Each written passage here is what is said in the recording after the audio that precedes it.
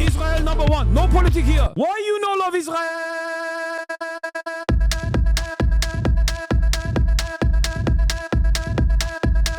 Oh, you hate it?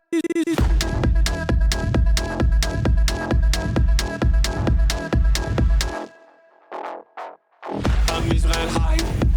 I'm Israel high. I'm Israel high. I'm Israel high.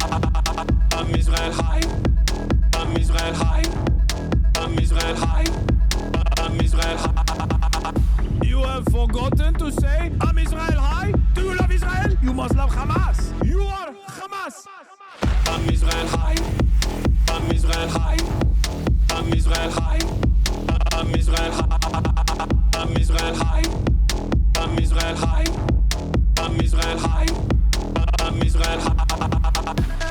Oh, Israel not number one for you. Oh, anti-Semitism. Israel, small nation. Israel, tiny nation surrounded by scary Muslims. Ah, you are anti-Semitism. You are Hamas. You are Hamas. No politics here. Say Israel number one. Tweet Israel number one. No politics here. No politics here. No politics here. No politics here. No politics here. No politics here. No politics here. No politics here. Say you condemn Hamas. Say I'm Israel high. Say you condemn October 7th. You are Hamas. What's going on, everybody? I hope everyone's having a fantastic evening, afternoon, pre-noon, no matter where you are in the world. I'm Hasan Piker, and this is the HasanAbi broadcast coming to you live from sunny California, Los Angeles. Folks, we're live and alive, and I hope all the boys, girls, and MBs are having a fantastic one, because today's a beautiful day. Today's a wonderful day. Today is Wednesday, January 28th, 2026, 11:29 a.m. and I'm a little late, and I apologize for that, but I have a very good reason for it, ladies and gentlemen, boys, girls, and NBs. We're live. We're alive. And yeah. That's it. That's all I got. This is part of the broadcast where I tell you about my personal news, about what's going on in the world of HasanAbi Piker in between the time period where I press the start streaming button and press the stop streaming button. So help me God, that's precisely what I'm going to do. Need that jacket ID. Is it Ralph? Yeah, I mean, what do you think it is? Of course it's Ralph. I haven't worn this in a long time. It's an old ass jacket that I got a long time ago and haven't worn it in a minute. But folks, we're live. We're alive. I got that shit on. You already know what it is. And this is personal news time. This is part of the broadcast where I tell you about my personal news, about what's going on in the world of HasanAbi Piker in between the time period where I press the stop streaming button and press the stop and start streaming button. So help me God, that's what I'm going to do. And as far as things going on in my life, there's not really much going on.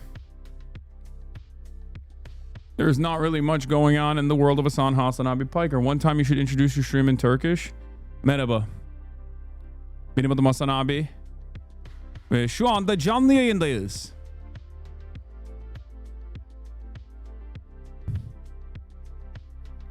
Anyway, personal news-wise, there's not much going on except for the fact that you might have noticed that I'm in a very good mood. And the reason why I'm in a very good mood is because I worked out today.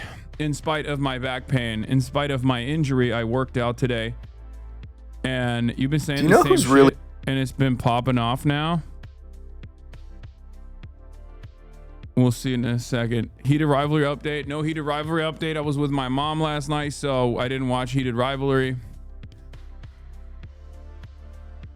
Damn, Hasan's Turkish really does sound like Borat. Ne diyorsun oğlum? Ne Borat'ı oğlum? Borat'a mı benziyoruz? Anyway, when are you going to SS Plus go mad?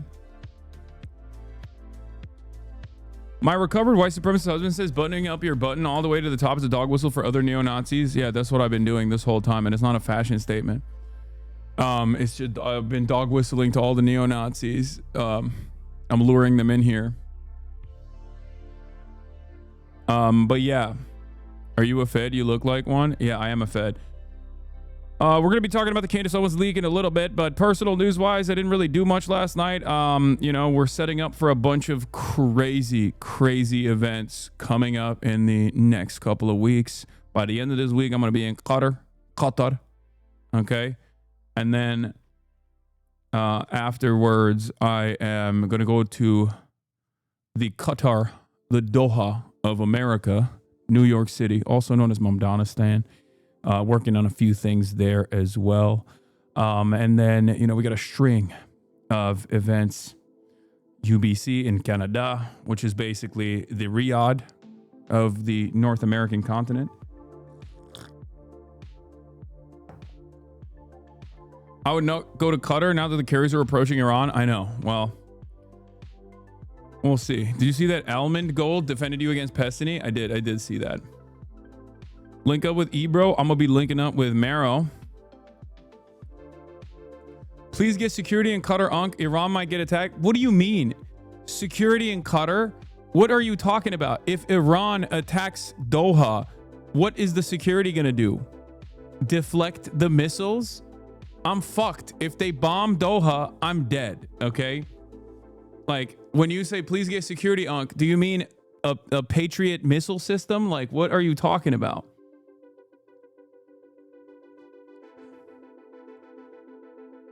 Yeah, let me go rent a surface-to-air missile system, some Stingrays. I'm gonna have my own personal Iron Dome, dude, wherever I go. Anyway, a good Habibi with a firearm.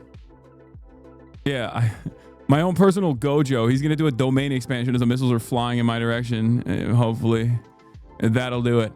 Anyway, other than that, like I said, I woke up this morning. I had back pain, but it's like not as bad as yesterday. So I was like, I'm definitely going to work out. And I did leg day today. And let me tell you, it is fucking tough to go down the stairs right now. My legs are shaking. My pussy was quaking by the time I was done with this leg day. Okay. Foot's recovered pretty well overall. There's still a little bit of a nuisance in the mornings and stuff, but I think it's like, we're far better. We're far better off than we used to be. But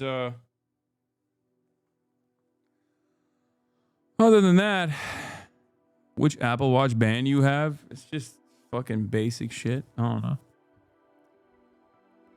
When are the indoor basketball runs coming back? I don't know. Probably no time soon. Okay, headphones are going on in my desk now. Yeah, bring those headphones up. Yeah, we're going to do another Mero Brace episode. We're going to run it back. Don't worry. As soon as I told Mero I was coming, he hit up Brace and was like, we got to run it back. And that's a classic. That's a classic. So we'll do that for sure. The Clandis video was like an early episode of TrueAnon in an alternative timeline where Brace kept using meth.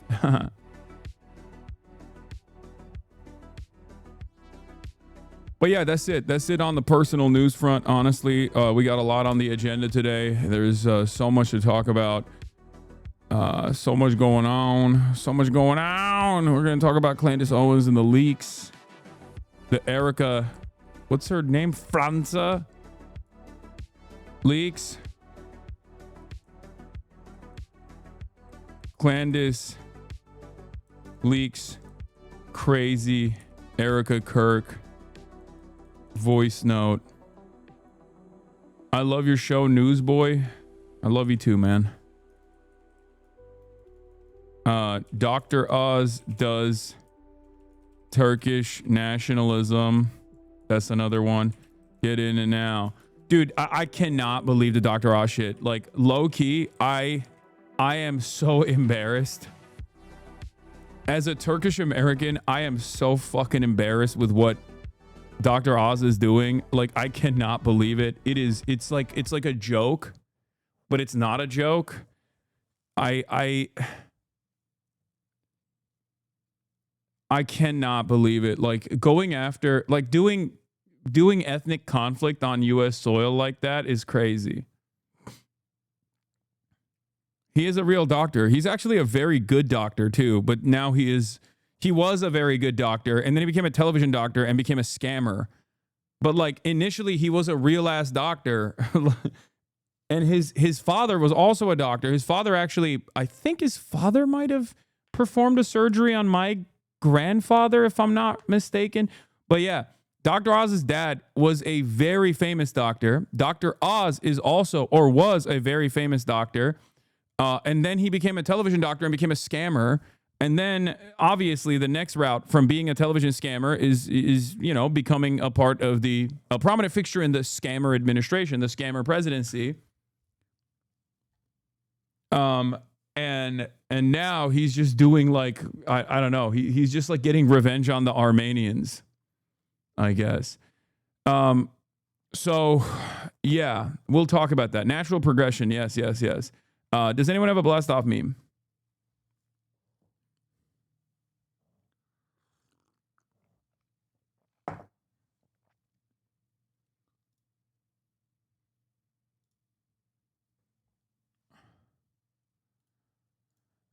Oh yeah, give Ilhan Omar a Gundam, yes.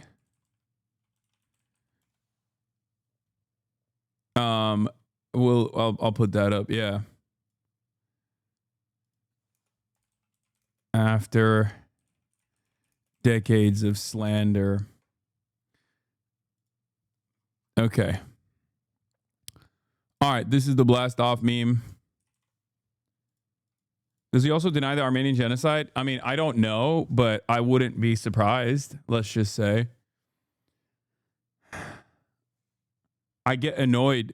I get annoyed when people say I do it because I don't and I never have. But it's always good to check. Did you see the new Boots Rally trailer? Yes, and I also hit him up. I hit my goat Boots up and I said, hey, please pull up.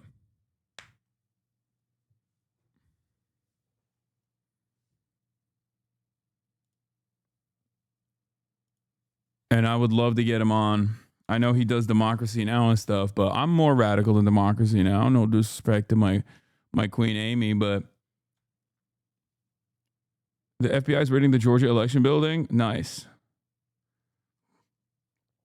SOAT fans still champion the Armenian struggle. Bro, there's only one guy in that grouping that's actually good, okay? And it's the main guy.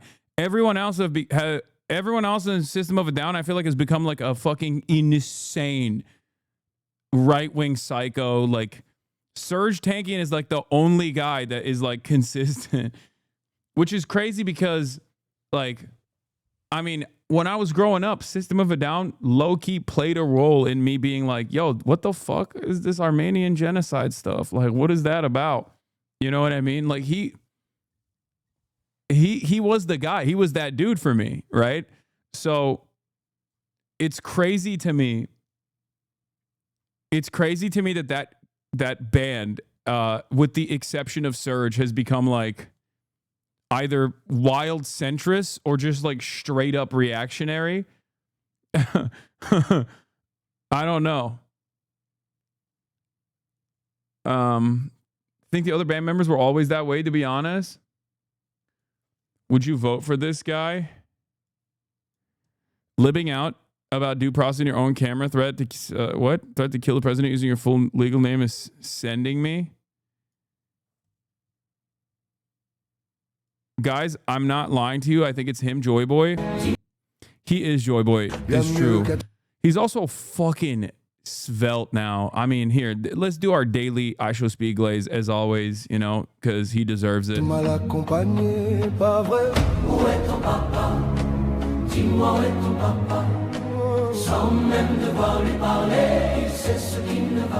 His African streams were such a treat, dude.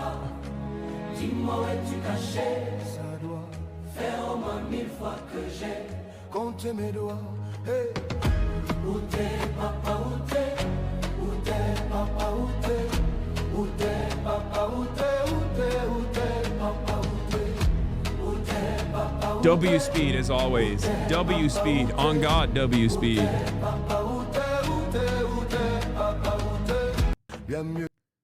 Did you see his final moments? There was a sultry rub down. I did. And apparently that Shea Butter like spa has been booked until like March 16th or something after he went there. Bro, this man is our greatest cultural export, okay? I will stand on that. I Show Speed is the real life version of Joy Boy. He is literally real life Monkey D. Luffy. He is fucking going around, having fun, eating food, just overall good vibes. I'm so proud of him. I'm so proud of like his accomplishments. I'm so proud of what he's grown to be. Obviously, he's still young. There's every now and then he'll have like some dumb moments, like he'll have like a weird, like, you know, misogyny moment here and there, but like insane work ethic, just overall so fucking awesome. So awesome. Like, I think it's the corniest thing to say, we made the right person famous, right? But honestly, with him, I do feel like that's one of those moments where it's like, I'm so glad that he grew up to be the person that he is. I really hope he doesn't fuck it up, okay? Ghana has granted him a passport. Yeah, I saw that. Following our discussions and a subsequent confirmation of the irrefutable ties of I Show Speed to Ghana, I am pleased to inform you and our compatriots at the Ministry of Foreign Affairs is, bro, he is going to bring back Pan-African nationalism, bro. I swear to God. Dude, can you imagine? Oh my God. Oh God. If he read a little bit of theory, I swear to fucking Christ, in like the next decade, I swear to God, in the next decade, he could be the guy. He would be the guy. Okay.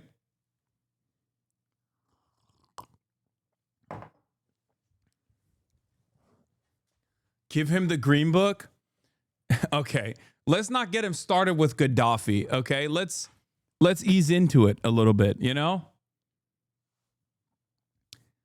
I don't know. Anyway, he's the next Toure. He will be. I'm surprised he didn't go, dude.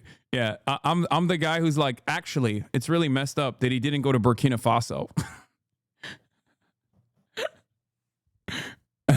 He could have gone there and taken a look at the 8-lane highway that Ibrahim Traore is building. Next time, that's all he's doing.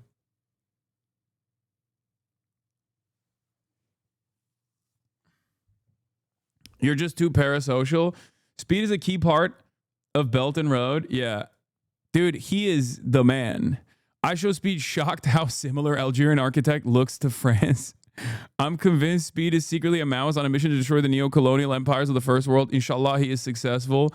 And then Eric also says, Speed, Maoist, linking up with daughter revolutionary Kwame Nkrumah, Marxist to unite the global South. Love to see it.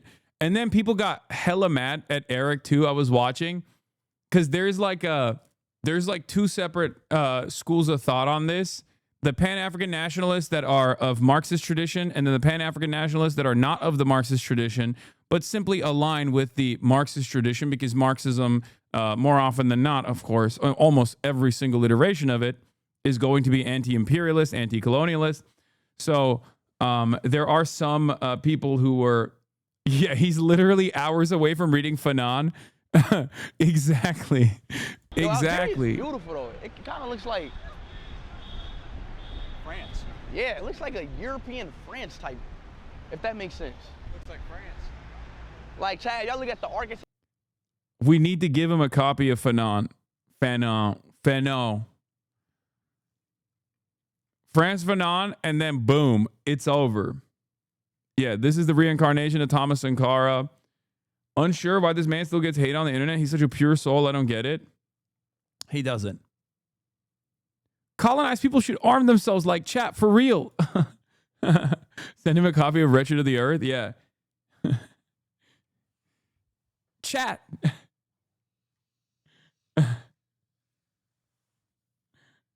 Welcome back, Muammar Gaddafi. No. This clip resurfaced. Oh, yeah. HasanAbi have embarrassed the fuck out of that freak, Free Palestine. Yeah, this is the same lady that I yelled at when I said, do you not understand the English language? This is who I was talking about. This is who the lady I was ripping into.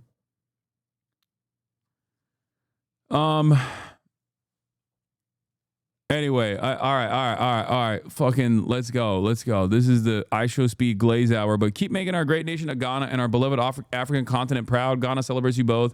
You remain our worthy ambassadors, and we are ever so delighted to have granted you a diplomatic passport last year for God, country, and continent. This is the foreign minister of Ghana tweeting about I Show Speed getting a fucking passport, a diplomatic passport. He deserves it. Anyway.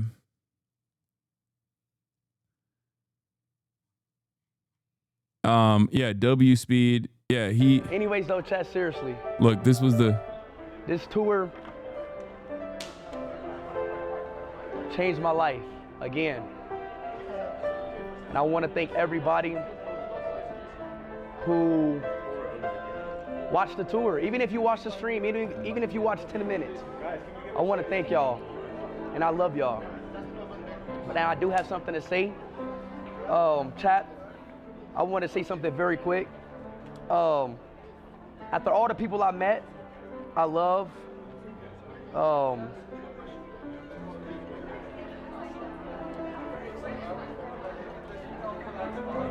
yeah.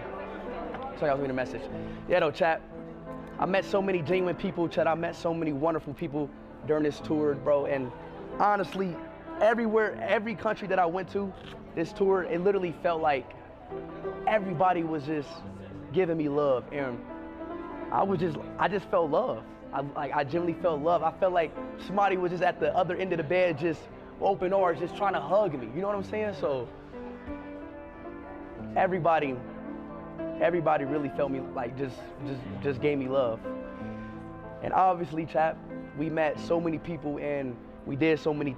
Green apple. All right. All right. I'm done glazing speed. Jesus Christ. I'm a whole ass adult. Okay.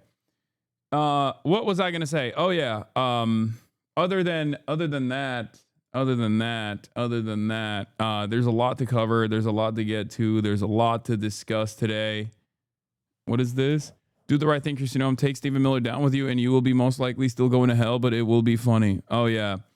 There's drama. There's drama in the Department of Homeland Security. The girlies are fighting. The Nazi girlies, the fascist girlies are fighting. Yeah, I will say this. I know that there's going to be some criticisms of Zora Mamdani that are coming up in a little bit, but before I do that, every time I see this motherfucker on the timeline, every time it just feels like New York City is on a totally different planet. It feels like they're just having the best time. It brings a tear to my eye. It makes me furiously jealous. It makes me a little angry. It makes me a little jealous that like they get to have this, you know. It's kind of bullshit. Okay? It's kind of bullshit. He's out there fucking like, you know, taking care of the snow. He's out there. All of his constituents love him. They are literally on a separate timeline, it feels like. Like, we are looking at the entire American government collapsing in front of our eyes. People are taken to the fucking streets. People are incredibly frustrated. People are mad about their politicians not doing enough to protect their constituents. Meanwhile, everybody in fucking New York City is just having the time of their lives. They're like, oh my God, look at how great it is. Look at our fucking sick ass mayor. I'm sick and tired of it. Okay? I'm sick and I'm tired of it. Fuck you guys. Okay? Seriously, dial it the fuck back a little bit, please, for the rest of us. Oh, look at us. We're having a snow day. Zora Mamdani promotes heated rivalry. Everyone is going to the libraries now. Like, what's next? You guys are going to fucking improve literacy in New York City because you have a sick mayor? Shut up. I'm sick of it. Oh, look at my mayor. He's got dope ass fucking style. He got a personal Carhartt jacket. I hate this. Okay? I'm so fucking jealous. I will openly say it out loud. Every New Yorker, you are my op now. Also, I am going to New York soon after my brief stint in Qatar. But that's besides the point. You're my fucking ops now, okay? I'm sick and I'm tired. I'm sick to my stomach, fam. Why can't we have this? Why can't we have this everywhere in the United States of America? Okay? Lobster's too buttery, steak too juicy. Please, I can't handle it. No, it's fucking crazy. It is objectively crazy. It unironically feels like they are on a totally separate planet, on a totally separate timeline. Like, yeah, this is it. This is straight up what's going on. Love, and it all comes back to you. You're gonna be remembered for the things that you say and do. You give a little love and it all comes back to you. You're gonna be remembered for the things that you say and do. Bro, it's like nuclear mushroom clouds everywhere else. And then you just like enter the New York Protectorate and it's just vibes. Okay? You enter the New York Protectorate and all of a sudden everyone is having the best fucking time. I swear to God, he's going to make the fucking billionaires pay the wealth tax and then they're going to be dancing in the fucking streets and celebrating in a similar fashion. Like the amount of unstoppable riz and the momentum, the zomentum that is happening right now, because of the unimaginable low expectations that we have of our electeds. Like, this is an incredible opportunity, okay? This is an incredible fucking opportunity because everyone's expectation of our electeds is nothing, right? It's nothing. Like, not even bare minimum, just nothing at all. The expectation from our electeds is that they are just kind of there and we should be eternally grateful that we elected them and that they don't do shit, right? And not only are they doing shit, and it is not without criticism before I get to it, okay? It is not without criticism because the SRG stuff is obviously ridiculous and we'll see what he does there, right? Why wasn't I invited to the DNC? Why can't I have a good mayor? Wait, what? I was invited to the DNC.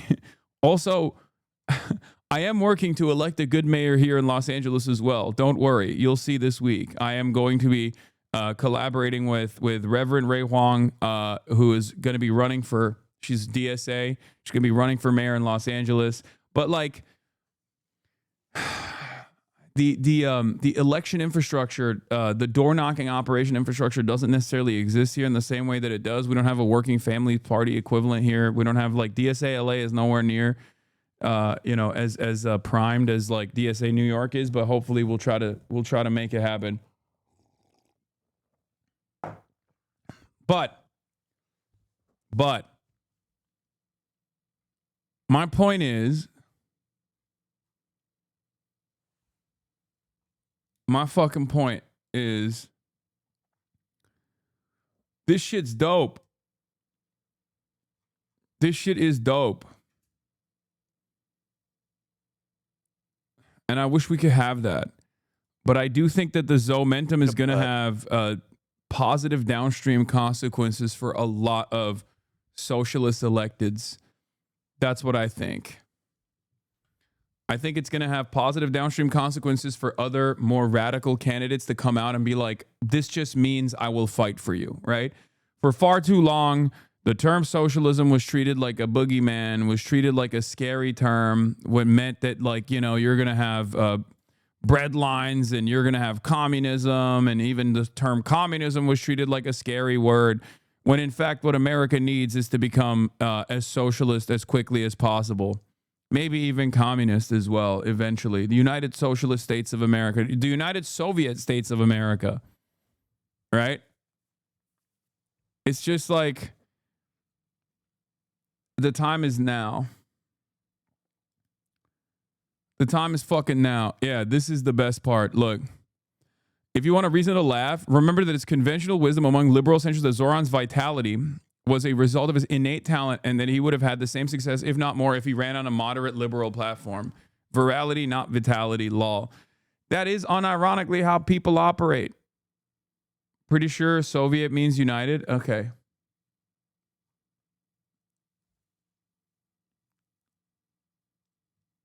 The wine moms are ready to harvest millet. Now is our time. Simply move there? No, because... dude, this is my fucking home. What do you mean? It's like saying, why don't you move out of America and go live in China? Hutch ass take. Oh, you're talking about the take that I was just reading. I'm so glad he's doing so much more than every other government official who sits on a desk for a few hours and goes and eats at 5-star restaurants and gets rich off of our U.S. tax money. Yeah, he won because he had the Riz and he had the sauce. And he also had the policies. First and foremost, he had the policies. Policies are what anchor the campaign. Policies are the fundamentals that matter. But yeah, Hasan, be aware that they are not letting U.S. citizens back in the country if they're deemed hostile to the powers that be. Do the research, please. What? I mean, this is the best message I've received. My man said, listen, do your research, please. I feel like you are running around and running your mouth unresearched. Okay, it's a little messed up. Do your research, please. You are not coming back into the country, sir. I mean, last time they tried to pull that shit on me, it was an international incident, so we'll see. I mean, I'm not going to put it past them. I can totally see them trying some fuck shit again, right? But, you know, yeah, it's like saying this Trump shit's getting crazy. Do your research, please. Is it a smart time for you to leave the country? I'd have anxiety. I mean, brother, sometimes you got to go directly in the fucking line of fire. What are you talking about? When have I shied away from doing that? Let's take a look at this though. He is gearing up for taxes on millionaires and the super wealthy. Let's take a look. David Tepper was a hedge fund manager in New Jersey who left the state. All of a sudden, they lost something like $140 million in revenue annually. And so the question is, you know, if you lose a couple of those people, is that in your mind okay? Is that a cost of doing business? Or is that a problem? And what do you do about that? Well, I think I have to prove that this increased revenue leads to an increased quality of life. And frankly, the other day I was speaking to a New Yorker who self-identified themselves as someone who would be taxed by our proposals. They said, you know, I've heard that you're going to tax millionaires. Is that true? I said, yeah, that's what we want to do. We want to increase personal income taxes by 2%. They said, I'm going to leave, like you're saying. I said, I don't think you will. They said, why? I said, because it's a 2% increase. We're talking about $20,000 on an income of $1 million. They said, that's actually much less than I thought it would be. I wouldn't actually be making a financial decision on the basis. Oh, wow. It almost turns out that most of these fucking billionaires are not smart and they don't actually do the math. And they just get whipped up into a fucking frenzy when they hear the term tax on the wealthy and lose their dang minds. They're not leaving. They're not leaving. They're not leaving at all. I hate this. Do you think it helps because he's handsome? I mean, sure, that probably plays a role. Of that kind of an increase. Yeah, he's going to do a zakat. He's going to do a forcible jizya on the billionaires. Yeah, it's a new kind of jizya we're doing. That's my Ottoman son right there. That's my Ottoman brethren right there. Okay. Halo effect, or, I mean, I go back and forth on my worries about whoever is in a position of power that I've like played a role in getting elected and pushed for and correspond with, you know, whether it be AOC or, you know, whether it be Zohran Mamdani, let's be real. And there are always going to be issues when you are in a delicate position of power, when you're trying to be a movement guy and you feel like all of the eyeballs are on you and that you represent something far larger than just the mayor of New York, right? And I will always call balls and strikes. Like, for example, last night there was here, now that I've done the fucking Zohran Mamdani Glaze sesh, last night there was a demonstration in New York City at a Hilton hotel where ICE agents, you know, what is this? Well, you don't need to run. What the fuck? I just saw this on my timeline. It's so funny. Well, you don't need to run ads when foreign governments pay you. I will give you $1 million if you can present a single piece of evidence that a single foreign government has paid me. Brother, I get detained by the Trump administration. I am a critic of the Trump administration. Do you think if they had an opportunity to, do you think that if they had an opportunity to catch me on some fucking FARA violations, that they would not exhaust it into oblivion, even if there was like a fraction. Even if there was a fraction. Japan tourism stream, I didn't even get paid for that. Remember, I didn't get paid for that. I didn't get paid for that at all. The trip was paid for to go to Kobe, and that was Connor.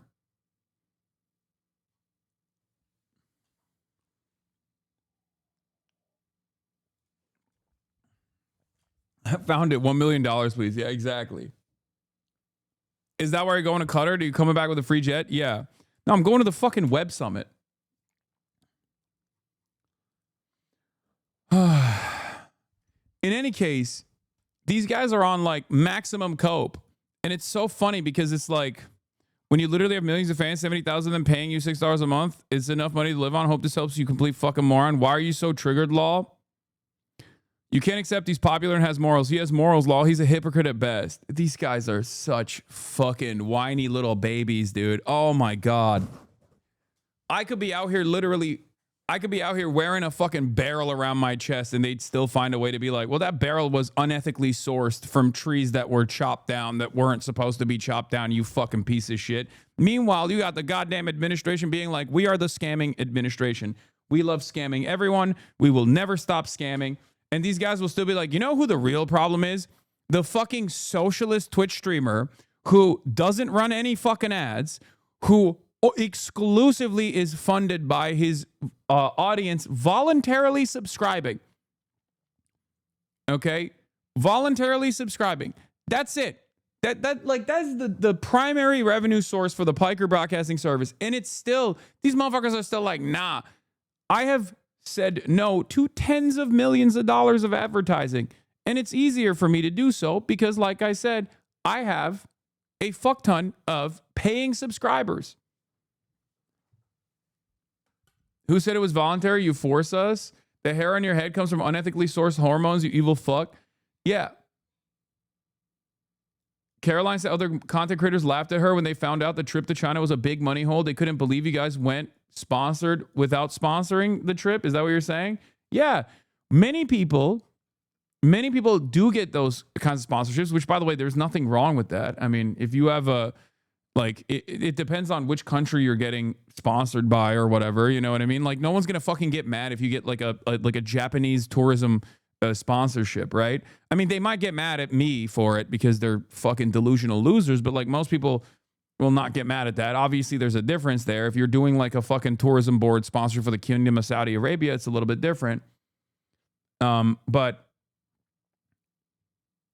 the disinfo being pushed by your greatest haters is that you don't run ads because of Israel commentary and brand risk. Okay, let's say this is real, right? Let's say it's because I'm a brand risk and because of Israel, okay? Doesn't that further prove that I'm the fucking real one? Yeah, there's a reason why nobody fucking talks about Israel, right? What is the fucking issue? They literally are saying, my bitches are too bad, my lobster is too buttery, and my steak is too juicy. They're complaining that they're complaining that I'm fucking too honest. They're complaining that I'm not compromised. I'm not gonna like shut the fuck up about a firm commitment that I have to the truth just because there's like some brand risk associated with it. I mean, it's not a secret. Like, I did get fucking blacklisted by AT&T. I've talked about it before, right? That didn't stop me. I still said fuck Israel. What is this? Less Twitch primes equals we got them, boys? Is that what? I don't even know what the fuck this means. I don't know what's going on here.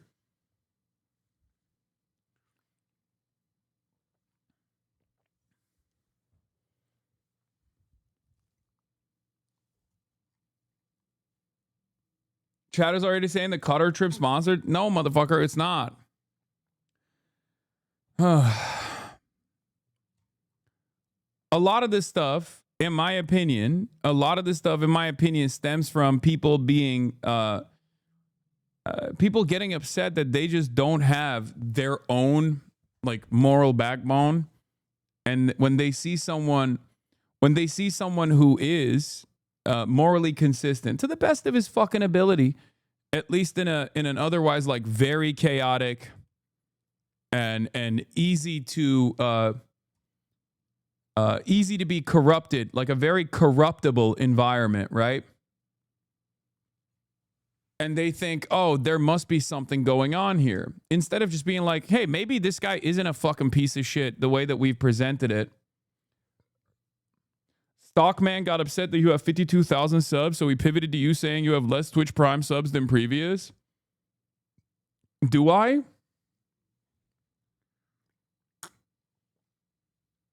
Are these guys okay?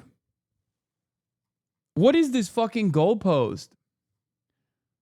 Do I even have less Twitch Prime subs than, like, I don't even pay attention to this shit. Why the fuck are they paying attention to this? It's so crazy. I don't even know if that's the case. Also, what the fuck difference does it make? You just made me run upstairs thinking someone had broken in. Thanks for the cardio. You got it. Oh, it's crazy. All right, subscribe with your primes, chatters.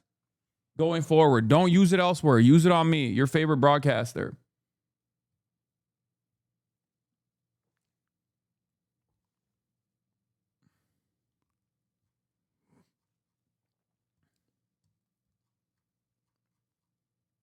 Jesus Christ, they watch the stream more than I do. I don't even understand. Yeah, no, I think the reason why they're saying that is because I assume the reason why they're saying that is because, like, they, in the past, they were saying the meta was that, like, I was falling off because I had less subs. I was falling off because I had less subs, I guess, like, month over month or something. I don't even fucking know. Like I said, I don't even, like, pay attention to this shit. But then, you know, I've had a lot more people watching and a lot more people subscribing as of late.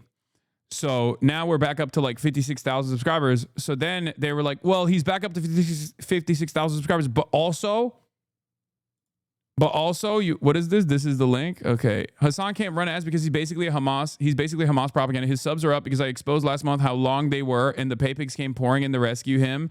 You know what pay pigs can fake? Primes, of which he is at his lowest point in his career. Wait, but that doesn't make any sense. So he's complaining that people are actually, like, literally purchasing subscriptions instead of... I don't even know if this graph is real, by the way. I don't know where this is coming from. But AKA people are not using Prime as much as they were because of the price hikes. But what doesn't make sense about the commentary here is that, like, so he's now saying that I've fallen off because people are actually buying like a $6 a month subscription as opposed to Prime subscribing. Why is this how is this an own?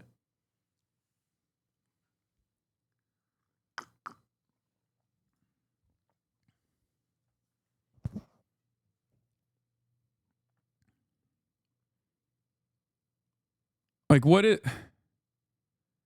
this makes no damn sense.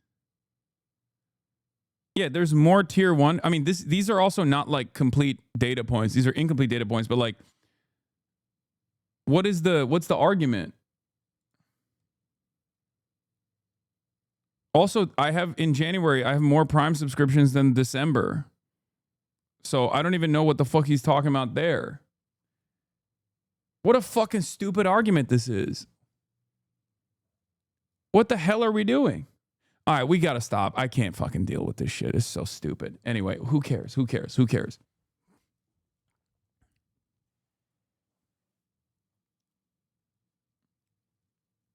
He's saying pay pigs are making you look like you haven't fallen off. Okay, but, like, if the number of subscriptions have increased,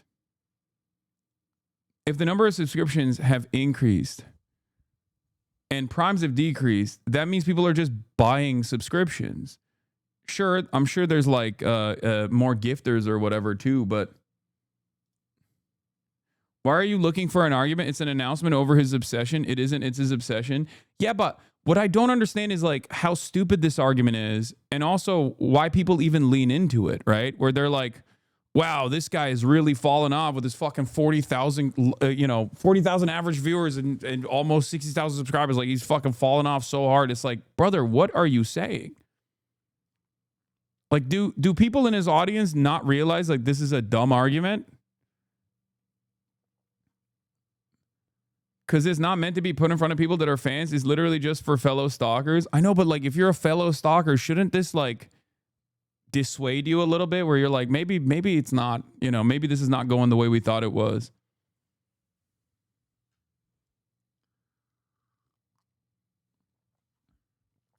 Yeah, it's always this.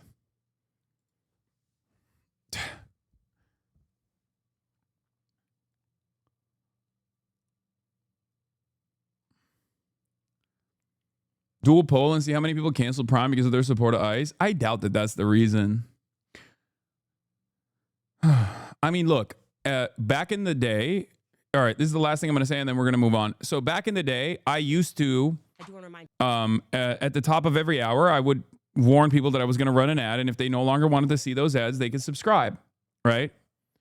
And of course, that was a call to action that happened once every fucking hour, so people would either A, remember to subscribe because they wanted to, or B, subscribe because they didn't want to see the ad. Once I stopped running the ads, of course, people... and I stopped doing a call to action because I keep forgetting. People subscribe less. That's it. It's that simple.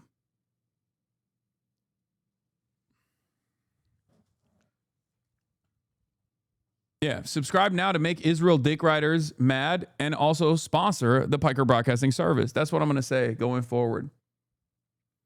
You should bring this back so you can utilize the PBS branding, man. I think it's a huge loss that you're not doing it, not for subs, just for community unity. Yeah. The argument is that you can't give Prime, so every Prime is a unique person, while subs can be heavily gifted. Still stupid, though. Yeah, but they'd make that distinction between gifted subs and, like, regular tier 1 subs. You know what I mean? You should do one every hour again, regardless. It was slap for audio only people. Yeah.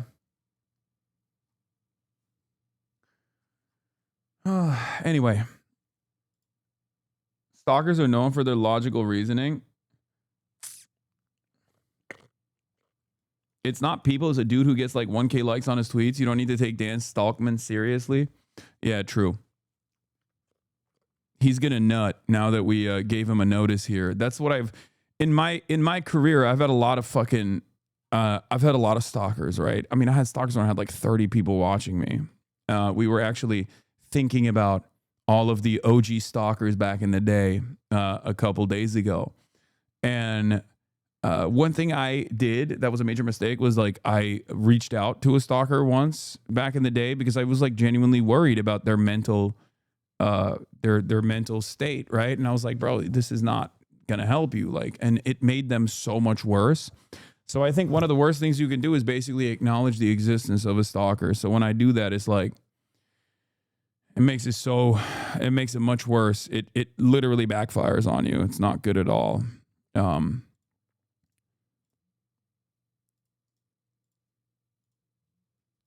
So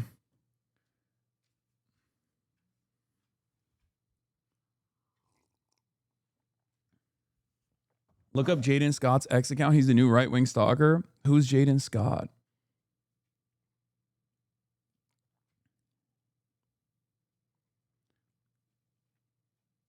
I don't even know. I don't want to know. I don't want to know who these guys are, honestly. It's probably best that I don't know. All right, let's get to my queen, clandestine operators. Clandestine operators, rise up, okay? Because this actually is juicy. This is juicy as hell. So there is a leaked Turning Point USA Erica Kirk audio that Clandis got somehow, okay? And it unironically is crazy.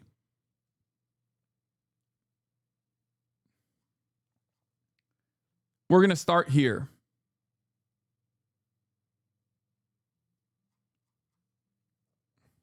You are not ready for it, okay? This is, I believe this is like recorded approximately 11 days after Charlie Kirk had been killed.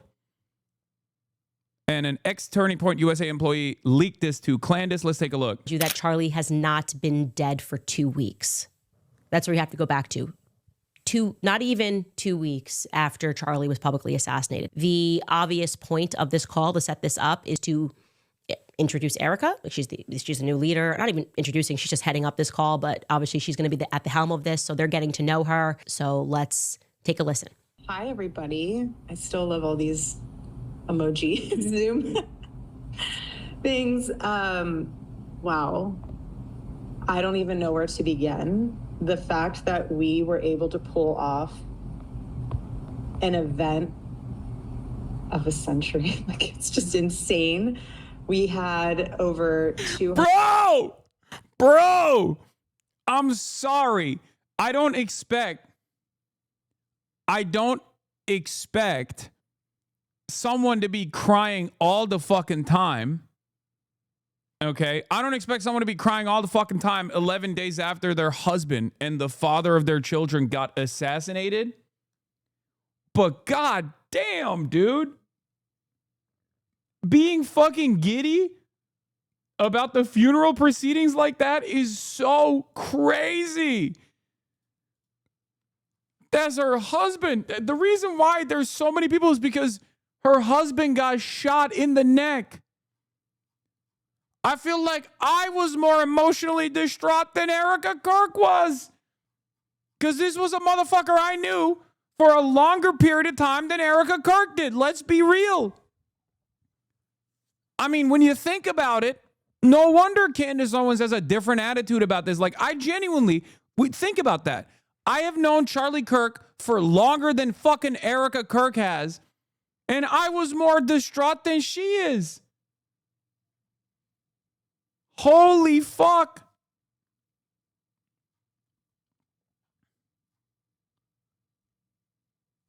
If you have ever had a loved one pass away, because, like, remember, Charlie Kirk is not a loved one for me. He was an op.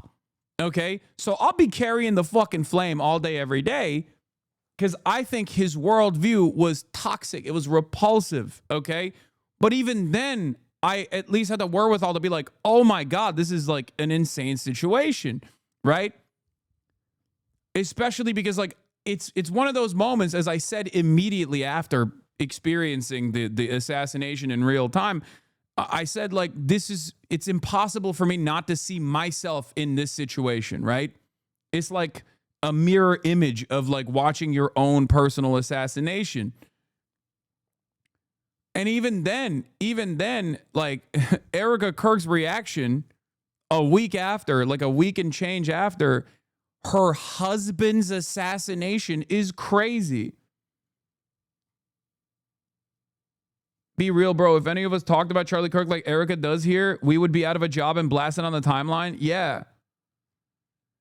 I mean, I think we are discounting how much Erica Kirk's attitude post Charlie Kirk assassination played a role in why people Kirkified everything too. I think that was also a major component of it, where they were basically doing, like, you know, LeBron celebrations on the fucking timeline to be like, yo, we're so popping right now. Turning Point USA, we're fucking popping. Like, that was definitely a part of that, for sure. Aside from the administration being like, if you even repeat a Charlie Kirk quote, we are going to come to your house and we are going to arrest you, right? Like, all of those things combined made people go, bitch, why am I supposed to respect this guy when you guys clearly don't? You're farming his fucking corpse right now. Wait, you precog this years ago? These are girl bosses. They are gatekeeping. They are slay queening. They are doing this in the name of Allah, of course. But they are doing girl boss shit. These are girl bosses. Yeah, this audio went fucking viral back in the day from 2021. Boom, hit that with a repost. Even Trump was more distraught? Nah, Trump was not distraught at all. The morning pyrotechnics, I think, made it impossible for anyone to keep taking it seriously. I know. 175,000 people that attended, and stadium overflow, Westgate, insane, you guys. And then you have, was it 100 million? We had Do you think Charlie was an abusive husband or something and she was low Kirk happy? No.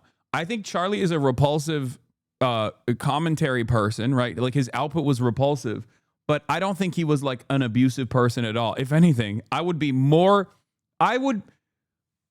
to be honest with you. If you were to give me an option of like who was more abusive, if we're speculating on who might be more abusive in this relationship, I would say Erica probably fucking has a much, much higher likelihood in the way that like she's been maneuvering around these parts. Okay. And I say this as someone who has no love for Charlie Kirk. Okay.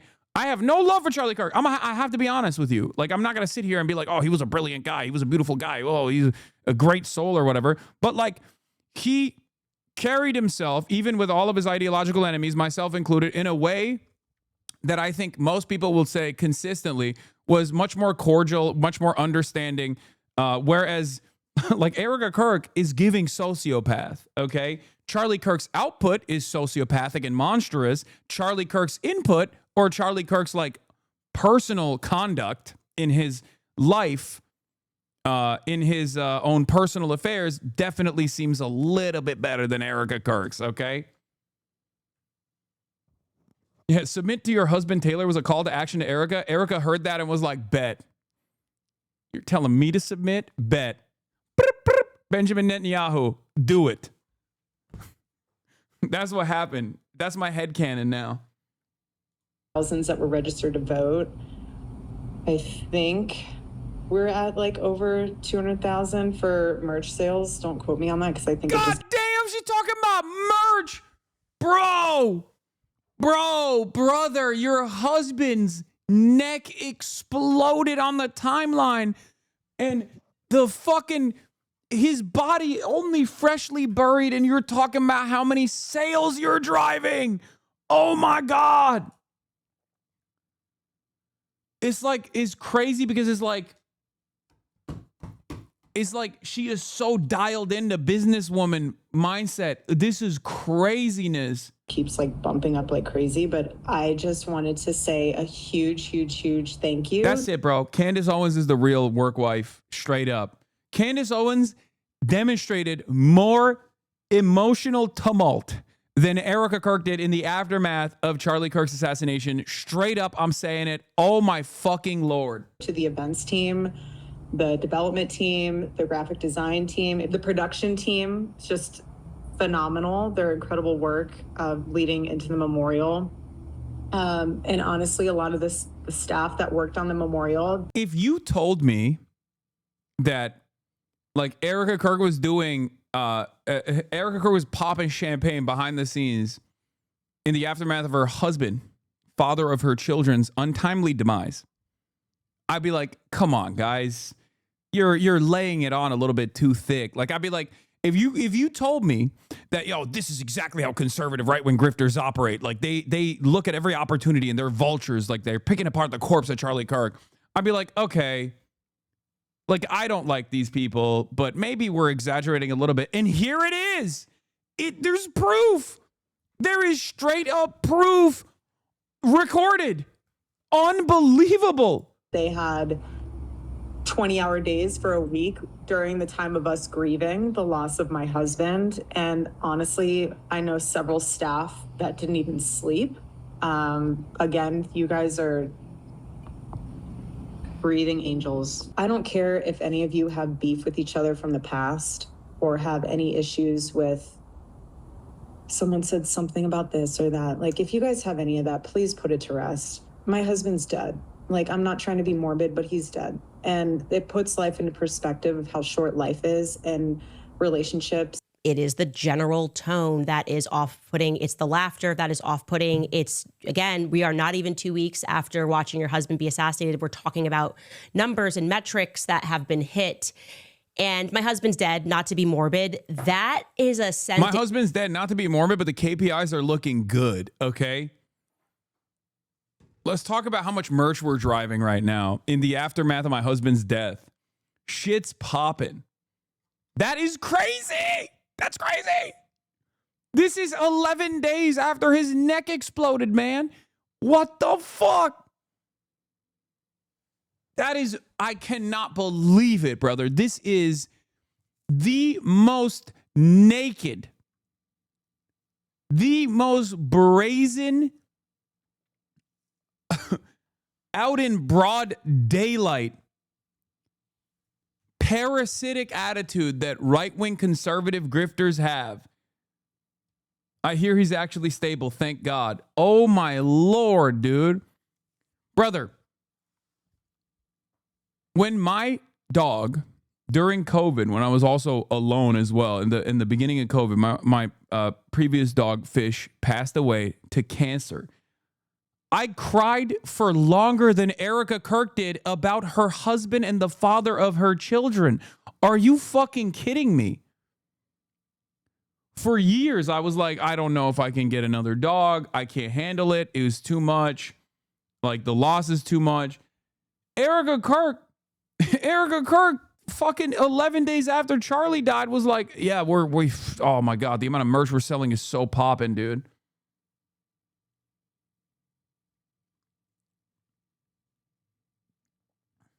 You're just jealous? What is love? By hypercapitalizing the death of your partner? We should all be so lucky. I guess Charlie would be honored by this. I don't fucking know. Yeah, she speed ran grieving any percentage. That and this was not my husband, and I had no sort of the type of relationship that she had with him that I was able to utter. Least of all, I mean, that's moving pretty quickly to the acceptance phase. Now we know everybody grieves. Yeah, this is how Melania would be operating when Trump. This is how Melania would be moving if Trump got, you know. But we know that already, right? Like, I don't think Melania would be even shy about it, right? Like, it'd be like, oh, finally, my prison. I have been released from my chains. Differently. In my imagination, I just thought she would be more upset. The employees are working 20-hour days. Not to be devil's advocate, but she barely had time to breathe after his death because of how they forced to work TPO say on her. Sociopathic behavior could come out of anyone in that situation. Yeah, let me tell you something. She did not have to immediately assume the role of fucking girl boss at Turning Point USA. If she was like, my husband just fucking got killed publicly, I need to take some time for myself, everyone would be like, that is the most understandable position of all time. That's kind of the point that we're making here, which is that she immediately went into girl boss mode so fast that it literally snapped Christian believers, Christ cucks, Christ believers that loved Charlie Kirk or learned about Charlie Kirk and learned to love Charlie Kirk in the aftermath of his assassination to look at the situation and go, what the fuck is this? Why do you think Candace Owens got so much motion after Charlie Kirk got killed? Because they were like, okay, there's a difference between how this woman is behaving and how Erica Kirk is behaving. Like Candace Owens, who I also do not like at all for a million different reasons, was very clearly grieving. Erica Kirk was not. But also their founder, Charlie, was publicly assassinated less than 2 weeks ago. You got to address that. And you're going to hear her address that. If you do need additional time off, please talk to. Yeah, well, we won't give it to you though. If you're, I'm not taking time off, and neither can you. Okay, take it up with your managers if you need additional time off after Charlie Kirk got popped. Director about using paid time off for that, and again, it's not easy. Did I think Steven Crowder was abusive before the leaks? Yes, absolutely. Easy, but again, grief. Wait, not wait, to what? Your director additional time off. Please talk to your director about using paid time off for that. I was kidding. I was joking. She actually said it. Brother, one of the beautiful aspects of this, by the way, is that they can't even do the grieving widow card. You know what I mean? Like Republicans that are at least like a couple steps removed from the situation would so shamelessly and transparently go, how dare you attack a grieving widow? Bitch, she ain't grieving. What do you mean? What do you expect me to do? Am I supposed to grieve harder than the widow? The fuck? What the hell, man? She said, talk to your managers about paid time off. It's not a guarantee you might get it. And again, it's not easy, but She's like, it's not easy, but it's easy for me, so it should be easy for you too, okay? Oh my God, bro, these guys are vultures, dude. You loved him more than her? Yeah, and I did not love him at all. And yet, seemingly, I guess I was more respectful to Charlie than she was.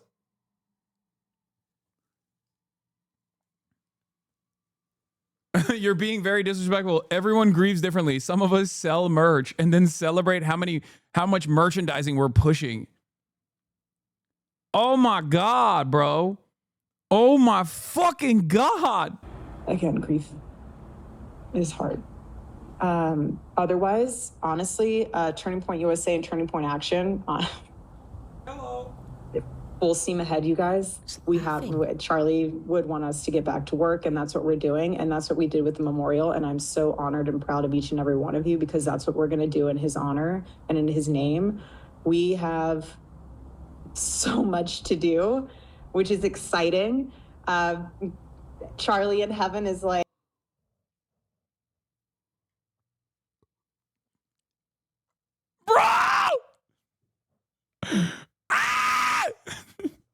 It's so exciting. My husband's dead. Bro, Erica Kirk's attitude is like those little ads that you used to get at like Pornhub. My husband's dead. I don't want to date. I just want to fuck. It's like those ads that you get. My husband's dead. I don't want to date. I just want to sell merchandise. Oh my God. Oh my God. MAGA MILFs in your 5-mile radius. Dude, what the fuck? Oh. Oh, wow. Wow. Doctors hate me. No credit card, no bullshit. Oh, Jesus. you guys thought you had a busy schedule, then just you wait. We have 300,000 new donors. That is a blessing in itself. Again, not normal. All God. I think we have 50,000 plus hat orders to fulfill. It's weird to say I'm excited. I really hesitate saying that. It's really hard for me. I don't think you do. I don't think you're hesitating at all, because you've said it numerous times. What is wrong with you, girl? You have said it so many times. Why do you keep saying it? Oh my God. Like, yeah, okay, let's summarize this. The financial gain from my husband's untimely demise is exciting. It's thrilling. That's what she's saying.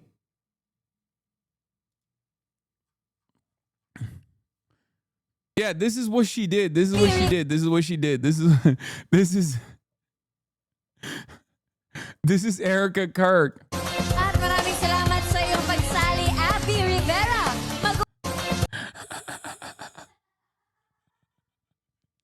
Erica Kirk, 11 days after Charlie Kirk's assassination, be like, oh my God. Now I feel like, I'm gonna be honest, now I feel like the person who leaked this didn't even leak it because they were like, yo, fucking, I love Candace Owens, like I believe in her conspiracies or anything. They just leaked it because they were like, bro, I am a Republican operative and I have had my fair share of sociopathic monsters that I've worked with because I'm a Republican operative, but goddamn, Erica Kirk is at a whole nother level, dude. Yeah, maybe he didn't get the PTO. He didn't get the PTO. That's why he did this. To say that, it's a really weird thing to say, but I think it comes from a space of peace, knowing that God's using this and we're humbly witnessing the gospel in real time. I don't know what to say. She doesn't want to say she's happy. I don't want to say I'm happy, but where it comes from, I'm going to explain the happiness that I feel. It comes from peace. because we're witnessing the gospel in real time. Y'all are crazy. You're so fast with it, dude. You're disgusting. You disgust me, Hoscord. How dare you?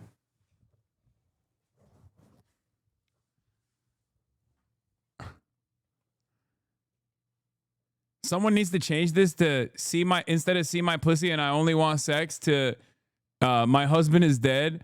I don't want to remarry. I only want to sell merch.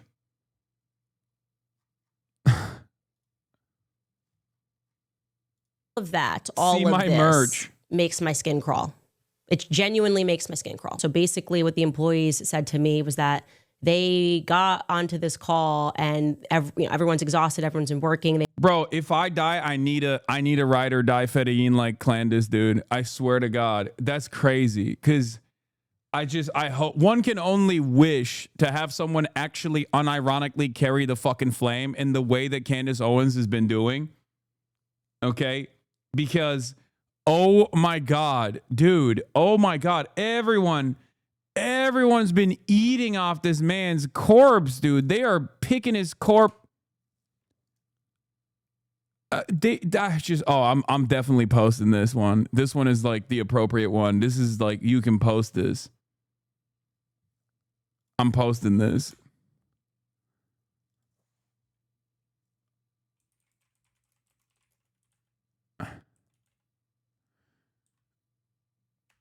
Listening to the Candace Owens leaks of Erica Kirk.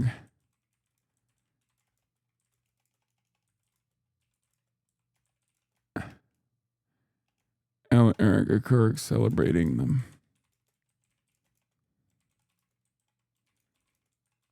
Father of her.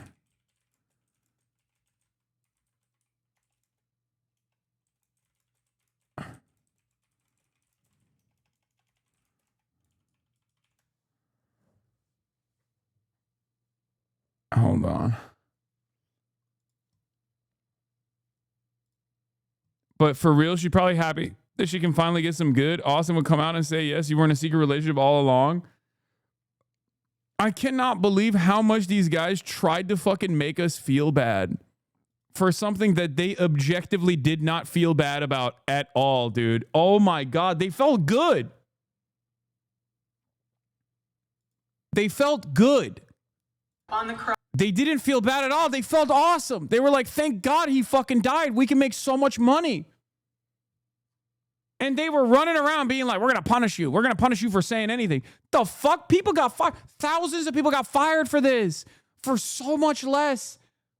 People got fired for literally being like, I don't think Charlie Kirk deserved to die. But he was like not a great guy. HasanAbi Precog, what is this? Living as a capitalist every day, Jank? Yeah. No, for real, dude. What the fuck, man?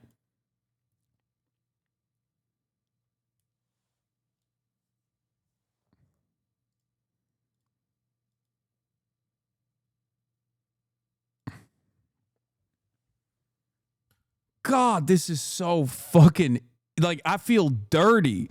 I feel dirty seeing this shit. Yeah, I posted. I said, listening to the Candace Owens leaks of Erica Kirk celebrating the merch sales right after the father of her children was assassinated, and she was moving like this.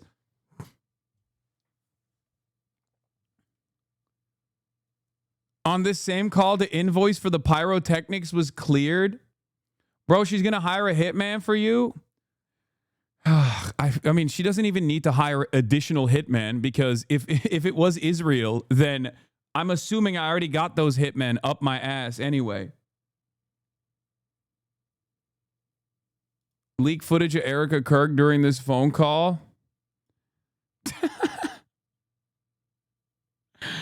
Oh my God, brother. What the fuck? Bro, I don't even know if Israel killed Charlie Kirk. Now I'm thinking maybe Erica did. You know what I mean? Like, what the fuck? Maybe it was just on her own, you know? Like, maybe it wasn't Israel. Holy fuck, dude. She's like, oh, this was so awesome. This is so dope. This is so awesome. Off this. Erica saying funeral food so good, I forgot who the fuck died. Massive memorial. And then there's kind of this approach where it's like, well, if you guys need paid time off. Like Charlie's in heaven dancing, wanting you to work harder. He's just up there like, you better work, but you can use the paid time off that you have earned, by the way, if you need to grieve more. But imagine you're the employee and you're like, okay, well, this is his wife saying this. So am I weird? Would I be like, I would be pretty weird if I needed to take time off and his wife is saying she's full steam ahead. That's the mentality that they had. Like, how are we supposed, like, are we weird for wanting to grieve? Is that not the vibe? This part is also really funny because fundamentally, if you're working as a right-wing operative, and I've talked about this quite a bit because this has been a debacle in the past as well. If you're working for a right-wing institution, of course they're not going to fucking have any good labor laws. Like what is the expectation here?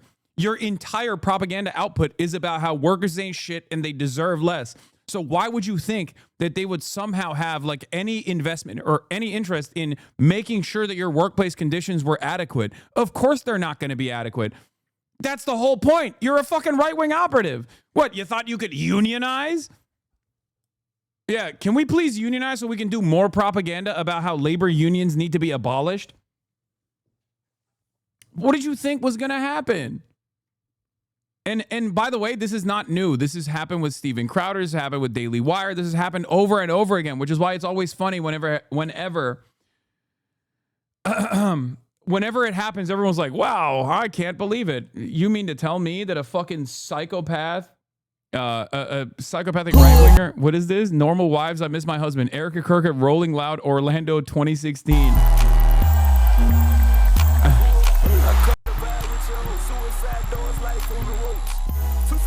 This is Psy, right? They put her in the Psy.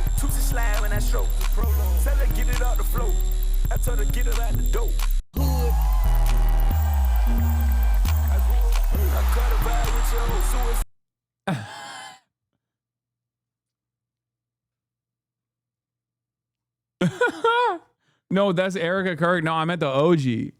Nah, bro, this isn't AI. I was there. Yeah, it was her. It was her. Haters will say it's AI, but it's actually her.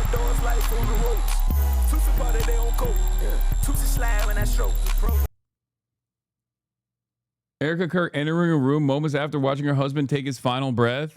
Yeah. Oh my God, 400. Yeah, I was right. It is Psy.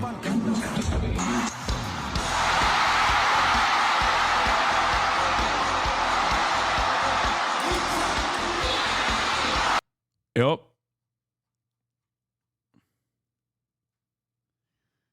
Today on liberal alternate reality, not a liberal. It's okay to criticize people you may agree with politically when they are obviously being performative and grifting. You don't baby to blindly support an entire political side.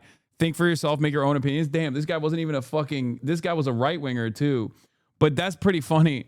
Yeah, our based anti-imperialist unk Psy. God damn, he fucking got height on that too. Holy shit, look at that. Boom. Your AI slop bores me. My AI slop bores you. Well, this isn't fucking AI, dumbass. This is real. This is what he actually did. Yeah, this is an Arkansas boy saying this too.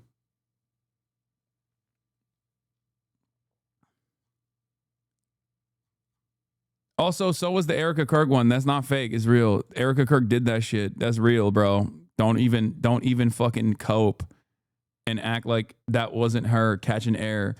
Now, it is pretty funny to then turn around and try to do the, oh my God, they're disrespecting the grieving widow shit, as Libs of TikTok is trying to do, right as we found out that Erica Kirk was basically disrespecting Charlie Kirk as aggressively as possible. On the cross, our Savior said,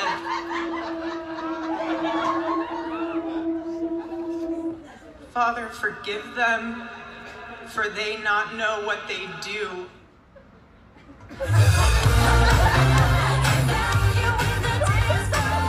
What do you want to say to the other people that are putting these lies out into the world right now? Stop. Oh my God.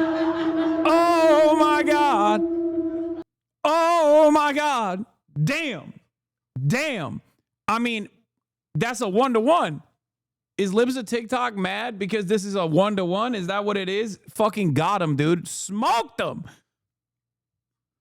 You cannot arrive at a level of pinpoint accuracy like this.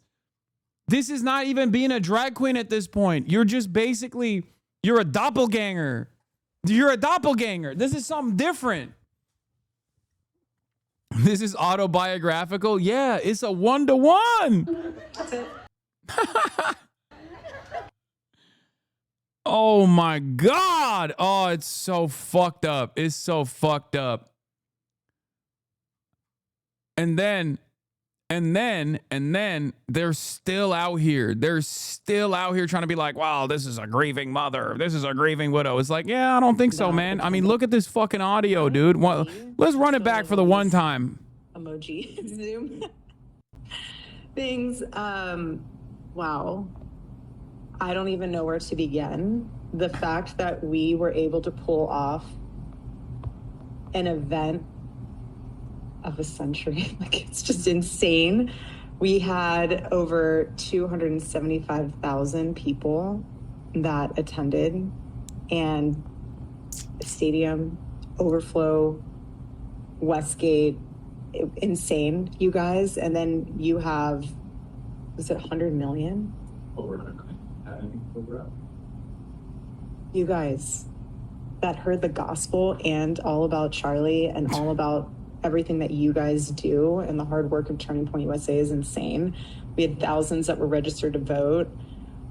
I think we're at like over 200,000 for merch sales. Don't quote me on that because I think it just keeps like bumping up like crazy. But I just wanted to say a huge, huge, huge thank you to the events team, the development team, the graphic design team, the production team. It's just phenomenal. Their incredible work. The pyrotechnics. The memorial.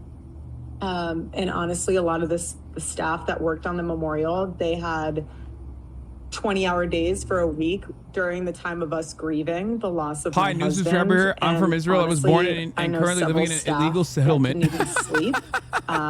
Again, you guys are breathing angels, and I'm so grateful for all of you. And obviously, a huge thank you to the Mosaic team. VI, you guys are 10 out of 10. Like, we have. Man came in and said, hello, I am born in Israel. I am born in Israel, and there's a lot of things you're getting wrong about Erika Kirk. This is normal. This is the normal way of grieving. We love Charlie Kirk in Israel. Number one politic guy. We did not kill Charlie Kirk. How dare you say this? There's something really special to be seen in moments like this, and it's not easy. I'm speaking from experience. I'm right in the trenches with you guys. And so the fact that you just, a simple thank you. I don't care if any of you have beef with each other from the past or have any issues with someone said something about this or that. Like, if you guys have any of that, please put it to rest. My husband's dead. Like, I'm not trying to be morbid, but he's dead. My husband's dead. I don't want to grieve. I just want to sell merch. To which Jeet here says, this is quite interesting as a window into conservative ink and the grifter hustler mindset, which mixes the evangelical imperative to proselytize with multi-level marketing, hard sell business predation.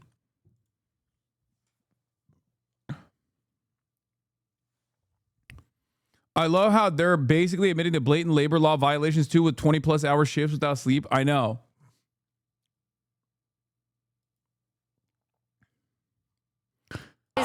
Oh my God, they're farming this man. They are farming this man. No, you'll be like, listen to the clip, and they'll literally be like, I'm not listening to it. Yeah, no, this is my favorite, this is my favorite conservative grift, okay? They're just like stupid maxing. Just spoke to President Trump and asked him if he had seen the video of Representative Omar being attacked and sprayed by a substance. No, I don't think about her. Lies, okay? I think she's a fraud. I really don't think about that. She probably had herself sprayed, knowing her, the president said. I asked again if he had seen the video. He said, I haven't seen it. No, I hope I don't have to bother. Every ICE story has been a hoax. Even if one eventually ends up being true, I don't want to hear it. Democrats have created chaos. They cannot put out a fog of war and then play these games. Oof. Apparently, these videos are so inculpatory for ICE, you can't even put a spin on them. I haven't watched them. I'm too old for this Covington 42069 latest hoax. And I didn't even watch the interview because I didn't want to watch that. Like, these guys, straight up are just openly admitting, like, I don't care. Anything that you can show me that will actually make me reconsider my position, I don't want to see it. I don't want to hear it. La, la, la, la, la. I can't hear you. They're fucking baby brain dipshits, bro. They're stupid maxing. They're fucking stupid maxing.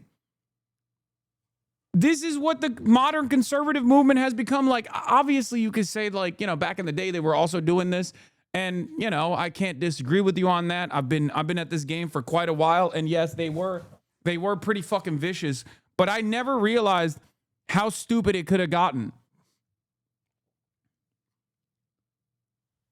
They moved on from believe your lying eyes to I simply don't have eyes, checkmate liberal. Yep. That's where we're at. She's so fake. Oh, yeah. Good morning, America. Sex sells me.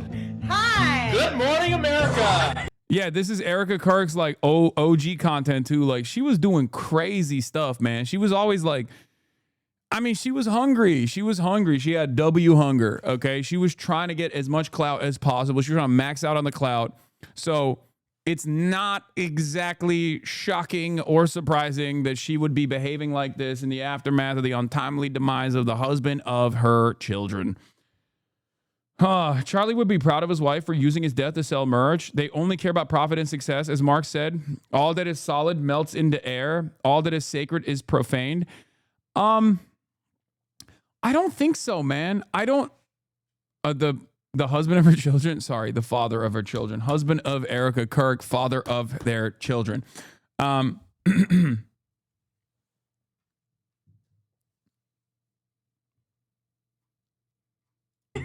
Really handsome. You look gorgeous. Okay, this unseen footage will shock you. Babe, that's deep in there. Give them cleavage? People want cleavage. I've seen this footage before. Pay close attention. Sex sells me. It goes against everything in the narrative being displayed now. Kurtlar Vadisi ne abi? Ne alaka lan? Wait, is Kurtlar Vadisi'nin şarkısı mı bu? Oh my God, the Turks are saying that the score, the soundtrack to this video is a very famous television show from my childhood. Oh my God. Oh my God. What the dog doing? I don't know. Wait, hold on. Let's see.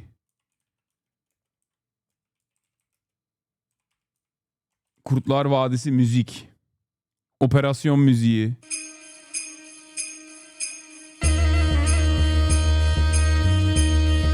This shit was goated, dude. This shit was so goated. Abi Kurtlar Vadisi Gladio.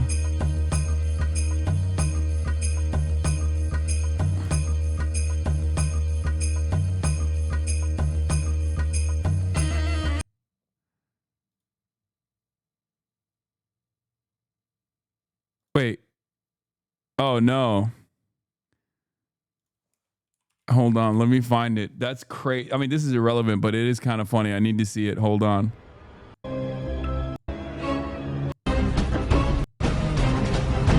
I don't think this is it. You need a God and it's not you. That's me. Believe me, this gets even worse the deeper we go. Oh, Gendere.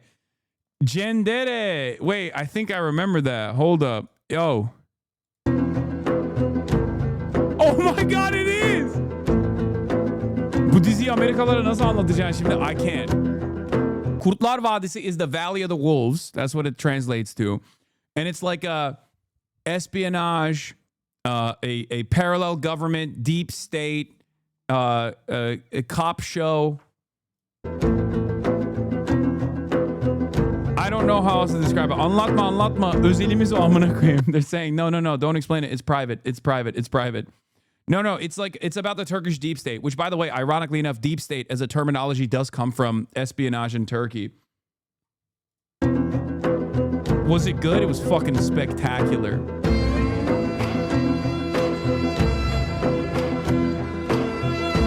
I watched this as a kid, yeah.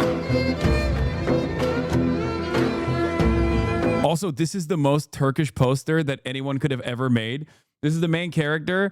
What was his name? Memati. And then this is his eyes in the side. His piercing eyes. God. Turkish telenovelas are goated? Yes, it is, yeah. Kind of music you blast when the merch starts selling? Hi, I'm JT Or no, Massey. Mehmet Polat. Hi, I'm Eric Polat Bronstein. Alemdar. Polat Alemdar. Sorry, Polat Alemdar. You're right. So we've got Dude, it's been fucking like 20 years since I watched this goddamn TV show, okay? Hayır onlara söyleme özel bir konu. They're saying don't tell the Americans this is our secret. Joking about her religious values. That's me. We've got a confirmation of living in California. I currently live in Venice, California. And now also stating she lived in China. Because I've lived in China, I've lived in Chongqing. There is a lot to unravel. I'm still analyzing it. You lived in Honestly, Chongqing? agency. In the last video, I broke down the acting career. This video is different from everything that we see today. Whoo! Bro, she was in like a bunch of different TV shows and shit. She was like a model. She was doing all this shit, right? Bro, she is a spy? I don't know, man. I think she was just a clout hungry. I think she was just clout hungry. She more Chinese than you? How dare you? Don't even come at me with that bullshit. Okay? She is not. She has W hunger. That's it. She has W hunger. On God. On God. W hunger for Erica Kirk. Okay? She's trying to get W clout. She has W hunger. Y'all are just jealous. That's a white Chinese queen, okay? Girls got to eat. She was girl bossing. She was slay queening. And a lot of you guys are just jealous about her W hunger. She's Falun Gong 100%. Yeah.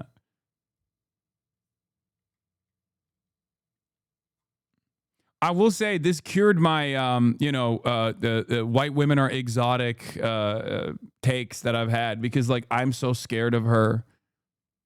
Like, she scares the fuck out of me, bro. I swear to God. Candace Owens, too, at the end. Oh, yeah. Candace Owens was a video vixen, too. Yeah. I knew this, though. Yeah, there she is.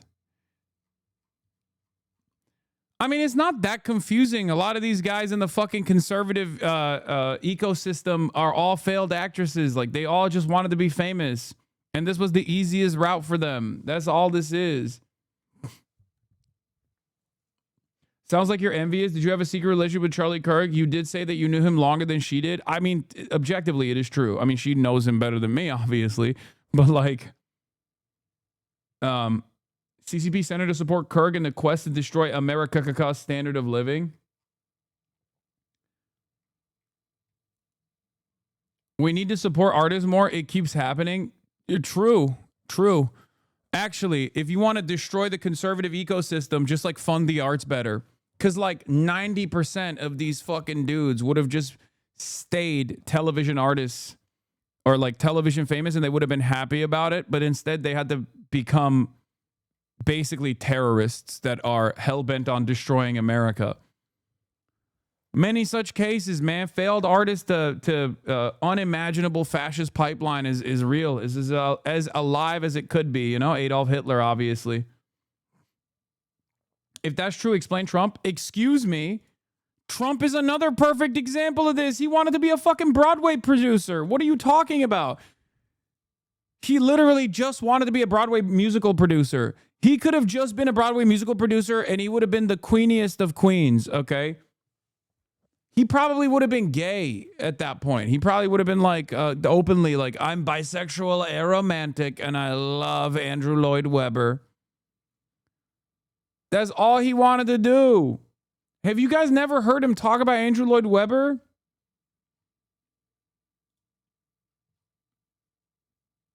His father shamed him into being a fascist. Trump is an artist. We all saw his doodles. Oh, yeah, that too.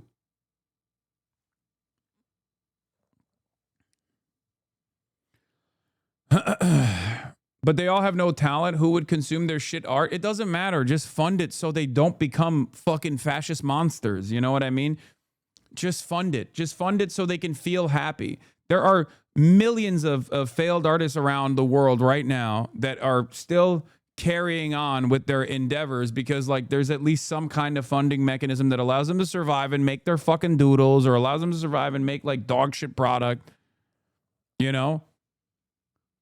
I feel like I feel like it's better to just like have this scholarship system so you don't have them become like fucking fascist monsters. Make them produce bad art. It's so much better. It's so much better than whatever the fuck's going on now. Anyway, speaking of which, we are going to we're going to move on, but I did want to mention this. I reached out last week about my citizens only survey. Your file says you're a top MAGA patriot, but my records say my survey still says response pending. Don't tell me you're an illegal alien. That cannot be true. This is your final moment to prove me wrong. Brian, please. Are you a proud American citizen, or does ICE need to come and track you down? Take citizens only survey. I don't know if this is real or not, but it is pretty funny. There's no way this is real.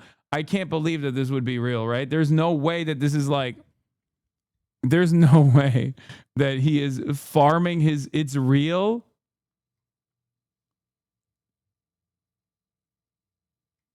I saw it in my parents' email. Oh my fucking Lord.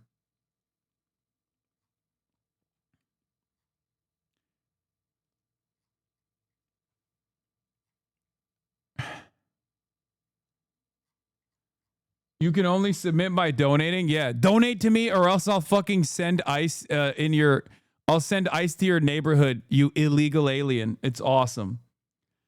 All right, we're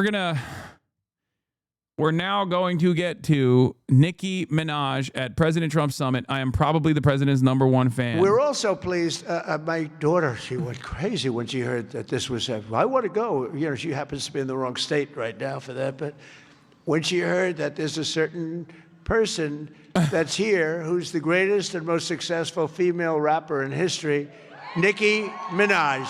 Come on. And, and Nicki makes a lot of cash. Not as much as Michael Dell. Not quite. Not as much. But that's okay. But Nicki makes a lot of money, and she's generously stepping up. She's investing hundreds of thousands of dollars in Trump accounts to support the children and really the children of her incredible fans. That's great. Focus on that. Why should you give to somebody else's fans? Give to your fans. I like that. But and I just think she's great. You know, I've been hearing so much over the years, because I didn't know Nicki, and I've been hearing over the years she's a big Trump supporter and a Trump fan, and she took a little heat on occasion. Her community isn't necessarily, I tell you, we did pretty damn well with that, with your community, as we say. But Nicki has been an unbelievable supporter. She gets almost as much as Mr. Wonderful over here. He's been another one that's been so good. But I'd like to ask you to come up, Nicki. Come on up. Come on. She's been such a great supporter, and a great supporter of Trump accounts.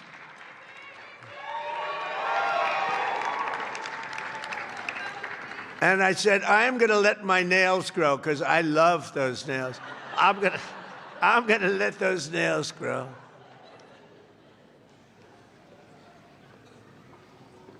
She's so good. She's been MAGA. What can I say? She's been with us all the way, right, Alex? She's been with us all the way, and just want to thank her. And it wasn't so easy. For you, it was easier, right? You want to come up? You want to come up? Mr. Wonderful, come on up here. You've been terrific. Come on up.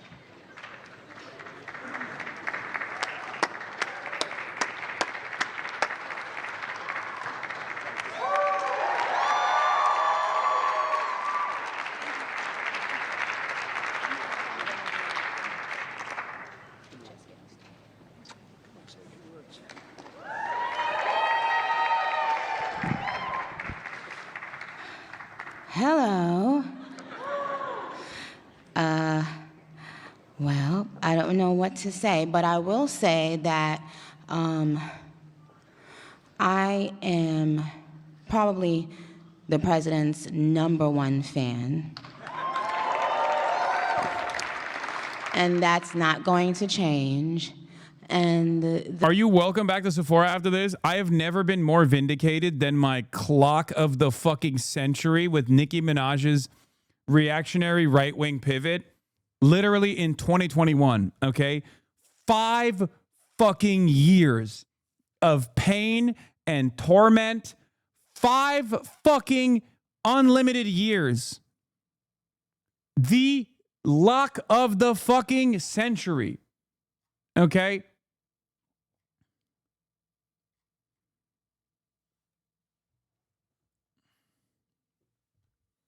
Does Nikki know who you are? Yes. I mean, I don't know if she still remembers, but I made the mistake of ratioing her during COVID. And then her fucking fans spent years and years calling me a fucking white supremacist. Non-stop. Now, of course, I didn't move away from my positions even one bit because I'm not some person devoid of backbone in the way that all these fucking people go, oh, man, the left yelled at me, so I left the left. Oh, you guys are so annoying. It's like, you know, fuck everybody else. But my point is, I clocked this shit from a fucking mile away. This former Bob right here did not listen to you in 2021. Yep.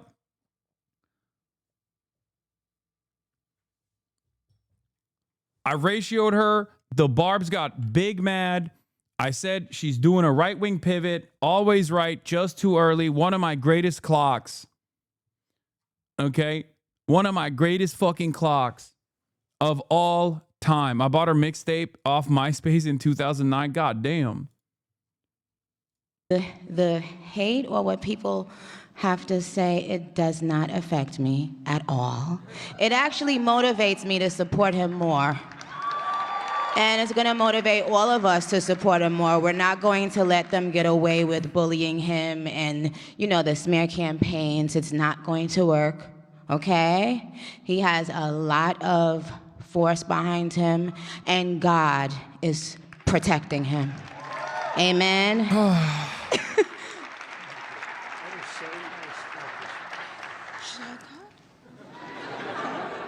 Okay. Thank you. Thank you. Let's stay right here. On behalf of all the entrepreneurs in America, wow, I'd like to thank you, Mr. President, because we create 72% of the jobs. Companies 5 to 500 employees, and all we care about is policy. We love policy, pro-business policy, and these accounts are fantastic for independence and support. I thank you very much. It is pretty fuck. It is pretty crazy that on that stage you got a Lebanese Canadian, not an American, mind you, and a Trinidadian undocumented immigrant. Tell me that the motherfucking new wave of fascism isn't so diverse. Tell me. People still operating on the previous, like, rad lib boundaries do not understand. Okay? DEI fascism is here. They don't give a fuck. As long as you're a piece of shit, they're like, you're riding with me. Okay? If you have hate in your heart, we will welcome you. Okay?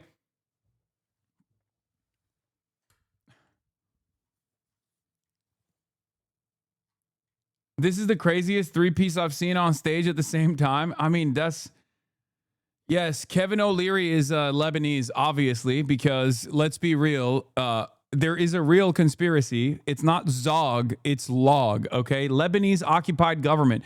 There are so many Maronite Christian Lebanese in positions of power in the fucking Western world, it will blow your mind. Once you take the Lebanese pill, okay? Once you take the Lebanese pill, you will never be able to unsee it, okay? He's Irish Lebanese like Austin crying. Judge Janine Perot. Yeah, it's POG, Phoenician occupied government. Japan has secret Korean conspiracies. We have secret Lebanese reality. Exactly.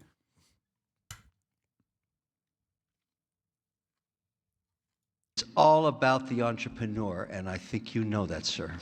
Thank you very much.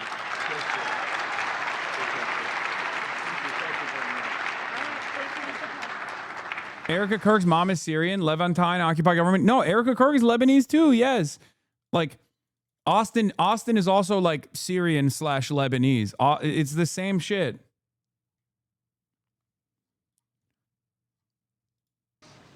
Well, that was great. A little interlude. I don't know. That's better than getting Scott Bessent up. We're going to begin with the new uproar in Minneapolis, where Democratic Congresswoman. Yeah, I'm gonna get to the ILHAN OMAR thing in a second. But I will play this. Israel did a anti-Semitism conference, and they brought it was the funniest lineup of all time, because they brought straight up anti-Semites to the conference. And at that conference, of course, hilarity ensued as expected.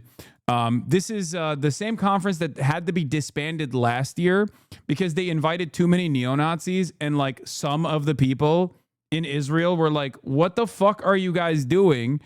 These guys you're like bringing straight up anti-Semites to the anti-Semitism conference. Like, this is unacceptable. This year, I guess they uninvited the naysayers, the Jewish naysayers in Israel, and instead invited all the fucking neo-Nazis instead. And they basically did a Nazi convention, okay? Which, I do find to be very funny and very ironic, but also not unexpected, right? Because Israel is a fascist country. And at the conference, Benjamin Netanyahu talked about the real enemy, which is left-wing anti-Zionism. He straight up said it, okay? He straight up said the real problem here is left-wing anti-Zionism. Sure, there's some people in the far right.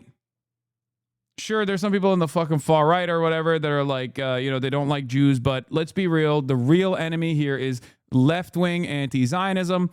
To a conference full of actual neo-Nazis. So if you want to come to me and talk to me about anti-Semitism rising in the country or whatever, take it up with Israel. Okay.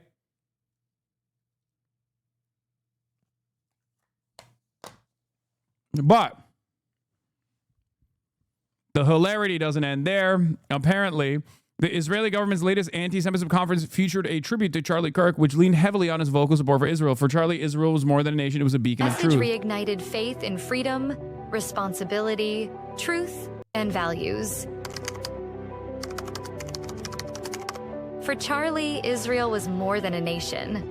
It was a beacon of truth. Do you support Israel? Yes, of course I do. Yes. Yeah, that's good for you. He stood by our side in times when only a few dared to do so. 13.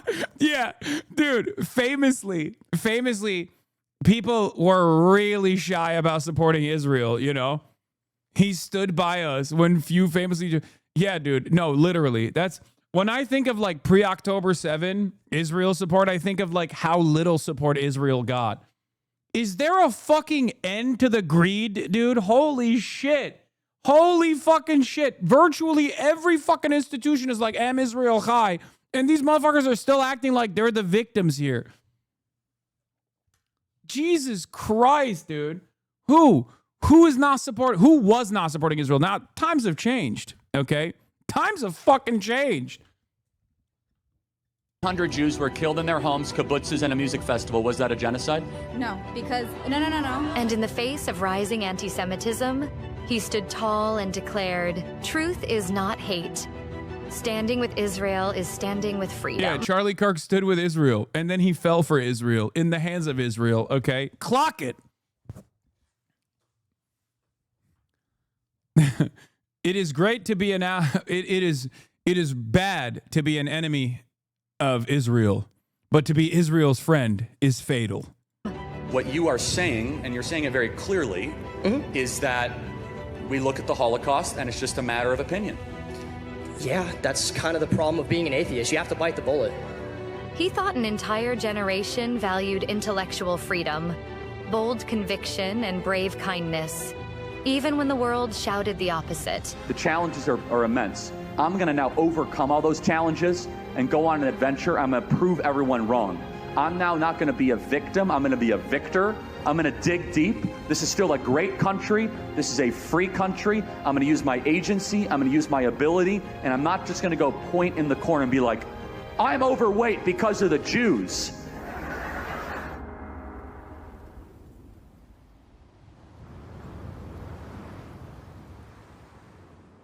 Wow, look at that. Beautiful. 3, 2, 1, smile. Bro, this is nasty work. This is nasty work. They're doing a highlight reel. they're showing their work, brother. That's crazy. That's nasty work, Israel. God damn. God damn, dude. They're like, yeah, this is how much he supported Israel. Also, on this day, they silenced his voice. And by they, I mean not us. Until a single bullet. Bro's posting the fucking phase adapt camera angle, the Call of Duty kill cam. That's crazy. Loaded with hate, shook the world. And one silenced voice echoed a cry that They're dabbing on him. They're dabbing on him. They're dabbing on him as hard as Erica Kirk is dabbing on him. That's crazy. Overwatch rewind camp. That's from crazy. one end of the earth to the other, calling for justice. They're for dabbing truth, on him. For hope. He wasn't a violent man. He honored those who disagreed with him. He'd let them go to the front of the line because he knew that debate would stave off violence. Charlie Kirk. A legacy of light, of faith, of Israel. Yeah, it is a legacy of Israel, not in the way that you think it is, though. Goddamn. But his voice lives on. A voice of freedom. That's crazy. The voice of Charlie Kirk. May his memory be blessed. Bro, this is like when King Von rapped about how he murdered his ops, Israel style, okay? This is the Israeli edition of a King Von song. I mean, how else can I read this? They're like, hey, look at what we did here. Some of our finest work. Do you really believe Israel did it? I mean, maybe. Who knows? Who knows? Listen. Israel's crazy story. Top. Listen. Do we have enough evidence? No. Seems like a lot of people believe it. It's out of my hands. It's out of my hands.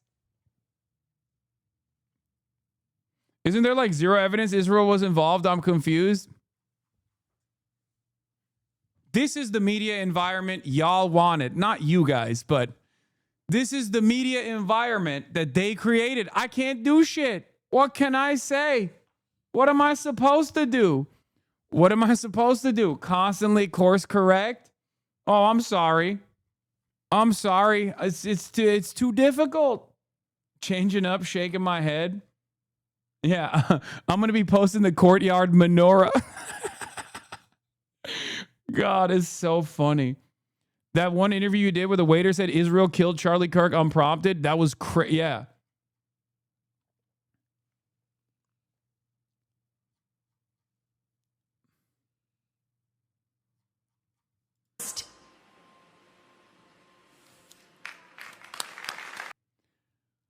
I thought you used to be really against that theory because I don't think, okay, guys, I'm fucking joking, okay? I'm fucking joking.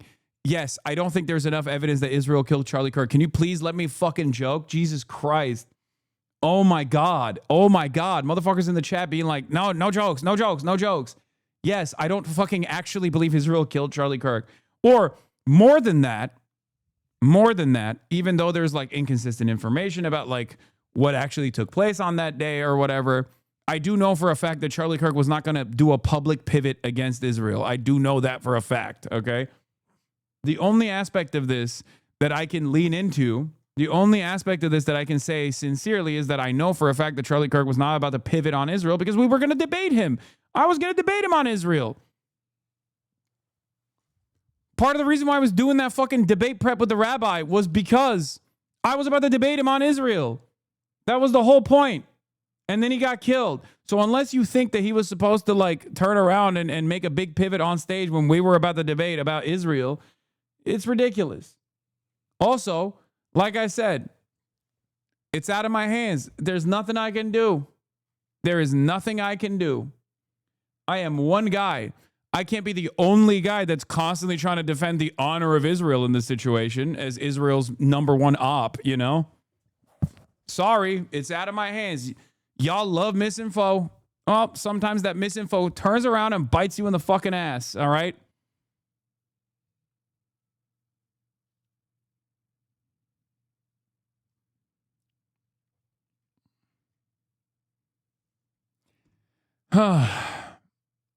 Anyway, I think no for a fact is obviously not true. You might know beyond a reasonable doubt, but considering that as a fact is tough, look how many people have pivoted that you never expected to pivot. No, the only reason why I know beyond a fucking shred of doubt is not just because I was supposed to debate him on the issue, but also because Charlie Kirk has demonstrated in the past that even if he actually has a consistently held position on Epstein, for example, as long as Trump doesn't pivot on Epstein, he won't pivot on Epstein. He demonstrated that over and over again when he farmed the Epstein stuff for the longest time and then literally got a boss call from Trump and then turned around and said, okay, I'm done investigating the Epstein stuff. So there is no reason for Charlie Kirk to pivot on Israel if Trump is not going to pivot on Israel, because Charlie Kirk was Donald Trump's strongest warrior. That's it. That's it. He knows where his bread is buttered, or knew where his bread was buttered.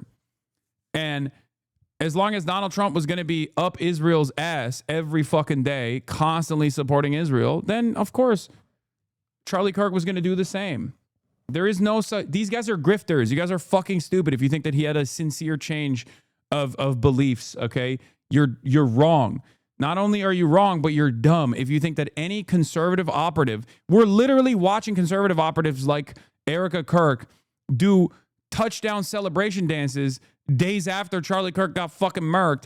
And you're over here being like, well, what if he had a conscience? Like, get the fuck out of here. They're grifters, brother. What they believe in here does not matter. What matters is this, and this is not changing.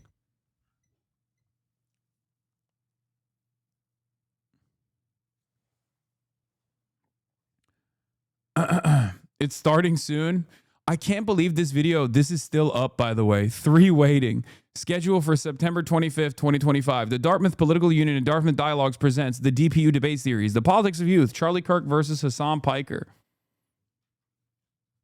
Scheduled for September 25th, 2025. It's kind of morbid. The 3 people didn't hear the news. Will he show up? Is it canceled? All right. Anyway, before we get to the ILHAN OMAR stuff, what is this living out about due process in your camera, in your on-camera threat to kill the president using your full legal name is sending me? Hi. Elliot Forehand, Democrat candidate for Ohio Attorney General, says he's going to kill President Trump through capital punishment. This is Elliot Forehand, candidate for Ohio Attorney General. I want to tell you what I mean when I say that I am going to kill Donald Trump. Liberals are going beast mode. Liberals are going beast mode. It's beast mode time. It's beast mode time. We're oh my God. Dark woke, beast mode. This guy has real mental health issues and is really pro-Israel. This guy is? I mean, I'm going to obtain a conviction rendered by a jury of his peers at a standard of proof beyond a reasonable doubt, based on evidence presented at a trial conducted in accordance with the requirements of due process, resulting in a sentence duly executed of capital punishment.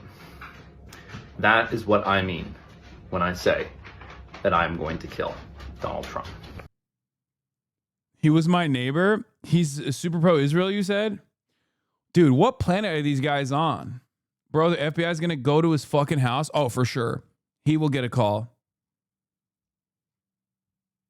He will 100% get a fucking visit. He was my neighbor, check logs. Okay, I'm checking your logs. There's nothing here in your fucking logs. Bro, isn't that basically what you said about Rick Scott? No. Guys, words mean things. When I was talking about it, I was highlighting the inconsistency and the hypocrisy of the Republicans saying that they care about fucking actual fraud that's happening in the Medicare side of things, and said if they were sincere, they would actually dish out a punishment to Rick Scott. That didn't actually get a single fucking notice from the Secret Service to my house, because even the fucking current administration Secret Service are not so stupid that they would be like, this is a fucking death threat. Okay? That, on the other hand, what he's saying here, on the other hand, is the... is definitely going to get him a visit, because that is direct.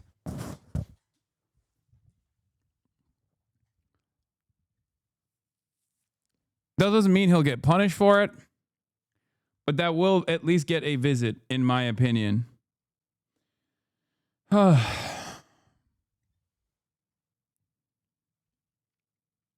Because he said, I'm going to. You can't say, I'm going to bleep the president. You will get a fucking visit. The only way that in the past you could get away with saying that is the whitest kids you know, by slapping it's illegal to say in the beginning. Did you know that it's illegal to say I want to kill the president of the United States of America? It's illegal. It's a federal offense. It's one of the only sentences that you're not allowed to say. Now, it was okay for me to say it right then because I was just telling you that it's illegal to say I want to kill the president of the United States of America. I'm not actually saying it. I'm just letting you know that it's illegal to say that. It's kind of like a public service. I'm letting you know so that you don't accidentally go out and say something like that. But what's interesting is that it's very illegal. So you can say it like this, but I don't even know. I don't even know if you can get away with saying it nowadays. I feel like nowadays they'll probably fucking knock down your door a little bit. To say, I really, really think someone out there should kill the president of the United States of America. That's illegal. Extremely illegal. Very, very illegal. But not illegal to say with a mortar launcher. Because that's its own sentence. It's an incomplete sentence, but it may have nothing to do with the sentence before that. So that's perfectly fine, perfectly legal. I also found out that it's incredibly illegal, extremely illegal, to go on television and say something like the best place to fire a mortar launcher at the White House would be from the roof of the Rockefeller Hewitt building because of minimal security and you'd have a clear line of sight to the president's bedroom. Insanely illegal. Ridiculously, recklessly, insanely illegal. Yet even more illegal to show an illustrated diagram. Insanely illegal. Ridiculously, horribly felonious, because they will come to your house in the middle of the night and they will lock you up. Extremely against the law. One thing that is technically legal to say is that we have a group that meets Fridays at midnight under the Brooklyn Bridge and the password is Sic Semper Tyrannis. Isn't there a conspiracy that this video got him assassinated? No. Didn't he die of cancer? Like many, many years later. Did you see the leaked Erica Kirk, Candace Owens audio? Yes, I did. I already covered it extensively. No, a fall? No, he died in a crash a few years ago. He fell off his roof. Okay, everyone is giving me different. It was an accident? Okay, now I believe it. Maybe they got him.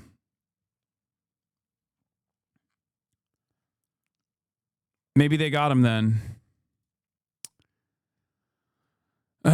Speaking of Israel, Amos Hochstein, who was one of the key architects of Biden's unlimited support for Israel's genocide, Amos Hochstein, IDF soldier Amos Hochstein, alongside Brett McGurk, it was the two key figures in the grand design of Biden's unlimited support bear hug strategy to the nation state of Israel.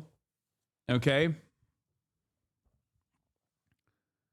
That Amos Hochstein is mad. Why is he mad? Because President Biden said, because in a rare press conference, Israeli Prime Minister Netanyahu claims that soldiers were killed during the war in Gaza from a lack of ammunition due to a partial embargo that was imposed by the Biden administration. And President Biden's advisor, Amos Hochstein, told Barak Ravid, another Israel agent, Barak Ravid, just two Israel agents talking to one another, by the way. They're just chopping it up. Anyway, an agent of Israel who also happens to be a CNN analyst and a global affairs correspondent for Axios.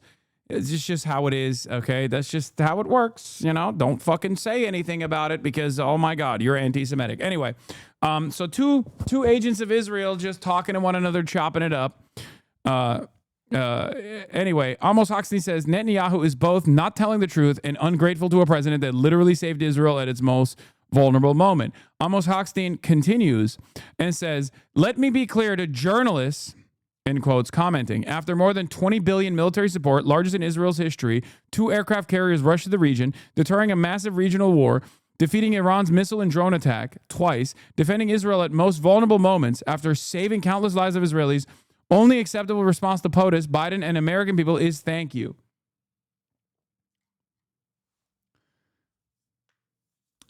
I really hope Biden is not so demented that he reads this stuff that Netanyahu is saying about him, and then he gets so sad he dies, allegedly, in a video game, okay? It would be a real shame if Biden read this stuff and then it caused him to literally collapse. If he is not so demented at this point that he has no fucking capacity to understand this, where his like final moments, I hope. And that's not even like, that is not even, for the record, an acceptable and appropriate punishment. Obviously, evil never dies. It's not going to happen. But like,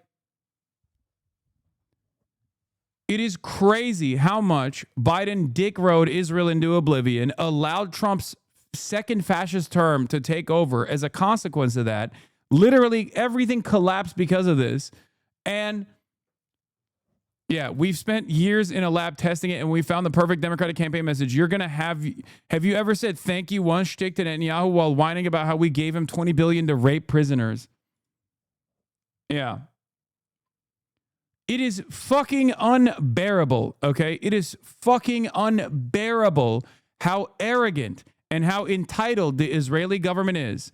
And yet, we just have to still sit here and be like, it is really fucking strange.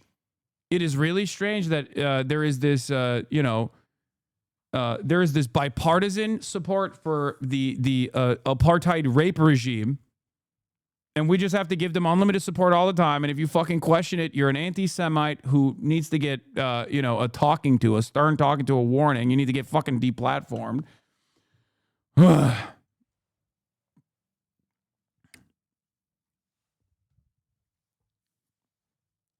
And yet, Benjamin Netanyahu will run around and be like, yeah, fuck Biden. Liberals that are still, like liberal analysts and liberal media figures that are still pro-Israel after all of this shit are literally the dumbest fucking people of all time. I hate them so much. You are a straight up fucking goon. You do not care about America. You only care about Israel. And you only care about the money that you're making off of your fucking pro-Israel propaganda. Shouts out to Van Jones, Maoist third worldist. Like you. Yeah, like me, exactly. I am Israel Chai, am Israel Chai, am Israel Chai. I love Israel. 3 Israeli lawmakers sent a letter to former President Biden expressing deep regret over the inappropriate and untruthful remarks made by Prime Minister Netanyahu, who blamed Biden for the death of Israeli soldiers in Gaza. Oh, man.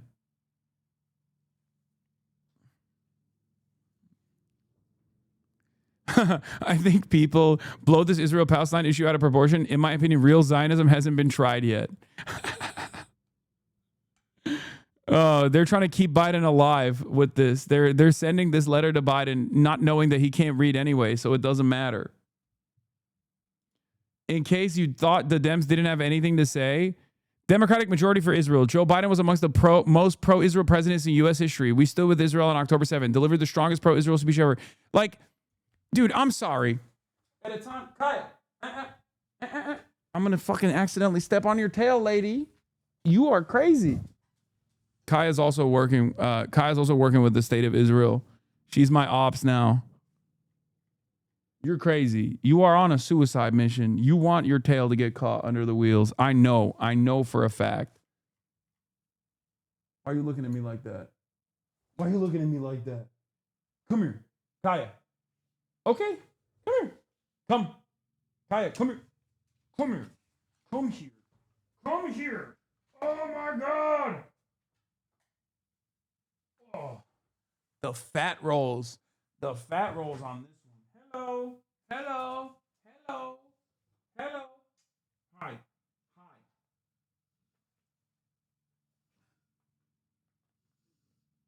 Oh, yeah.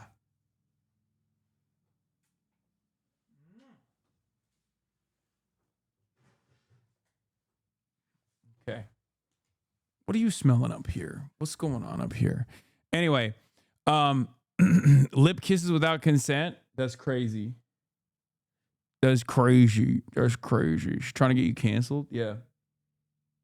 Yeah, she's a Mossad operative. Stop abusing your dog. Let her have uppies.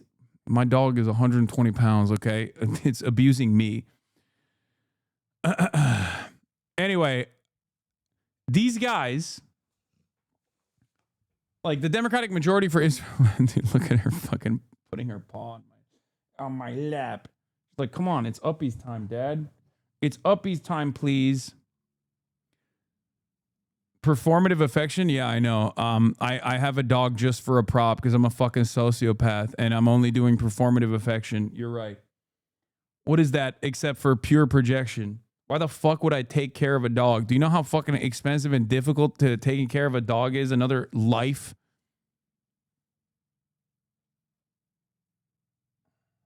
If I didn't love the shit out of this dog with her neck jowl, with her jowls and her neck fat. Anyway, as I was saying, yeah, I'm choking her. I'm choking her. What? What?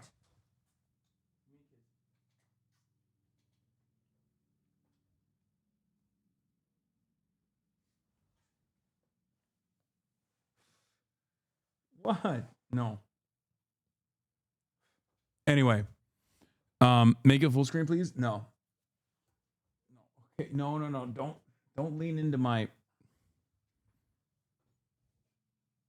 whole. As Jen Wells said, the whole crib is outfitted for her. Yeah, this is her home. I just get to live in it, and it's nice. Supreme Leader Kayatollah. So, where was I? What was I talking about?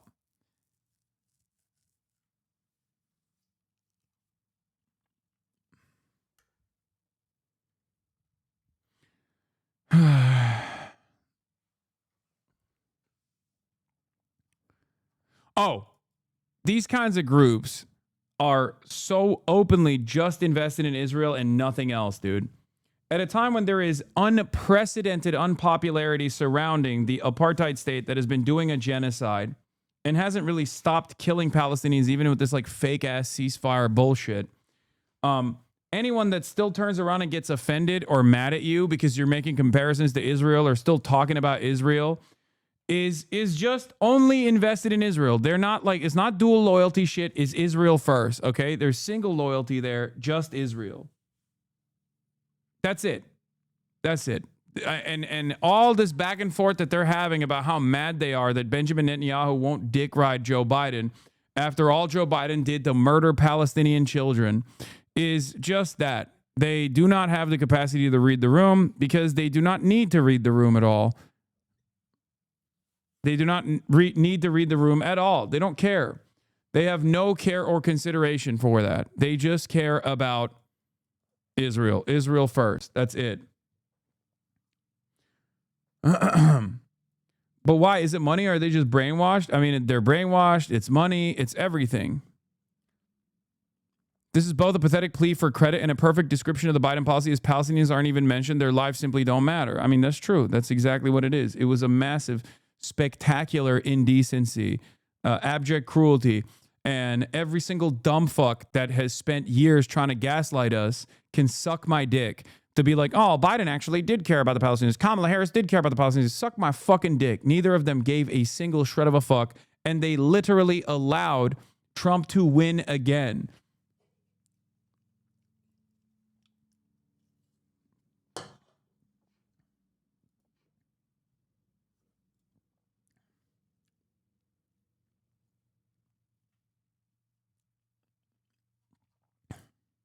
And they're both still very quiet about it, too. Anyway, now let's get back to Amer Israel, where Ilhan Omar, Congressperson Ilhan Omar, had an incident where a psychopathic right-winger attacked her during her town hall back in Minneapolis, or back in Minnesota. And Ilhan Omar was assaulted last night during a town hall. You can see here a man sprayed her with an unknown substance. Does not appear that she was hurt, but it comes as new details emerge about the shooting death of VA nurse Alex Preddy. A memo obtained by CBS News from Customs and Border Protection does not line up with what DHS officials originally claimed. Our chief correspondent, Matt Gutman, is in Minneapolis. Matt, good morning. Vlad, good morning. What stood out most from that memo from Customs and Border Protection was what it omitted. Okay, they very quickly move on from that and go into this memo, but this angle is the best angle because you can see she was ready to throw fucking hands. I covered this last night, obviously, when it first happened.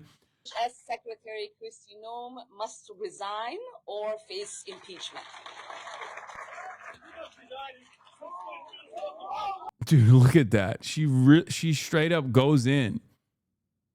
She was about to throw hands. God, I love Ilhan Omar so much. We do not deserve her. We do not deserve Ilhan Omar, okay? She is a goddamn treasure. She is the best we have, straight up. Her and Rashida Tlaib, I will ride till the ends of time. Like, I will ride for them no matter what. Oh, my God. And of course,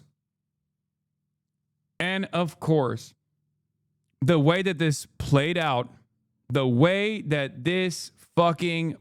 Summer Lee too, they're all incredible. But the way that this played out obviously makes Ilhan Omar look like a fucking brave warrior. And the cowardly right-wingers have no idea what a real fucking hero looks like. So immediately they started going, oh, this is fake. This is staged. Yeah, you can see how fucking sloshed this two-time divorce champion was over here, trying to get the fucking courage to be able to do this indecent act. And round of applause for Congresswoman Omar's staff who's here. Hi, everyone. God, he's so fucking disgusting. A gross freak. I know, I looked at his Instagram profile because they found his Instagram profile after, after his name was revealed. And he has like children that I suspect have been separated from him because they are, I think they look queer. They could be, I assume they're like, they're woke. He has woke children. Okay. And now the right is using that to fucking claim that this person, this fucking lunatic, is actually a secret Ilhan Omar fan. Okay. Hi, everyone. I'm Hennepin. And round of applause for Congresswoman Omar's. Oh. Yeah. Also, The Independent actually found the dude's brother labeled suspect who attacked Ilhan Omar, a right-wing extremist who has hated Somalis for decades. In my mind, he's a piece of shit. Anthony Kazmierzak's brother told The Independent. I'm not surprised this happened, Anthony James Kazmierzak's brother said Wednesday morning on a phone interview from his home in North Carolina. Not at all. Unfortunately, he and my mother are both right-wing extremists. Kazmierzak, a 55-year-old Minneapolis resident, is just a different person than I am, according to the brother, who said he has been estranged from his sibling for the past 4 years. The Independent agreed not to name the brother, who said he had begun receiving death threats, of course. I believe in helping people, Kazmierzak's brother, 52, went on. He believes in blaming people. When asked if Kazmierzak had mentioned Omar before, the brother responded, oh, yeah, and said he is thankful for the Somali-born Democratic legislator who fled her war-torn nation as a child and became a U.S. citizen in 2000, wasn't badly hurt. Kazmierzak's antipathy towards Somali Americans, whose presence in Minneapolis makes up the largest Somali population in the U.S., dates well back to before Omar was elected in 2019, according to the brother. He has had a hatred of the Somali community probably 20 years, Kazmierzak's brother continued. There's a reason I don't talk to him. He's got a lot of anger. I have no idea where it comes from. He has always been that way, in and out of treatment since he was a kid. Another fucking mentally ill, sociopathic MAGA dick rider. And of course, as expected, once again, just like with the David DePipe situation, just as it was the case with the David DePipe situation, they immediately went and said, this is a psyop. This is a psyop, and it's staged. And how did they arrive at this photo? With AI, of course. They hate seeing themselves on camera doing the deed that they claim they want to do. They hate it. They hate it so much, they immediately go into fucking cope mode. Because this is what you look like in public. Okay? On Twitter, you might hide behind an anonymous account, but this is what you're at. This is who you are. This is who you want to be. What is this? Do you wear fake war jackets, a cosplay struggle for people who Uber their groceries? Or is that just the official uniform of socialism when it's sponsored by DoorDash? Fake war jacket. This is fucking Ralph Lauren double, double R edition, brother. If you think this is a fucking war jacket, you are literally a moron. That says more about yourself than anybody else.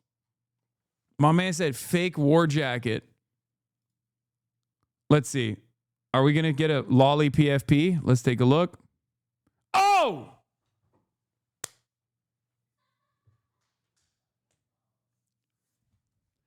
My man got mad because I called him out because I said, this is what you look like in public. Nothing streams workers love revolution like designer cosplay made by underpaid factories while you explain socialism from $1 million chair to people who Uber their toothpaste. Brother, what happened? You mad? You big mad that there's a spotlight on people that look exactly like this, that think exactly like this, that you have to fucking lash out? It's not Lolly, it's Hunter Hunter, but still, I'll take it. It's Killua, I know.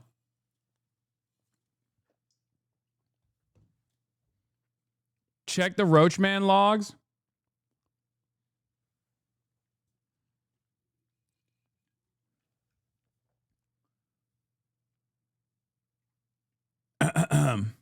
Apparently, this is his Twitter. Oh, yeah.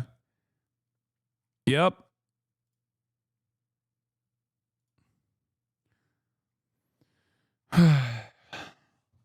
Major Trump supporter. Major follower of like Tim Pool and all these other people. Anthony Kazmierzak's Facebook page has been found. He's Andy on there. He's a massive Trump, Israel, and Charlie Kirk fan. He even changed his Facebook profile picture of Trump and Erica Kirk. In conclusion, he's MAGA. His neighbor said he's pretty conservative. His brother said he's actually out of his fucking mind. So let's just,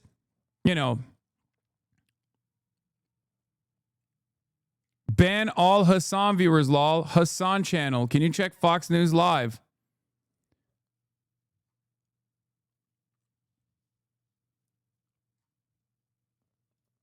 What happened, big dog? You still lashing out? No, I watch you. Oh, well, you don't just watch me, huh? Just wanted to say thanks for confirming what the jacket is. Appreciate the fashion patch notes. You're welcome.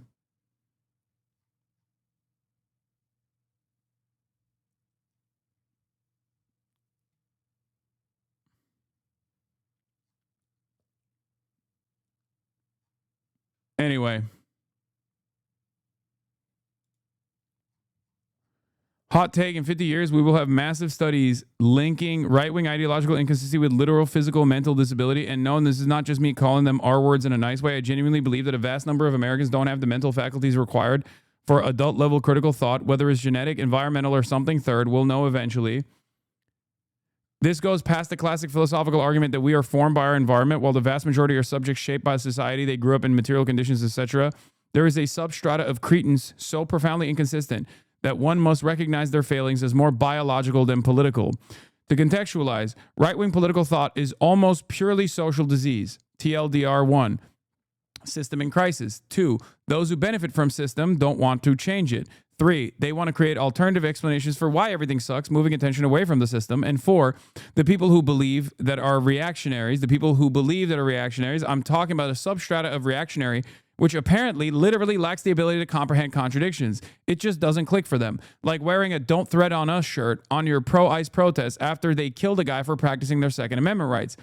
The proactivity and the logical inconsistency creates cause for concern on whether their behavior is caused by social environments or the physical inability to process information adequately. But hey, this is just a theory, a game theory. I think people like this have always existed throughout time. It's just that the internet has made it a little bit crazier. Don't say it's a bit eugenic. The solution here isn't to fucking kill them, okay? The solution is to figure out what the hell's going on.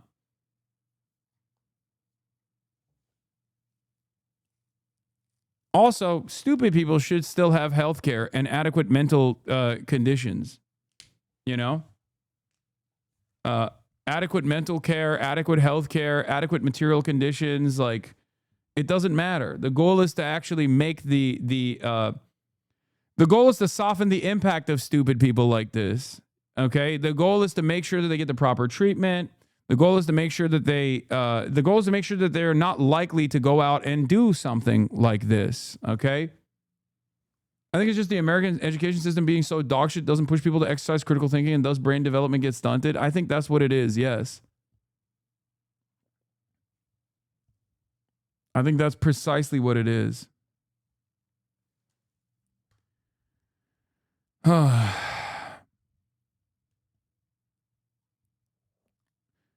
Like, you can't sincerely tell me that a guy like this is, all there, okay? Lives of TikTok, Benny Johnson, Charlie Kirk, Babylon B, Candace Owens, Ben Shapiro, Elon Musk, Hodge Twins, Tim Pool, City of Minneapolis.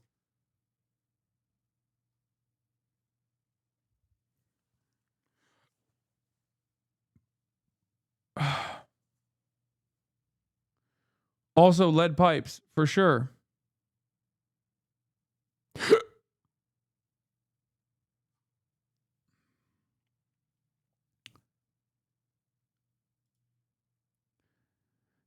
The most complete glimpse yet into the life and radicalization of Anthony Kazmierzak, the man who rushed ILHAN Omar, from rarely posting anything political to physically attacking members of Congress in just a few years, another victim of the algorithm.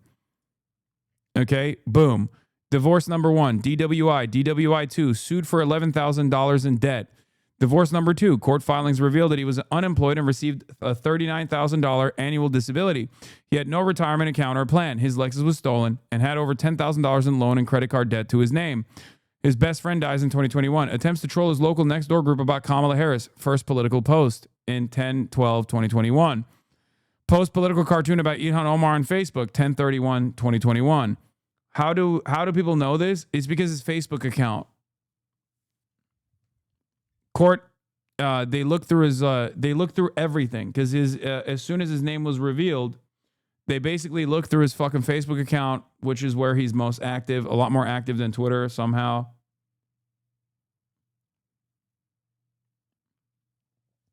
He's not Polish. This is very clearly a Belarusian instigator. Look at his head shape and physiognomy.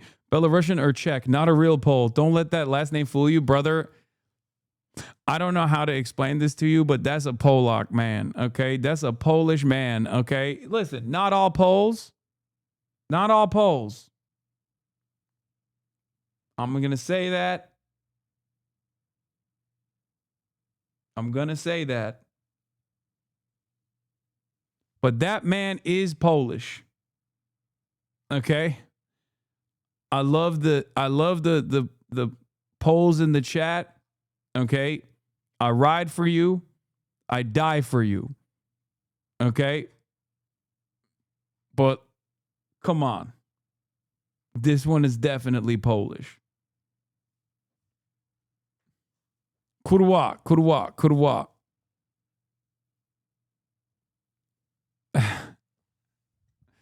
Polish people in the chat are getting Polish people in the chat are already having a hard time because all 10 of them that want socialism are getting absolutely cumstered and dumpstered in one of the more reactionary countries in the European continent. Okay. And then on top of that, they're getting anti-Polish hate here. Okay. I love pierogi, kurwa, but that's a Polish man. All right. Kurwa. All right. Attempts to troll his local next door neighbor. Post political cartoon about ILHAN Omar. Purchases Glock 43X. First date with black girlfriend. Race relevant later. Last new photo with daughters on Facebook. One has since moved out. Other appears to be still be involuntarily committed. One calls themselves gender fluid in their Instagram bio. Other uses she, they pronouns. Last public interaction with girlfriend on Facebook. Does not post again until 9/21/2023. Significantly less activity after he returns. And the majority of posts are old photos re-uploaded. Sued again for $1,000 debt. Daughter involuntarily committed for mental illness and chemical dependency sometime between April and July 2024. Answers questions on Quora pushing election fraud, conspiracy, expressing hatred for Democrats. Says he feels sick at the thought of Biden winning. Asked when descendants of slaves will pay reparations to descendants of Union soldiers for freeing them. Sued again for $1,200 debt. Daughter's involuntary commitment extended. Creates Twitter account Andy's Right. First post criticizing Klobuchar. Tweets frustration about black people reproducing. More racist tweets calling black people I'm not going to read that. And Evil Beast makes President Trump his Facebook profile picture 9/11/2025. 9/21/2025 makes President Trump and Erica Kirk Facebook profile picture 11/14/2025. Tweets that black people are reverting to apes 12/28/2025. Tweets dismay at lack of Somalis arrested by ICE in Minneapolis 12/29/2025. Tweets that white people are genetically superior to blacks. Also tweets further dismay that black people are reproducing 1/8/2026. Tweets about and justifies Renee Good shooting 1/28/2026. Rushes ILHAN Omar at town hall event. And this man had a gun. Okay? Because this could have gotten a lot worse. This story, this trend of radicalization is so common, dude. Is so fucking common. Like this is, and it happens to people like Elon Musk even.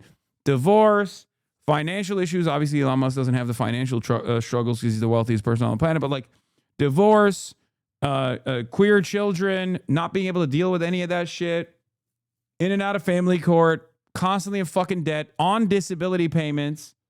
Like this is the most common right-wing story, dude.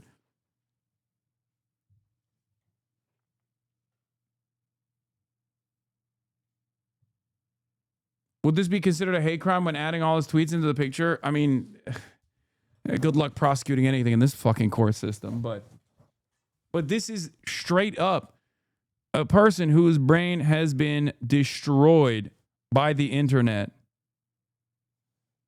A person whose brain has been warped by the internet.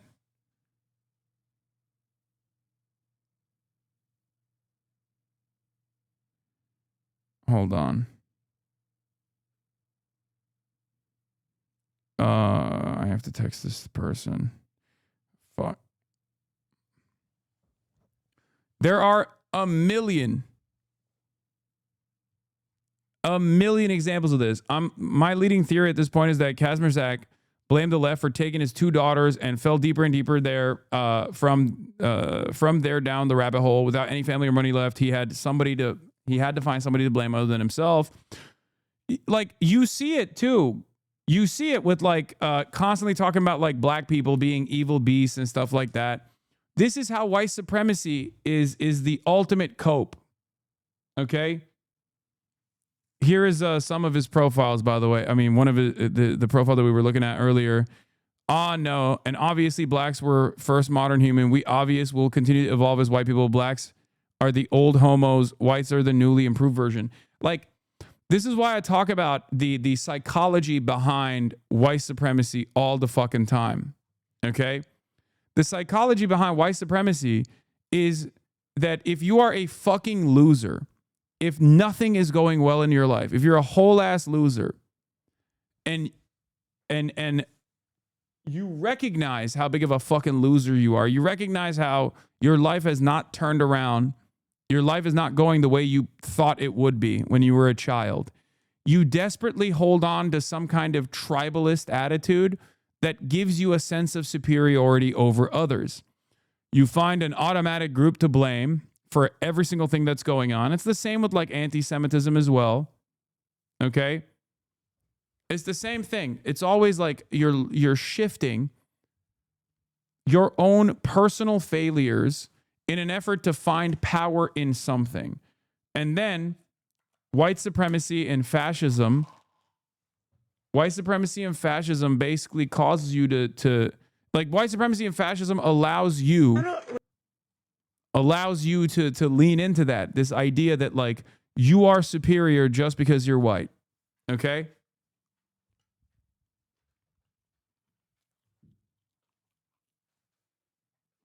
Do you know about the dump by black women to racist as fuck pipeline works on men from all backgrounds? I can see that too.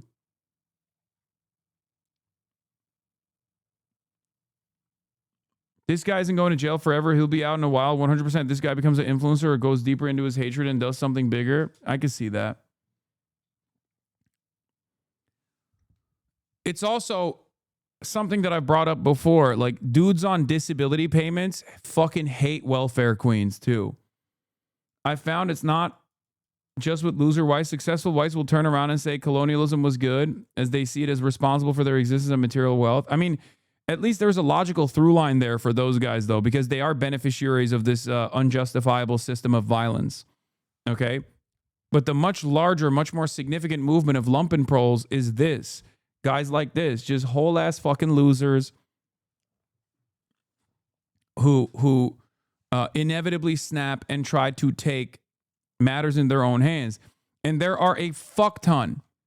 There are a fuck ton of dudes like this on disability that constantly chirp about welfare queens, not realizing that like they're cutting off their own lifeline. They vote for it, thinking blacks will be punished. Like that's their mentality. And it's like, brother, what are you talking about? It's you, brother. This is the suicidal ideation of white supremacy. Okay? This is how it works.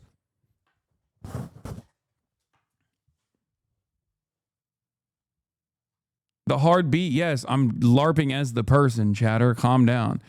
Anthony Kazmierzak, classic MAGA, socialism for me and not for thee. Unemployed and on Social Security since at least mid-40s, 85K in consumer debts, discharged in bankruptcy, a classic. Oops, I missed a second bankruptcy in 2004, another $36,000 in consumer debts written off. He used a different middle initial, so I thought it was a different guy, but then checked the Social Security number, same guy. This is straight up.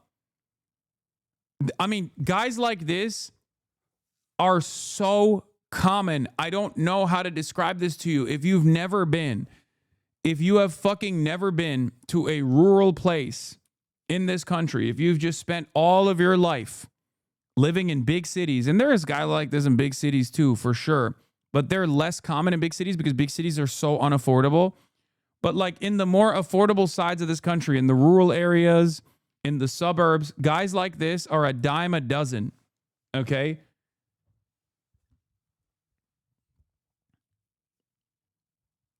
And they do not understand that the system is fucking them super hard. And it's virtually impossible for them to understand, especially when they get to this level. Okay? But this is a perfect demonstration of that radicalization pipeline. And it happens so frequently. And they are the backbone of the Trump MAGA movement. They are the backbone of this movement. Many of you that came from small towns, know this guy. You see their Facebook posts all the time. Okay? Maybe you moved into a bigger city. Maybe you got a job. Those guys never did.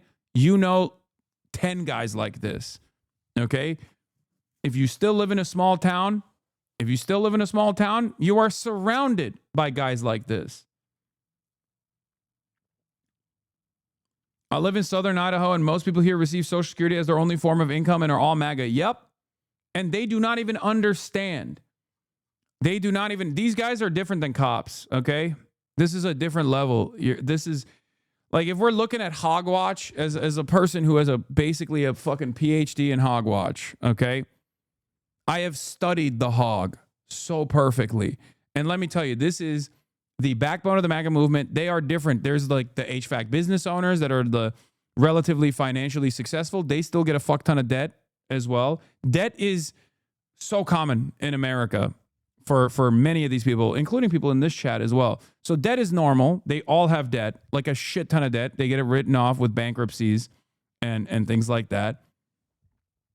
But this is a different demon. This is a different demon than the guy who becomes a cop. The cop is at least like has a job. You know what I mean? This is a guy who does not have a job and cannot hold a job and basically tries to self-medicate through alcoholism, self-medicate through drug abuse, and will then talk about how black people are, doing drugs. They're fucking beasts and all this shit, while not even recognizing that they are, they're actually lashing out through racial animosity what they hate about themselves.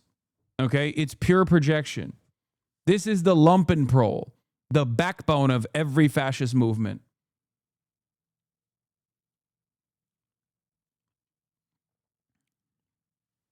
Two-timer DWI champion. Two-timer divorce champion. Constantly in and out of family court.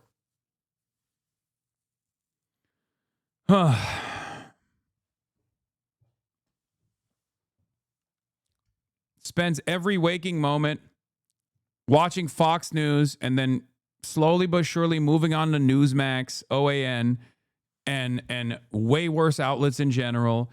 Kids don't want to fucking talk to them because they're obviously like, my dad's a fucking loser. And they cannot comprehend that the reason why everyone has isolated these people is because they're a fucking abject failure.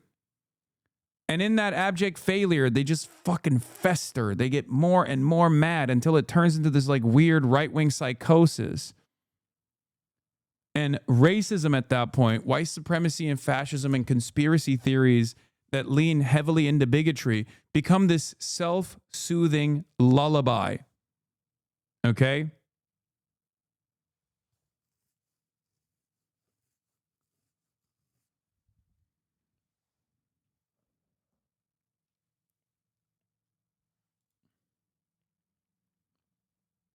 If your dad calls you a drug addict and you have to fight back tears behind a fake smile while a random female tries to comfort you, then you should know you've seriously fucked up. Clavicular's dad texted him calling him a drug addict after watching him act on stream while he was allegedly on ketamine. My dad said full-blown drug addict, sad. My dad said that. Oh, Dad. Dad, I'm making money. What the fuck do you want me to do? Next stream we'll give shit to the homeless or something. We have to do something nice next stream, alright? Like, I mean, this is why he actually started jester maxing. He was not mogging when he was holding back the tears, I'll be honest. This is pathetic, dog. I know, man. America is in such a sad state of affairs, dude.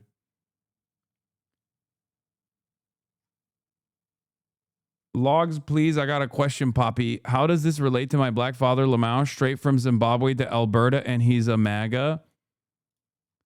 I mean, I think by now we have realized that white supremacy is like a universal factor, right? Like white supremacist fascism is a universal factor. I mean, look at fucking ICE. ICE agents are majority black and brown, okay? Majority Hispanic. It's Alberta. It's the Alberta effect, I suspect.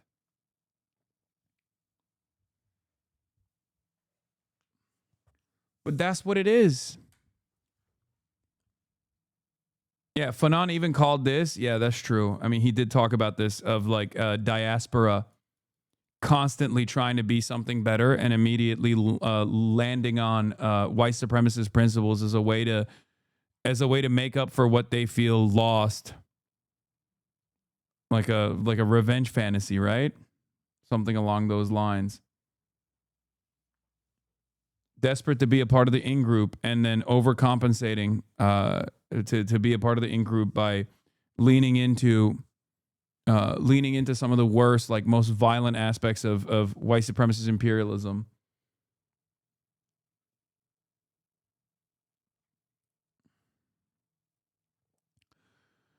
Don't worry, Trump will fix all of America's problems by bombing Iran. Yeah. But I do think that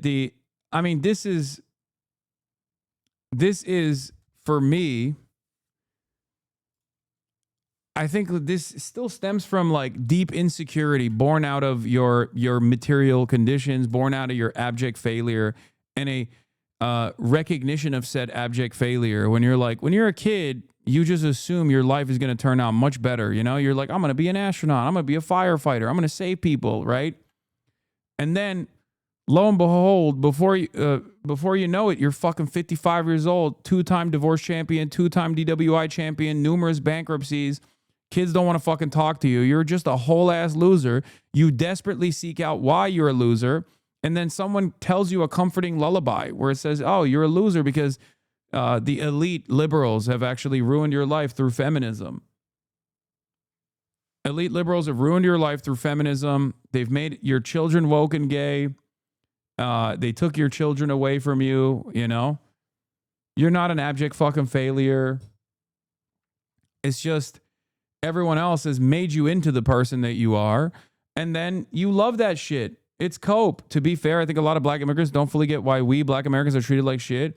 And when you're wealthy enough to come here, you think capitalism is the only barrier. Gotta humble yourself and do the research, though. I mean, I'm not going to get into this stuff either because, like, I've experienced this with my friends who were, like, you know, fresh off the boat from Nigeria that went from having, dare I say, straight up white supremacist adjacent opinions about black Americans to realizing very quickly that white supremacy does not make a distinction between how you got an engineering degree and that the cop that pulls you over still is going to treat you in the exact same way, to then be realizing very quickly that, like, you're still black, you know?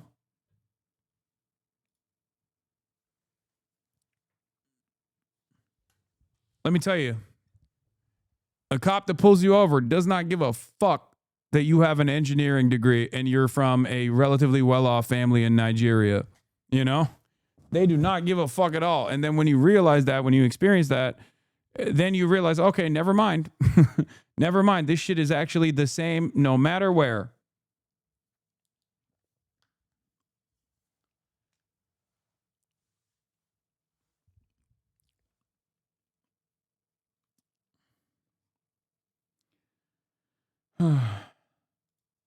They're doing the same thing they did to you. Or From Kaya Gate to Ilhan Omar. Yeah, I mean, these guys are fucking delusional. They're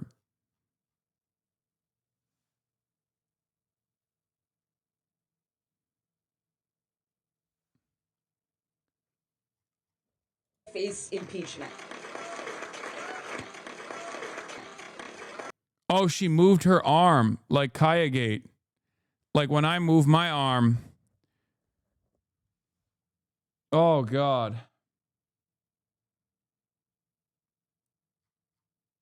They're saying that was quick, but did you catch that? Where she moves her arm to gesture. She hits the button. She hits the zapping button, the self-zap button.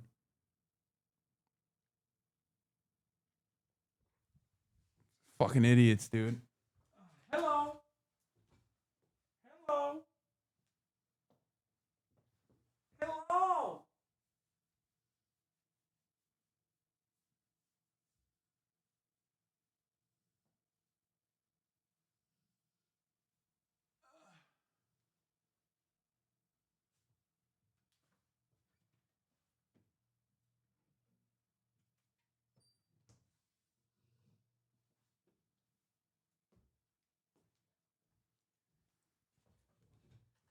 You guys like my new rug?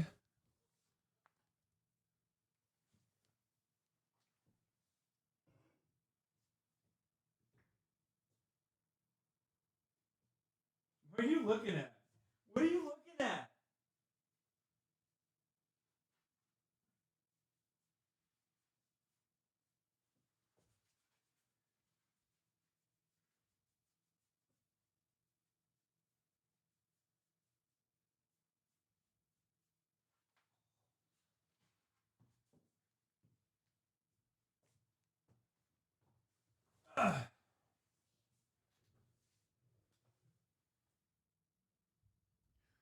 Is this rug available on ideology.shop? No.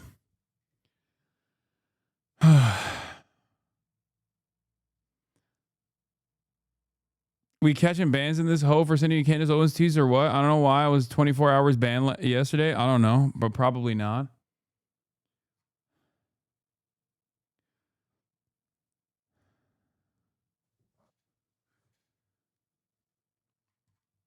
But Marie Concentration Camp Perez defending her ICE vote. We'll get to that later.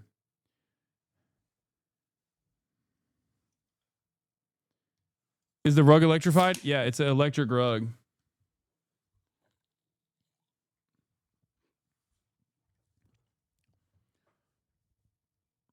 To be honest, I feel like a loser most days. I'm underemployed, depressed, single, and bald, but I refuse to sacrifice my humanity to hateful right stances. The left and compassion is the only thing that keeps me on this planet. Chatter, you're not alone, okay? And that's precisely what I try to do here in this fucking community, which is try to pull these guys out, okay? Try to be a North Star for many of these people before they fucking move into a very dangerous place in their lives. That's why a sense of community and a sense of purpose is very important. That's why I have an unflinching mission to explain to people that they are not responsible at the end of the day for their own material conditions, that there is a systemic analysis at play here. The problem that I have with right-wingers is that they actually don't conduct the proper systemic analysis and simply tell people that they are great because of the virtue of their whiteness, or simply tell people that they would have done much better if it wasn't for feminism or trans people existing. That's it. While I hate all the stuff with you beefing with other streamers, I see how huge it is that viewers get the chance to hear you.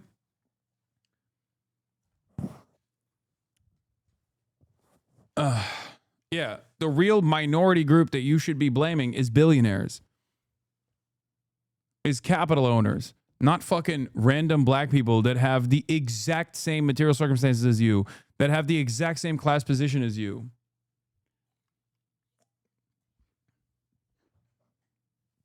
Yeah, the real POC to blame is not people of color, people of capital. How hard is it to be nice and equitable? I don't think it's that hard. I mean, I think I do a pretty decent job usually, unless it manifests into genuine violence like this. But that's how it is.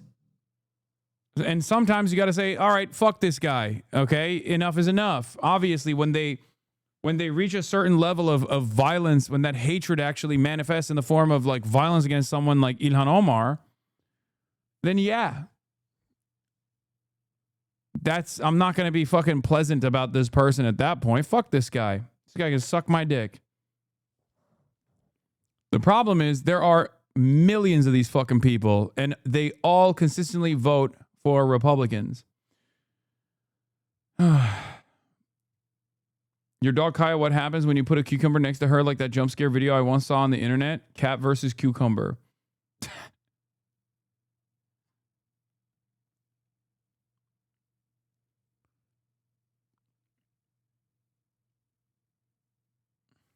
Anyway.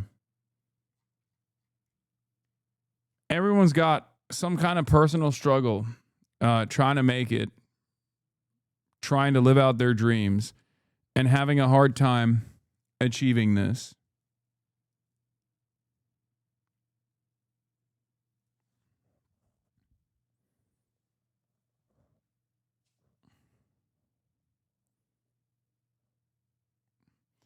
Have you talked about the EU-India trade deal yet? No.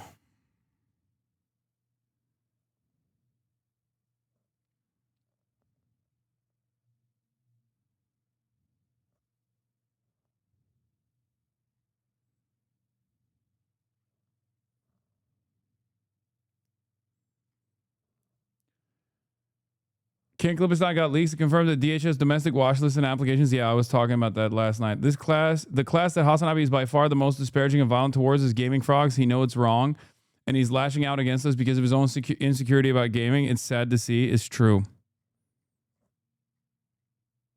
It's true. But yeah, at the end of the day, the reason why incels are the backbone of like the fascist movement, and the reason why these guys are the backbone of the fascist movement is because they always have been, okay? These are the loyal soldiers of fascism, people with nothing to lose, people who think that they have lost everything in their lives as a consequence of like other people, socialists at the time when socialism was obviously a much more robust movement. There's a reason why they have so much resentment, so much anger towards, who they have declared as their ideological opposition. And yet, in the aftermath of this, they will still continue to engage in this self-soothing behavior. Okay? That self-soothing behavior extends when they see something like that. Yeah, that photo is AI. The photo of them together is AI. Ironically enough, even if it was real, it still wouldn't mean anything, but it doesn't matter. But here it is. Here is the self-soothing behavior, which I responded with, we need to put these people in a fucking, isolated area. But, well, the alleged ILHAN Omar sprayer, Andy Kazmerzak, seems to have some far-left gender pronoun children. But yeah, totally MAGA. This stinks of being staged. There are 30 million reasons why. Yeah. The most prominent Republican on the website that you're fucking tweeting on is literally the exact same story.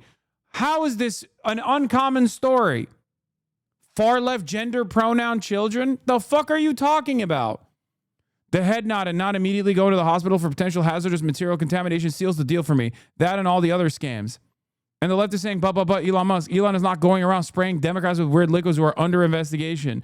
Smells like an op. The thing to look for is here. Will Ilhan Omar press charges? If not, extremely telling.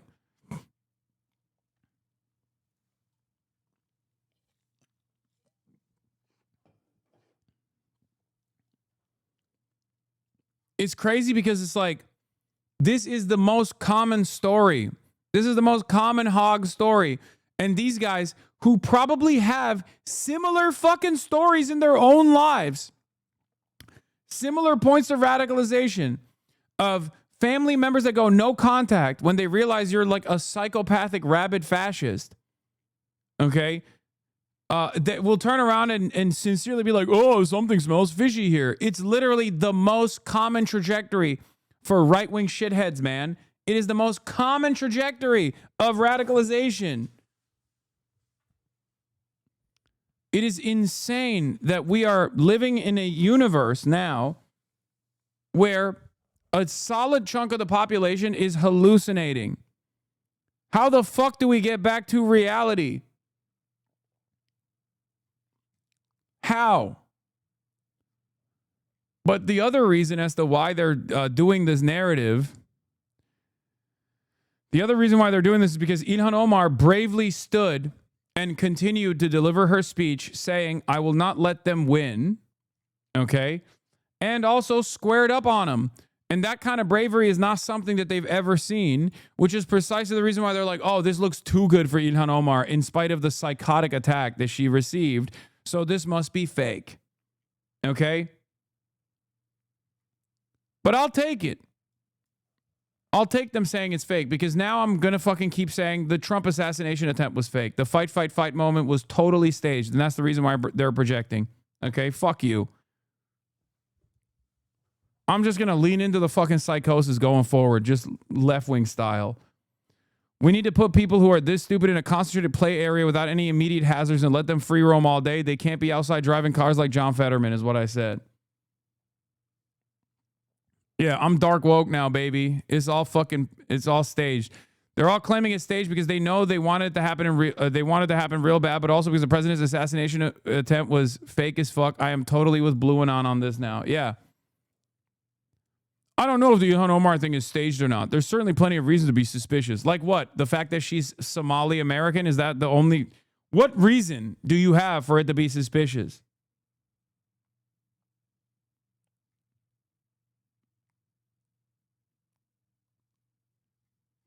Yeah, Charlie Kirk's neck just... fentanyl. Charlie Kirk's neck just did that because of fentanyl consumption. Donald Trump's ear had a little thing that exploded. He didn't actually fucking bleed. His ear is perfectly fine. If his ear got snapped out, if his ear got shot at all, it would have exploded. We didn't even see a little bit. We didn't even see a little bit of damage on his ear. It's fucking bullshit. He had like one of those vessels, like those explodable things on the side of his ear.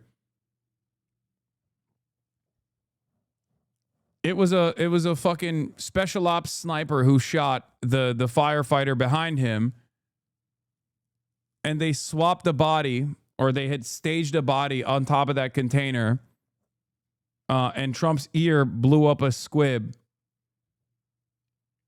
100%. That's what I believe now. It did not mention that Alex Preddy had been brandishing a gun as government officials had alleged. And just as things seem to have calmed down here, that frightening moment last night with Representative Ilhan Omar sprayed with that unknown substance. Now, she's been a frequent target of President Trump, and it happened in front of dozens of people. Kristi Noem must resign. Just as Congresswoman Ilhan Omar called for Department of Homeland Security Secretary Kristi Noem to step down, police say 55-year-old Anthony Kamirzak charged at her during that town hall Tuesday night, using a syringe to spray an unknown substance before being tackled to the ground.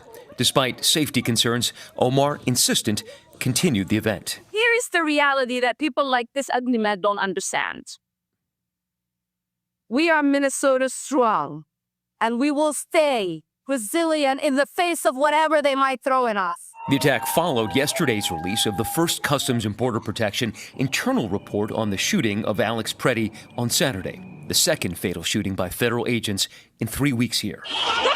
The memo sent to congressional staff and obtained by CBS News said one Border Patrol agent yelled, "He's got a gun," multiple times before 2 federal officers opened fire at Preddy as he was on the ground. There was no mention of the 37-year-old brandishing a gun, as DHS Secretary Noem had claimed soon after the shooting. I don't like that he had a gun. Despite that, I say that's very unfortunate. President Trump said Tuesday his new on-the-ground commander, Border Czar Tom Homan, is part of a new effort to, quote, de-escalate a little bit. There has clearly been a change in tone as America watched that video. Minnesota Senator Amy Klobuchar told us the federal pullback in Minneapolis has begun and that President Trump's change in field commanders signals a change in direction for the operation. So would you say that this is a different but the same operation? I have not agreed with everything that Mr. Homan has said in the past or done, but I believe the intent is to change this and bring these agents out.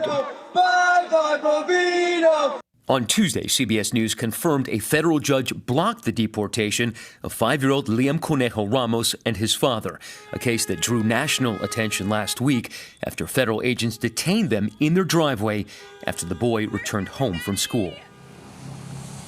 Now, police tell me that the Congresswoman was uninjured, but they're still trying to determine what that foul-smelling substance was. In the meantime, that suspect is being held in county jail, arrested on assault charges. He has a record of 10 DUIs, but Gail has not had his first court appearance yet.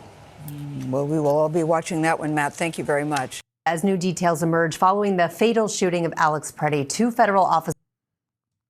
We're gonna get into like the fact that there was another Alex Preddy. This is a encounter. moment. The man who appears to be Alex Preddy filmed interacting with federal agents. This is the incident, I believe, where he broke his ribs. We'll talk about that too. Wait, 10 DUIs? Wait, did I miss something here?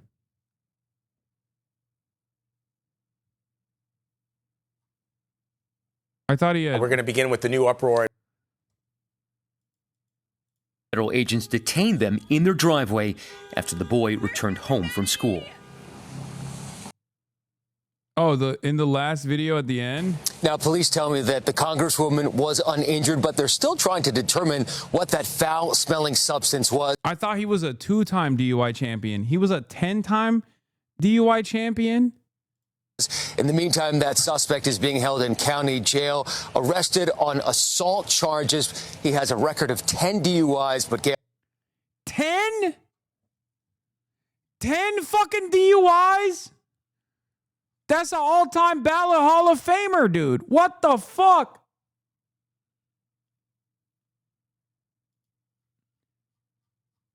That is a DUI champion. How can you get 10 DUIs? Anyone that lets you fucking behind a wheel after the third one is irresponsible and should possibly also be prosecuted. Yeah, it turns out the fucking real thugs that they're releasing from prison over and over again is the fucking white supremacists. It's not the migrants, brother. 10 DUIs? Are you fucking kidding me? Jesus Christ, dude. Oh my God. He probably drove drunk to the fucking event. He was hammered at the event too. Oh.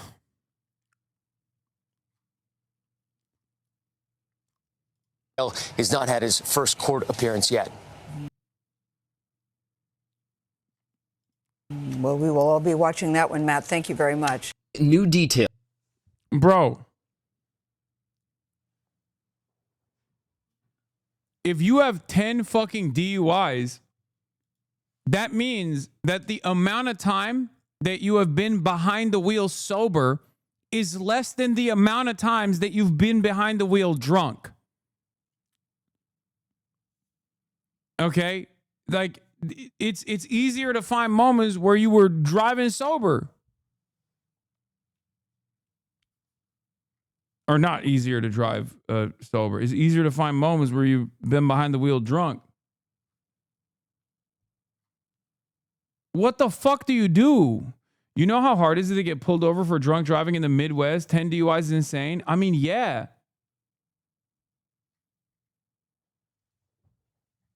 Had to have lost his license, but still drove hammered. 10 is incredible. I just don't.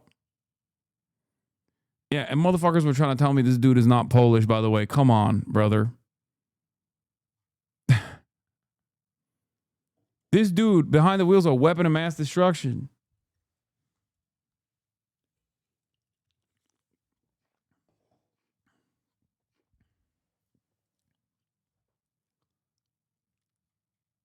Yeah, how did the judge let him out of jail? Is he an illegal immigrant or something? Nope. I thought you only got away with doing crimes like that if you were from Guatemala. Turns out, not the case at all. Turns out it's actually that guy that gets fucking released from prison. Interesting. Yeah, the judge must have been hammered too. Jesus Christ, dude. How are you allowed to be around a car? Brother, at that point, you're so fucking consistently drunk that you shouldn't even be in a car as a passenger, bro.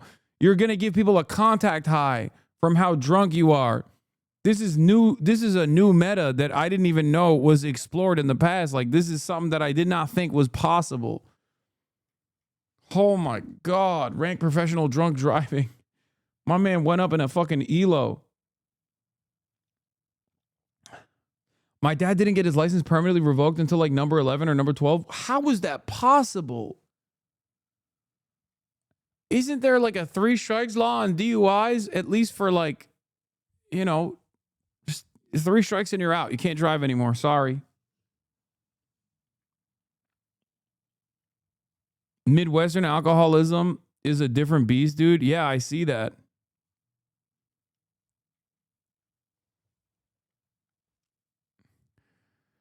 Oh, God, how pathetic, dude. God damn. I also don't understand. Like, if that's what my life turned out like, I would have killed myself after like the 8th one. You know what I mean? I just straight up, I mean, I probably would have died due to the DUI, but like, I don't even know how this guy has a fucking will to live, you know? How is that even possible?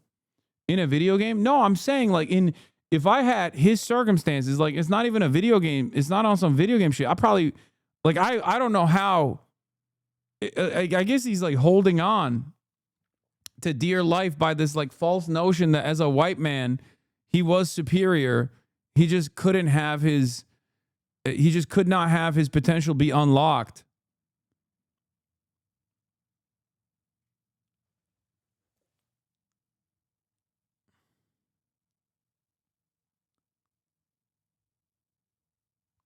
Ten DUIs make him Secretary of War. True. By the way, Representative Randy Fine, this fucking psychopathic freak, okay, was approached by Wake Up America, Twin Cities edition, and asked about the ILHAN Omar attack. And of course, lo and behold, this fucking psychopathic fat neo-Nazi, Mr. Israel First, Randy Fine, came out and said it's ILHAN Omar's fault that she was attacked. I got to start out with your reaction to the attack on Congresswoman ILHAN Omar. I mean, obviously, you know, I'm going to repeat one more time. You do not hate Republicans enough, okay? There is always more hate in your fucking heart. I promise, dig deep. There is probably more space in your heart to fucking hate these pigs, okay? You do not hate them enough. often agree with her politics, but this is just not acceptable at any level. Well, I've got 2 thoughts. First, look, I want ILHAN Omar to be deported and denaturalized, but I don't want her to be attacked or hurt, and people shouldn't do this sort of thing. But I also blame ILHAN Omar for what happened. when they describe people throwing articles at law enforcement, at officers.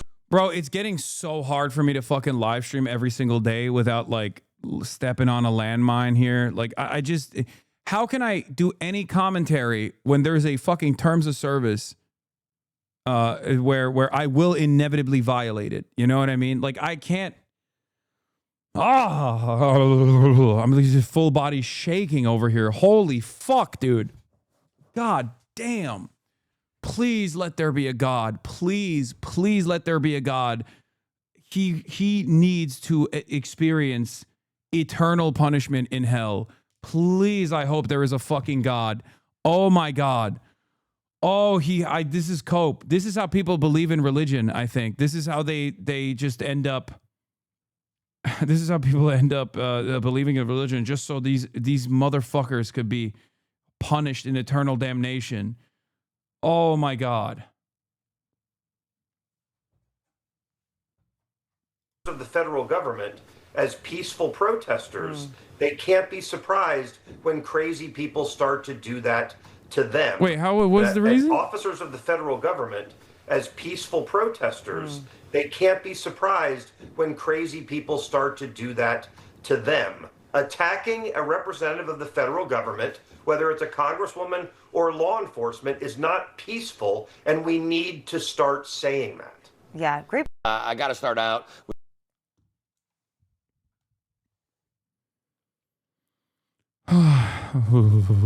if there's a God, he's not on our side, bro. I don't know. with your Omar El Ayat says, behold the double standard of the do you condemn crowd. The left gets asked to condemn every random podcaster, protest, or tweet. I doubt a single Republican gets asked today whether they agree with Randy Fine. I don't want people to condemn Randy Fine. I can't tell you what I think should be done to Randy Fine because it will be a terms of service violation and I will get banned. I can think it, though, at least for the time being, until, like I said, Palantir, Neuralink collaborative efforts make it so that we all have to get fucking microchipped in our brains, and then they can know when I'm thought criming. I'm thinking it's so fucking hard. I wish. I don't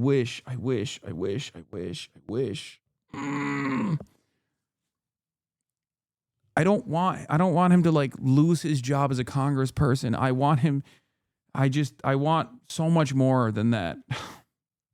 That is not justice. What are you saying? You are Muslim. Ain't you Muslim? Bro, you Muslim. What the fuck? Yeah, brother.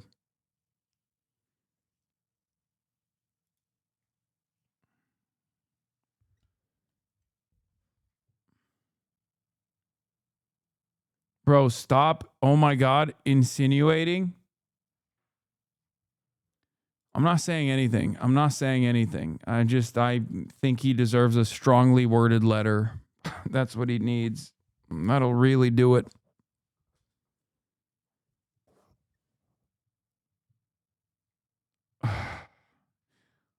I want him to go to prison. Okay? I want him to go to prison. That's what I want. And maybe more.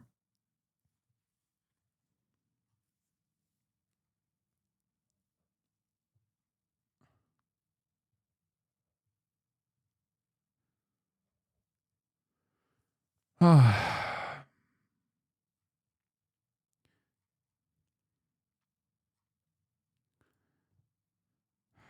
can't stand these motherfuckers, man. God, I hate Republicans so much. I hate them so much. I have so much hatred in my fucking heart for politicians in general, but especially Republicans. I can't explain to you how much I hate them.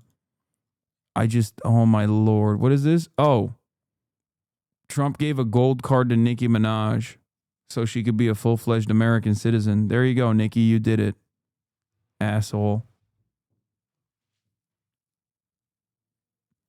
No wonder you barely have any vices when you need all your willpower to get through your streams without saying your actual thoughts.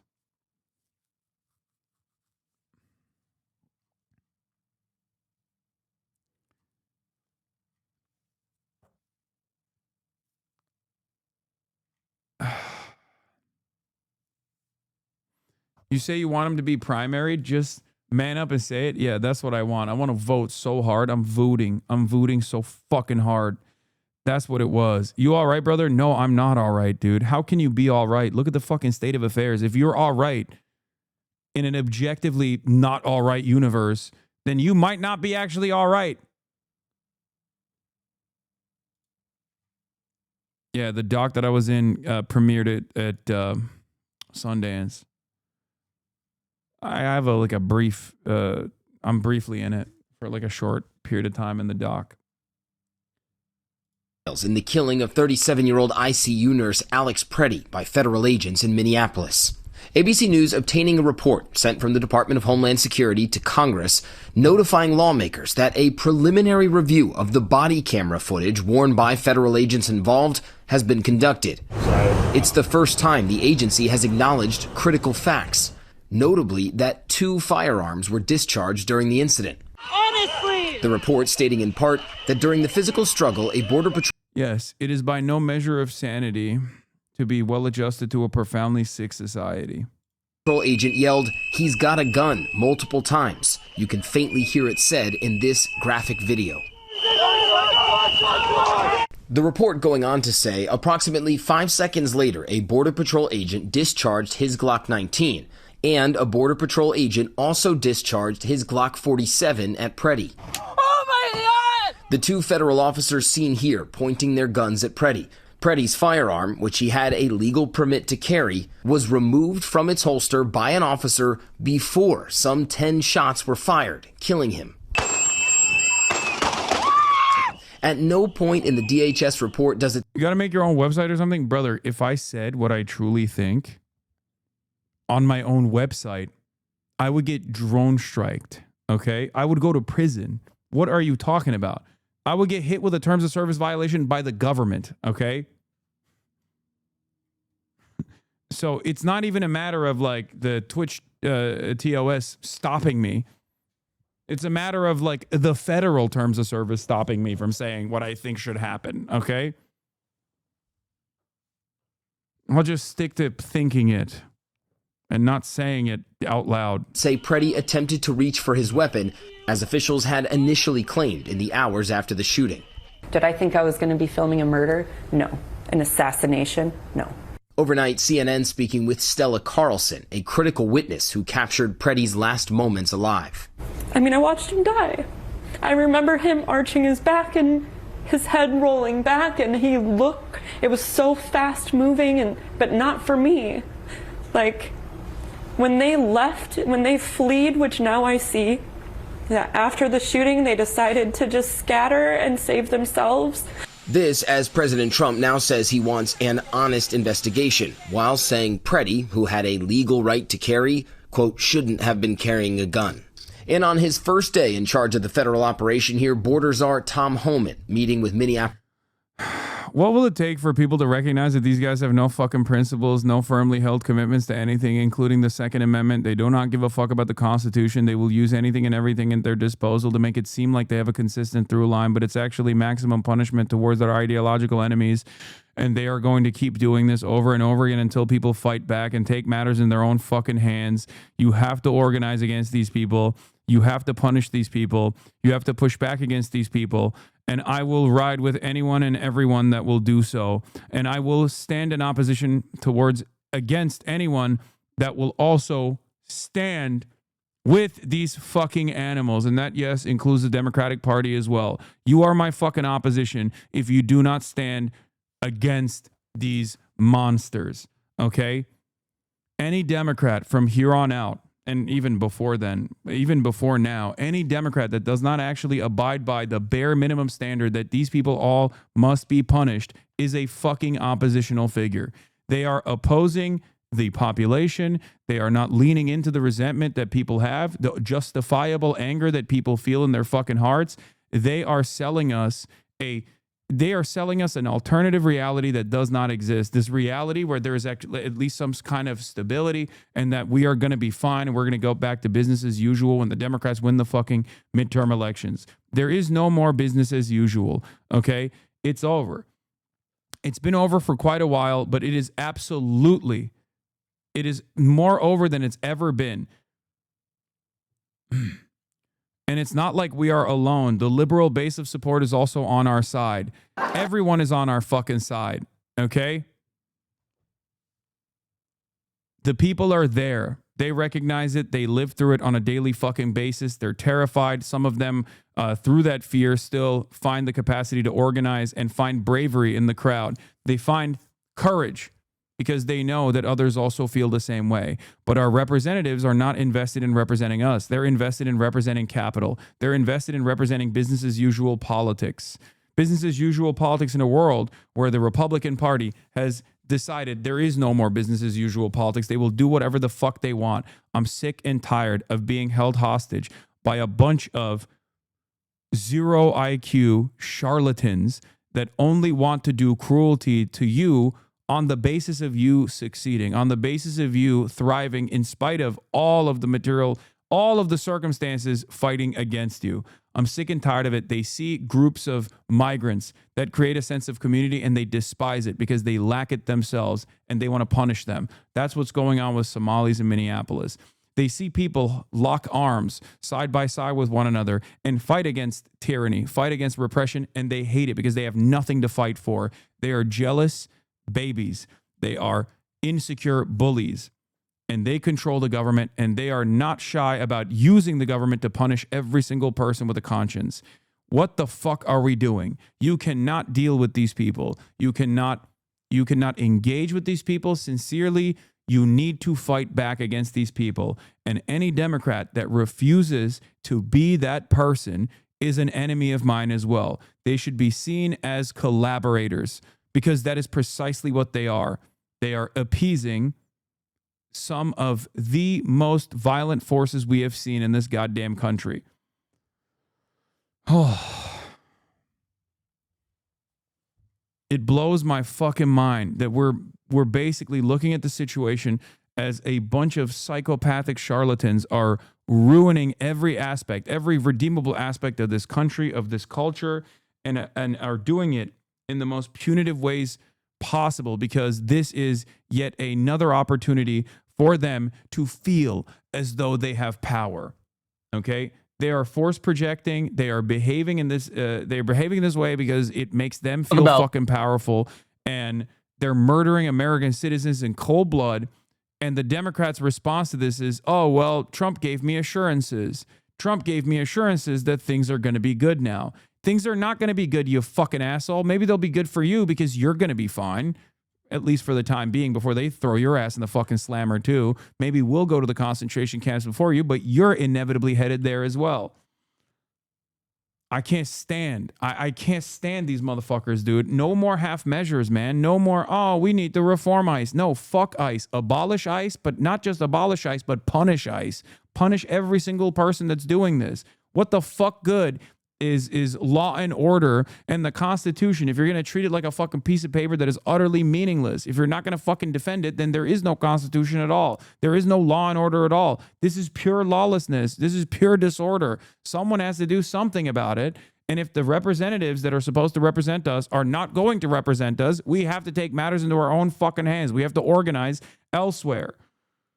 Mayor Jacob Fry and Minnesota Governor Tim Walz. HOMAN sharing in a post on X, while we don't agree on everything, these meetings were a productive starting point. But tensions remain high. This video showing what appears to be federal agents attempting to enter the Ecuadorian consulate in Minneapolis, which is illegal under international law without permission. And steps away from a growing memorial, mourners gathered all day and night to pay respects to Alex Preddy. I asked if they feel a shift could happen. Do you think it might be an inflection point? God, I hope so. I feel like a lot of people have this strong fear that we're a test city, and I hope they realize it's a failure. Now, in a statement, DHS saying they provide this report to Congress, quote, to promote transparency, and that it does not, quote, convey any definitive conclusion or investigative findings. Meanwhile, our viewers will remember this little boy who ICE took custody of last week after arresting his father in their driveway. Both father and son were eventually transferred to a family detention center in Texas. And now, Michael, a judge barring their deportation until the legal process plays out. All right, Matt, thank you so much for all of that. I'm sure everyone will remember every bit of it. There are growing calls this morning for the resignation of DHS Secretary Kristi Noem, including from some Republicans, all because of the chaos in Minneapolis. We could also, by the way, be looking at a partial government shutdown over the question of funding for ICE. Caitlin Huey-Burns is on Capitol Hill and is covering all of this for us. Caitlin, good morning to you. What can you tell us? Good morning to you, Gail. Well, this funding bill was supposed to sail through the Senate this week, but what happened in Minnesota over the weekend changed everything. Now, Democrats say they won't support funding for DHS unless there are reforms, and even Republicans are calling for greater scrutiny of the agency. After the killing of Alex Preddy in Minnesota, Senate Democrats say they will not support funding the agency that oversees Immigration and Customs Enforcement, or ICE, unless reforms are put in place. The Senate must not pass the DHS budget as currently written. Congress has already passed 6 bills to fund various sectors of the government, but 6 more remain, including money for the Pentagon and the Department of Transportation. No, the time for reforms have passed, man. No, this is ridiculous. You cannot reform this institution. And people recognize that reality. And it blows my fucking mind.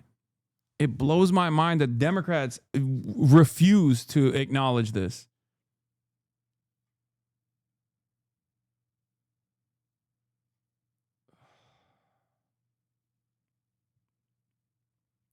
If ICE handles the deportation and apprehension of illegal immigrants, especially violent offenders, if we abolished ICE, which agency or mechanism of the federal government would deal with this? Yeah. Roll back the clock 23 fucking years and you will recognize that there used to be a fucking agency called the INS. Immigrant Naturalization Services. ICE became this behemoth after 2003. Okay? All of the rabid criminal immigrants are already in prison.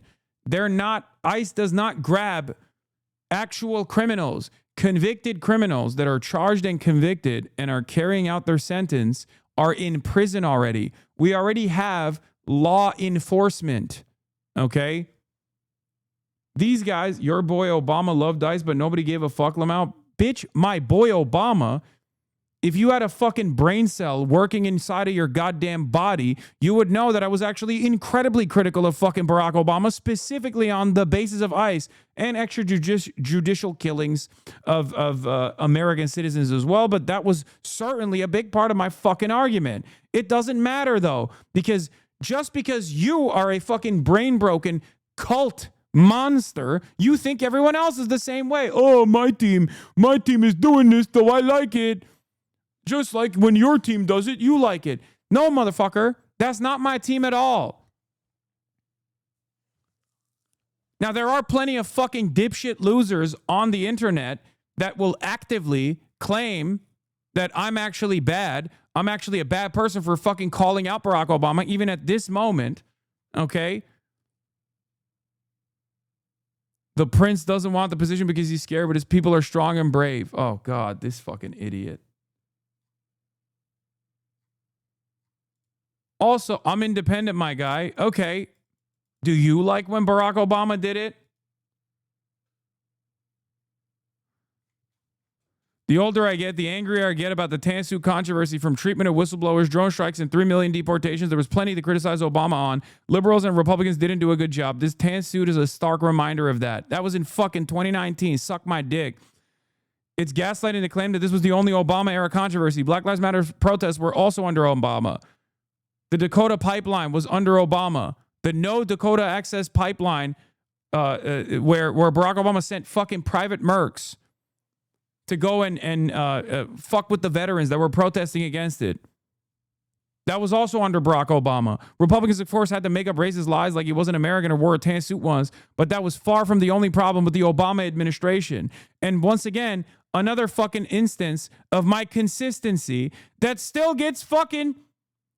it still gets fucking people to yell at me over, okay? Liberals will get mad when I fucking say this shit. I've been saying this shit for a fucking decade.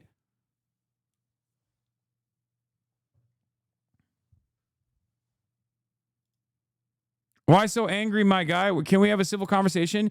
You're too stupid to have a civil conversation with because you came in locked and ready going, your boy Obama loved ICE, but nobody gave a fuck, Lamau. How am I supposed to have a civil conversation with you? You're the brain of a donkey. Form over function.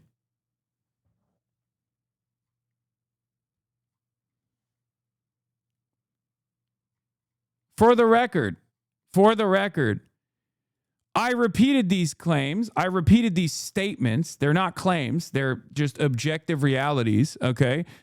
As recently as last week when I was in fucking Minneapolis, when we were talking about how liberals have also played a formative role in getting us here, okay? This has been a consistently held position of mine for years. And yet, when I say that, all the donkey-ass liberals, all the donkey-brained liberals were up in my fucking replies on Twitter being like, yo, you're such a fucking shithead. Fuck you, fuck you, fuck you. Why are you talking about Barack Obama at a time like this?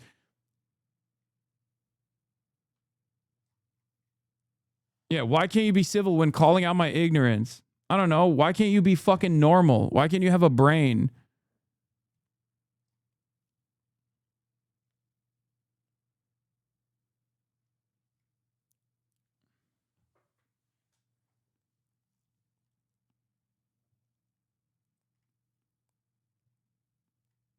Anyway. I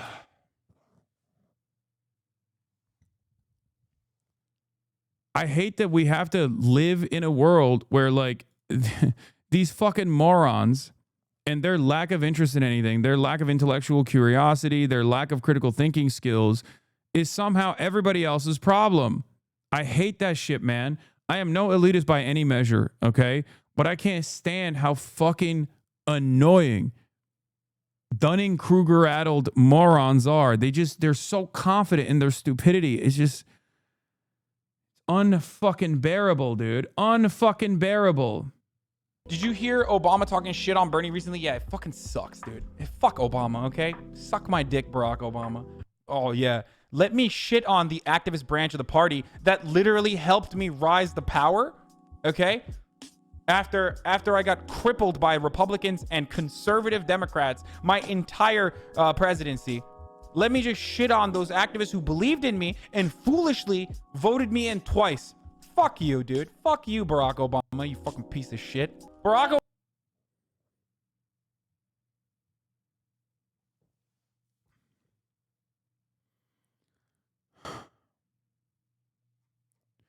That's what it's like being in the service industry every day. You have to confidently deal with, or you have to deal with confidently stupid people. Yeah, I know. That's why I always say, like, the greatest thing that could possibly happen to the service sector would be if you could just, like, ban people from the establishment with the click of a button in the same way that I can.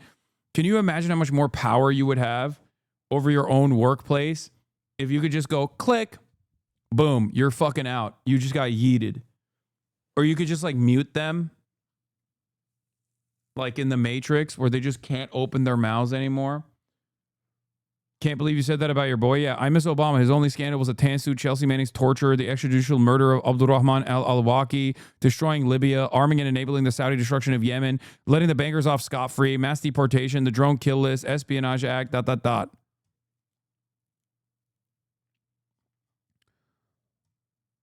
Part of the reason why I'm fucking bringing this up right now is because not only do people stupidly say, oh, your boy Obama fucking did this, suck my dick, okay? Yeah, I'm very aware of that. You weren't, dumbass. Also, it doesn't even make sense. So are you saying you like Obama now? Is that what it is? And the other part of the reason why I'm bringing it up is because there are liberals who get fucking really butthurt when I bring that up. Even now, where they say, now is not the time. Why would you bring up Barack Obama now? It's like, well, he played a fucking role in this. He played a role. Where is the fucking clip of me responding in Minneapolis? I need to find it. Oh, here it is. Hasan Piker on the Democrats and ICE violence. It's like 2 minutes and 37 seconds. And everyone lost their minds, okay? Everyone lost their fucking minds. I mean, obviously, there's plenty of people who are dunking on me saying, I want Democrats to listen to their voters. Lamau. I know, chat. I know chatters who responded this way. Okay. I know. You're not a Marxist lol, just a Democrat. I know. Infected by the woke mind virus. You got me. You got me. Everyone fucking got my ass. Okay? I want you to grow up and stop doing unpaid labor for Republicans. Like, this is what I mean. So many fucking liberals have this kind of attitude where they're like, oh, how dare you criticize how dare you disparage the legacy of Barack Obama? Why don't you listen to the voters? Do you think Harris-Trump's views on most issues are too liberal for you? Yeah, Harris was too liberal. That's why she lost. You're right. Is this out of a position of privilege or ignorance? It's ignorance and privilege. It's both. Some of these people are too privileged to recognize who gets fucked over when the Democrats are in charge and doing, similar things. Maybe not to the same severity, maybe not to the same degree, of course. I will admit that. Obviously, Trump is worse. Republicans are still worse.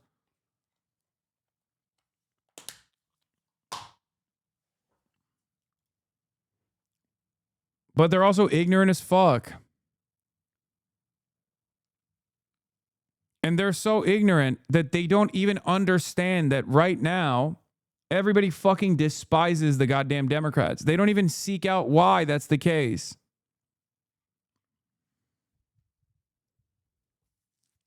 Yeah, this was funny. More and more Americans are voicing their outrage at the tactics being deployed by federal agents in Minnesota, but it's important to understand that the broader implications of what this administration is doing and the threat it poses to the basic freedoms of every American. Here's a podcast that does a good job of laying out what's at stake.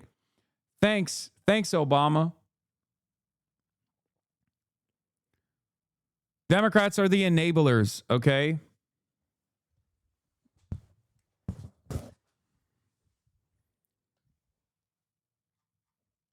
That's what's so crazy about this. Like, I've been so goddamn consistent in my position, and these guys that hear it for the first time ever, like yesterday, get mad about it for some reason, even though I'm fucking right. They never let you live it down. They hate that you're right, okay? They hate that you're consistent. They hate that you have firm commitments to your own worldview, to a future that you want to see, that you will fight for. They hate that shit because they don't have any of that. They have no fucking backbone. And they just demand fealty, absolute fealty. And they refuse to see that absolute fealty demand is not working.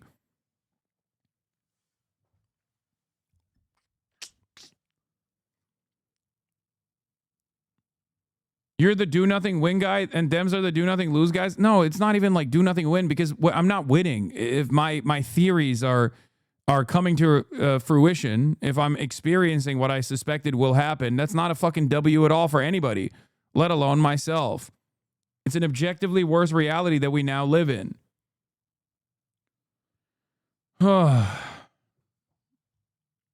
They hate that you're not changing your mind. No, it's not even that. I think a lot of liberals, and this is not like liberal voters, because liberal voters are far more radical nowadays than the Democrats are. Okay?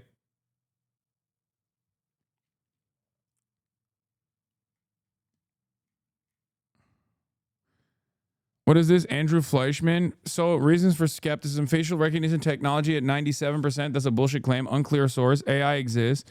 Nobody mentioned this guy kicking this car before. If it's real, he's a less sympathetic victim. If it's fake, Republicans are less sympathetic victims.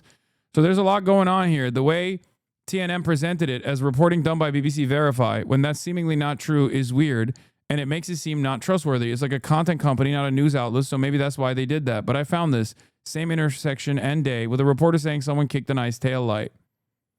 With air heavy with chemical irritants in 36th and Park, about 30 agents just cleared out of there. A guy kicked out an ice taillight and got away. Man, it was a good kick, witness tells us. Unclear if they were detained. It could be AI. It could be real. None of it matters. It doesn't make this unsanctioned fucking murder more appropriate. Who gives a fuck? I don't give a shit if he kicked out a fucking taillight of a rental car that ICE was using. They ran with it. It doesn't matter. What the fuck? Who gives a shit? I mean, if it's AI, then it's even more insane. But it's where is the BBC confirmation? BBC News Verify, I do not believe, confirmed this at all.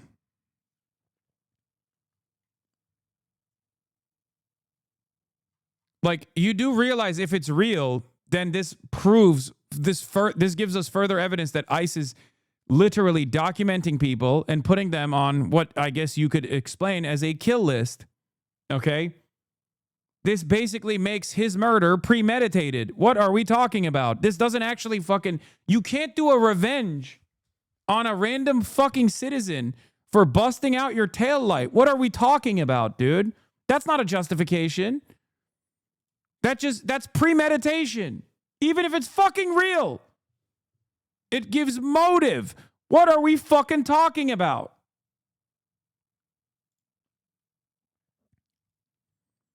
Especially when we already have this new detail from CNN. Days before ICE ambushed Miramar Martinez and shot her 5 times, DHS circulated a memo to agents with her name and face saying to be on the lookout for her doxing agents. They know what they're asking agents to do. CNN news reporting suggests Alex Preddy, a separate story, was attacked by federal agents, entered into a database, and then possibly targeted by his eventual killers. Federal immigration officers have been collecting personal information about protesters and agitators in Minneapolis. Okay? Sources told CNN and had documented details about Alex Preddy before he was shot to death on Saturday. It is unclear how Preddy first came to the attention of federal authorities, but sources told CNN that about a week before his death, he suffered a broken rib when a group of federal officers tackled him while he was protesting their attempt to detain other individuals. Preddy's name was known to federal agents, according to a source, though it's unclear whether the new intake form was used to share his information. It's also not clear whether the federal agents who encountered Preddy on Saturday recognized him before they confronted him, eventually wrestling him to the ground, taking a gun from his waistband, and then fatally shooting him. Thank God for fucking Israel-backed Palantir, by the way. Alex Preddy was itching for another confrontation with Border Patrol, whom he'd been stalking, harassing, and terrorizing. He had been victimizing them. His felonies are on tape. He was reckless and it cost him his life. Find another poster boy, illegal loving leftists. They're doing victory laps on here.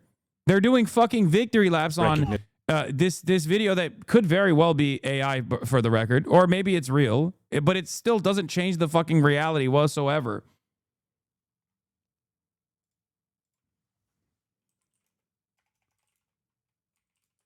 This is not a justification for his murder, you moron. This only shows premeditation.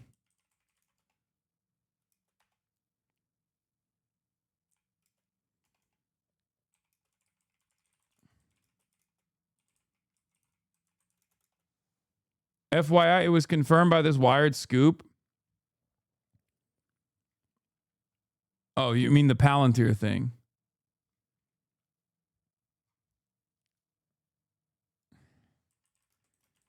Even if this video is real, which it hasn't been proven yet, this is not a justification for his murder, you moron. This only shows premeditation. Republicans are so delusional.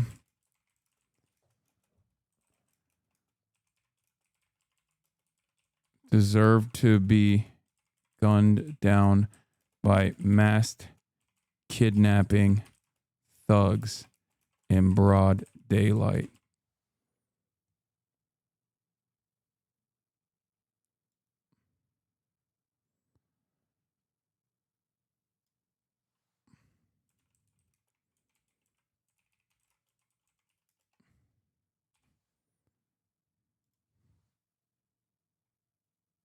Why are you taking the back foot on this crazy? Wait, what back foot? Do you not understand what words mean? I'm saying, even in the argument that they're trying to present that hasn't been substantiated yet,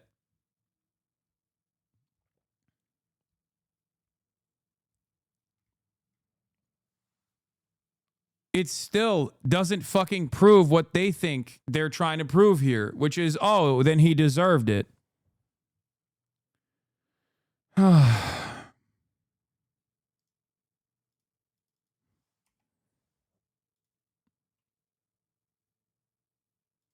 Premeditation by ICE. Republicans are so delusional they think this means Alex Preddy deserved to be gunned down by mass kidnapping thugs. redeemable.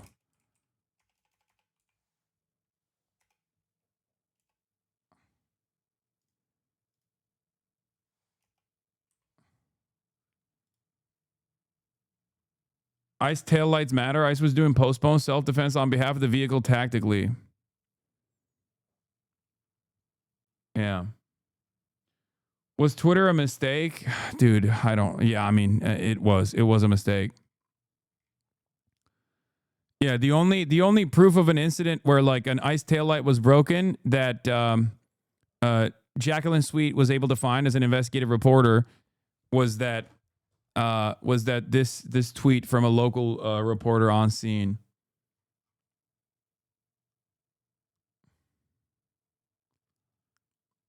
Anyway, let's watch this video though. Let's watch why they're claiming that this is like totally valid to fucking kill Alex Peretti now. Now we have a name for this report. This is a moment the news movement.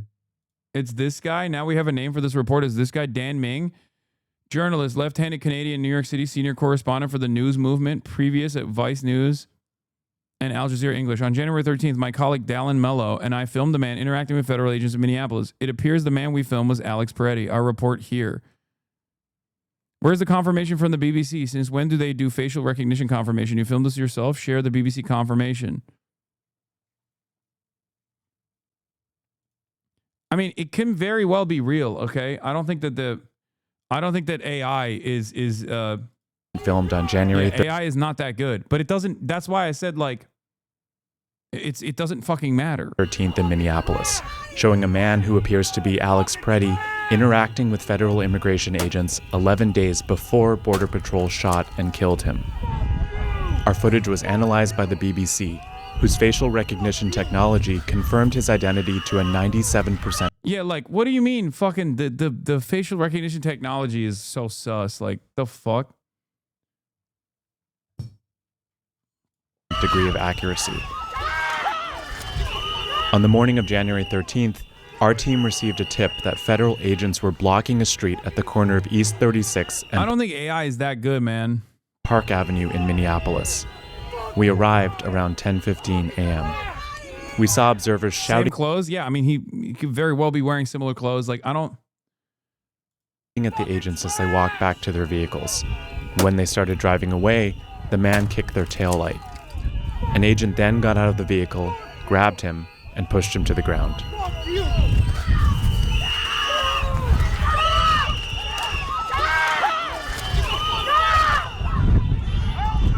During the altercation, agents fired tear gas and pepper balls into the crowd.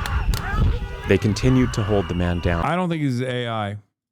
Before they retreat, and he walks away. Especially because this also corresponds to the other reporting where he was like, he had an altercation with ICE beforehand. None of it justifies murder though, so it doesn't matter. Stop arguing on whether this is AI or not, okay? It literally doesn't matter. Even if it's a real video, it still doesn't fucking matter. You have to be delusional. You make it seem like if this video is real, then all of a sudden it matters. Like all of a sudden that fucking has any sort of video is incredibly consistent, 0% AI chance, too many variables that do not even slightly change, including the very accurate car and taillights. Yeah, exactly.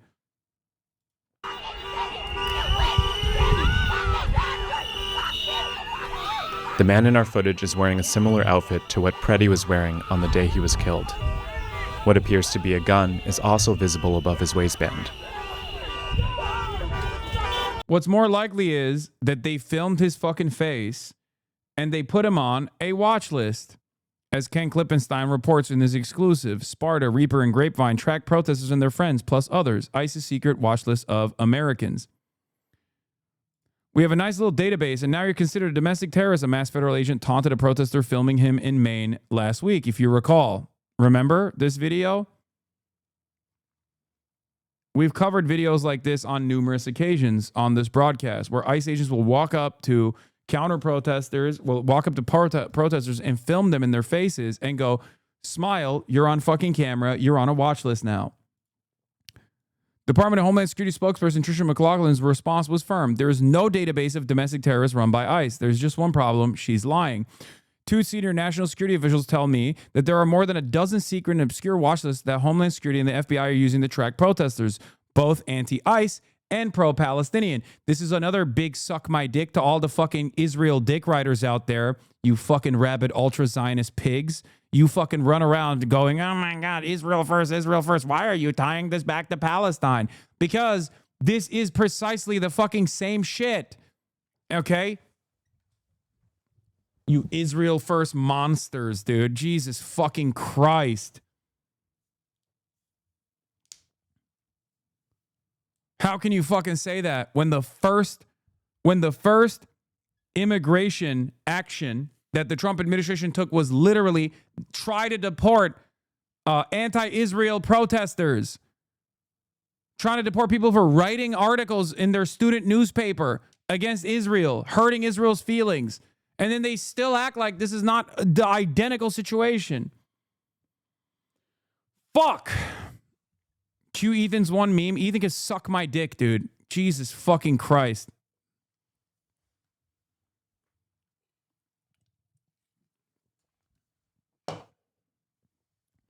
It's a conspiracy. It's a conspiracy that one of the biggest pro-Israel IDF donors went and fucking purchased TikTok specifically because he wanted to make it pro-Israel, and that every single person that played a role, every single politician that played a role in the sale of TikTok openly said they were selling TikTok because they were scared that people were becoming too anti-fucking Israel.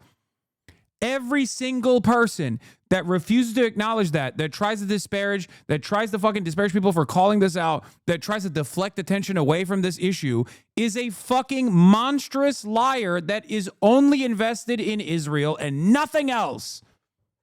TikTok just banned Bizon earlier today. Her account had 1 million followers, and if I recall correctly, it's just gone. I mean, it's just one...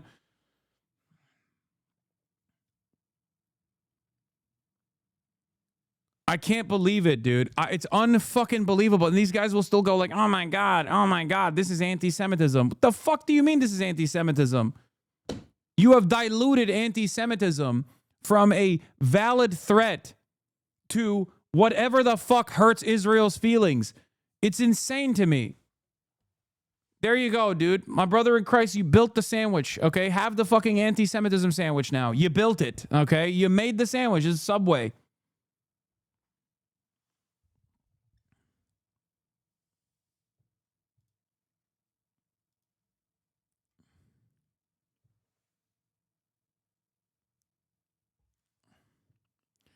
Two senior national security officials tells me that there are more than a dozen secret and obscure watches that Homeland Security and the FBI are using to track protests, both anti-ICE and pro-Palestinian, Antifa, and others who are promiscuously labeled domestic terrorists.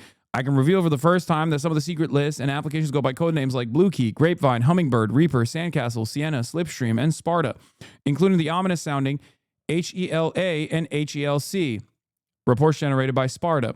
Some of these, like Hummingbird, were created to vet and track immigrants. In these cases, Afghans seeking to settle in the United States. Slipstream is a classified social media repository. Others are tools used to link people on the streets together, including collecting on friends and families who have nothing to do with any purported law breaking. There's practically nothing available that further describes what these watch lists do, how large they are, or what they entail. We came out of 9/11 with the notion that we could have a single terrorist watch list to eliminate confusion, duplication, and avoid bad communications. But ever since January 6th, not only have we expanded exponentially into purely domestic watch listing, but we have also created a highly secretive and compartmented superstructure that few even understand, as a DHS attorney intimately familiar with the subject. The attorney spoke on the agreement that their identity not be disclosed. Prior to 9/11, there were 9 federal agencies that maintained 12 separate watch lists. Now, officially, there are just 3. A watch list of 1.1 million international terrorists, a watch list of more than 10,000 domestic terrorists maintained by the FBI, and a new watch list of transnational criminals built up to more than 85,000 over the past decade. This new domestic-related watch list, a set of databases and applications, exists inside and outside the FBI and are used by agencies like ICE, the Border Patrol, to organize the Niagara of information in possession of federal government. Collectively, they create ways to sort, analyze, and search information, a task that even artificial intelligence have failed to conquer so far. Among other functions, the new watch list process tips, situation reports, and collected photographs and videos submitted by both the public and from agents in the field. They create a common operating picture in places like Minneapolis. They allow task forces to target individuals for surveillance and arrest, and they create the capacity for intelligence people to link individuals together through geographic proximity or what is labeled call chaining by processing telephone numbers, emails, and other contact information. Israel strikes again. Yeah, also, I mean, come on, dude. This is literally Israel!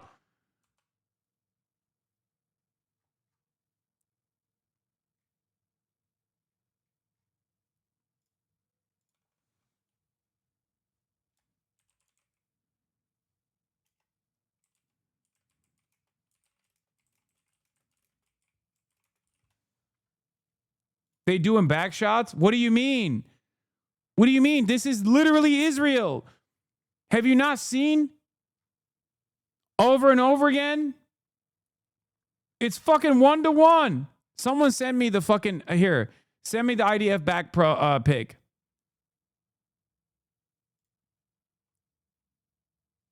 No, not a fucking blue sky link, please. Jesus Christ.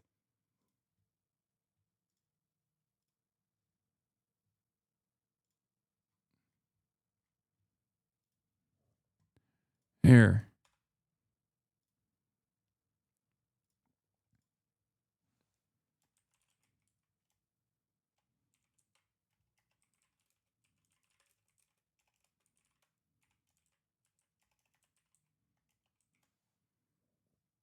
I swear, these guys literally look to Israel and we're like, this is it. This is the perfect method. They've perfected. They have perfected.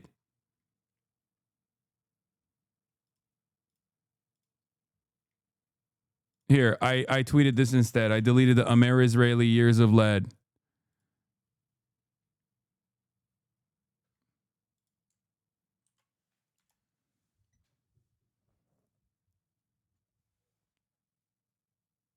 IDF takes pics like this because they're all wanted international war criminals. I know.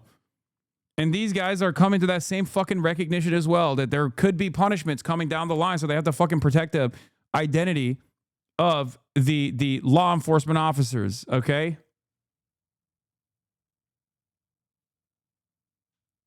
By the way, just so you in chatter knows, Bizan still has an account active.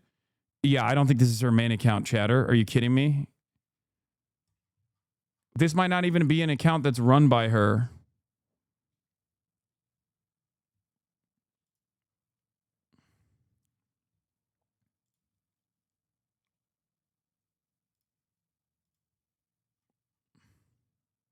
Strong. TikTok under U.S. ownership feels like it's going down the tubes faster than Twitter was / has under Elon's Why ownership. you're so mad? TikTok deleted my account. I had 1.4 million followers there, and I have been building that platform for 4 years now, but TikTok deleted it. It's not restricted as every time. No, it's banned forever. And actually, I expected something like that, especially after this interview. We have to fight with the weapons that apply to the battlefields in which we're engaged. And the most important ones are the social media. And the Yeah, she doesn't have any other TikTok most important accounts. purchase that is going on right now is class. Hey, buddy, you got a little dribble on your little chinny? Are you mistaking me for Donald Trump or any number of different fucking social media influencers that you love that actually guzzle Benjamin Netanyahu's semen on a fucking daily basis? Is that what happened? You're tuning into the fucking raw broadcast, bitch.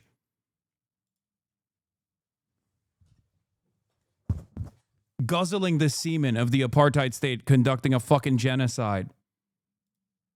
Or maybe it might be your mother's pussy juices that are fucking coming off my chin a little bit. Maybe that's what you're seeing.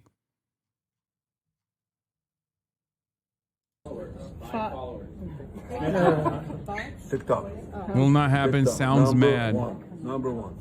And I hope it goes through because it's... Yeah, keep eating Israel's dick. You are cattle, okay? If you have no self-respect, then I don't respect you either. Can be consequential. And this interview lately. We made a change to designate the use of the term Zionist as a proxy for a protected attribute as hate speech. So if somebody were to use Zionist, of course you can use it in the sense of you're a proud Zionist, but if you're using it in the context of degrading somebody, calling somebody a Zionist as a dirty name, then that gets designated as hate speech to be moderated against. It's so wild that you could just like literally look at a textbook of neo-Nazi and Nazi anti-Semitic conspiracies and just go, bet we should literally do as much of this as we possibly can, and we should loudly and proudly declare it at like the international consortium of I don't know, like Jewish coalitions or whatever. Like every other week, there's another fucking conference happening where you have people that will turn around and be like, we love punishing American cattle who literally have no capacity to think for themselves, who have no fucking backbone whatsoever. We love punishing them. We love punishing them by you know, silencing their speech, suppressing their thoughts to the best of our ability. We love it. And they're so stupid. They love it. They enjoy it. They defend it. They actively demand more of it. They're so fucking dumb. Ha, ha, ha, ha, ha. Over the course of 2024, we tripled the amount of accounts that we were banning for hateful activity. We also have, I think, over 24 Jewish organizations that are constantly feeding us intelligence and information when they spot violative trends. There is no finish line. There's no finish line to moderating hate speech, identifying hateful trends, trying to keep the platform safe. There's no such thing as an end game. But I expected that it will be restricted like every time, not banned forever. Anyways, it's not a loss. We have a proverb in the Palestinian culture and heritage, especially, "Shams ma btitghatta bghirbal." I don't know what does it mean in English, but I'm gonna write it here. You cannot just hide the truth by doing all of these childish stuff, trying to impose your rules, saying that they are the community rules. No, they are the Zayo rules. I really needed that platform because I was talking to different people from the people following me on Instagram here. So definitely like different audience, different comments, different people. Democrats played a role in selling TikTok. Never forget that either, by the way. They can suck my dick too. They literally allowed TikTok to be sold. They took it. They pried it out of China's hands because they were like, oh, Chinese surveillance, Chinese censorship. They did it. And they said that they were doing it specifically because of Israel over and over again. Buying the most successful social media platform only to instantly run into the ground like they are dead ass throwing money into the trash. It's not about the money. It's the same reason why Barry Weiss is now the editor-in-chief of CBS. It is not about the money at all. You can't have it. If you are organizing on a platform, if you're waking up on a platform, you can't fucking have that platform anymore. They would rather nuke it. Okay? You build a new one, they will go there, they will take that over, they will destroy it as well. Okay? The goal is not to actually make money off this. That's great. If you make money off of it, then that's great. That's fantastic. But the real goal is to control your fucking mind. The real goal is to stop you from thinking. The real goal is from stopping you from organizing, stopping you from waking up to the fucking reality that you're getting ass fucked. Okay? Here it is. Anthony Blinken, okay, and Mitt Romney finding bipartisanship right here about the TikTok purchase. Just remember that. Why has the PR been so bad for Israel? So awful. I know that's not your area of expertise, but you have to have some thoughts on that, which is, I mean, as you've said, why has Hamas disappeared in terms of public perception? An offer is on the table to have a ceasefire, and yet the world is screaming about Israel. It's like, why aren't that screaming? Yeah, I wonder why, dude. The guy in front of you knows exactly why. Screaming about Hamas, accept the ceasefire, bring home the hostages. It said it's all the other way around. I mean, typically the Israelis are good at PR. What's happened here? How have they and we been so ineffective at communicating the realities there? And we're on an intravenous feed of information with new impulses, inputs every millisecond. And of course, the way this is played out on social media has dominated the narrative. And you have a social media ecosystem environment in which context, history, facts get lost, and the emotion, the impact of images dominates, and we can't discount that. But I think it also has a very, very, very challenging effect on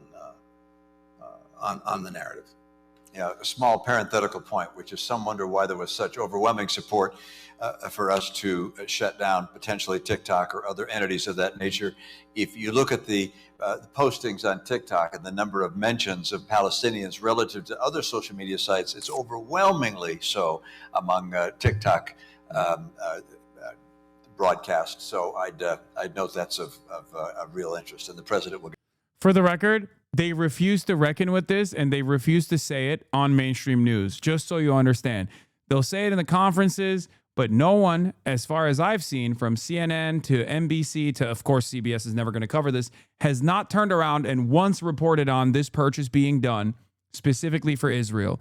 Representative Congressman Raja Krishnamurti on TikTok framework deal. We cannot compromise on national security. Shout out to the Democrat Congressman Raja for introducing legislation that forced the TikTok sale in the first place. Okay. House Intelligence Committee for the Democrats, like on the Oversight Committee. Democrats did this. Democrats pushed for it. Republicans dunked it. Why are no other content creators talking or okay with this? Because they don't fucking know about it. They don't know about it.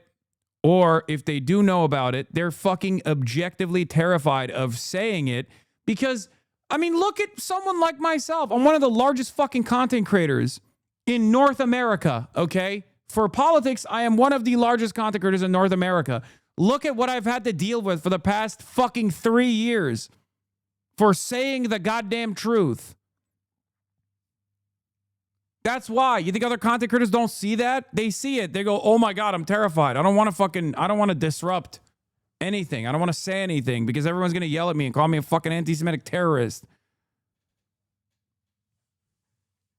Murphy specifically endorsing banning TikTok in order to suppress speech critical of Israel. Chris Murphy said that. A nationwide ban on TikTok gained traction after a Democratic senator suggested doing so would combat anti-Semitism. In an interview with Dispatch on Thursday, Chris Murphy of Connecticut, who previously spoke out in favor of restricting TikTok's access in the U.S., said he had moved from supporting regulating the social media platform to an outright ban since September 7th Hamas attack on Israel due to its ability to drive this narrative of hateful speech among young people. That hateful speech that they're talking about is people recognizing that Israel is a violent entity. Okay? Here's Hillary Clinton also openly stating TikTok is the reason why people are fucking anti-Israel. And in some ways, it is true. It's because they were able to see the unvarnished truth about what Israel was up to on TikTok.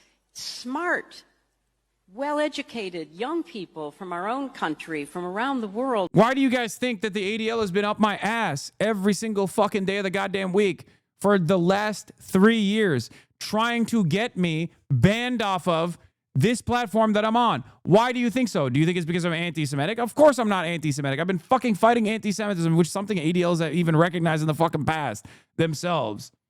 No, it is because I'm anti-Israel, because I say fuck Israel, and they can't stand it. They literally want so desperately to fucking ban anyone and everyone that speaks out against this live-streamed Holocaust. And there it is. They got it. They got it.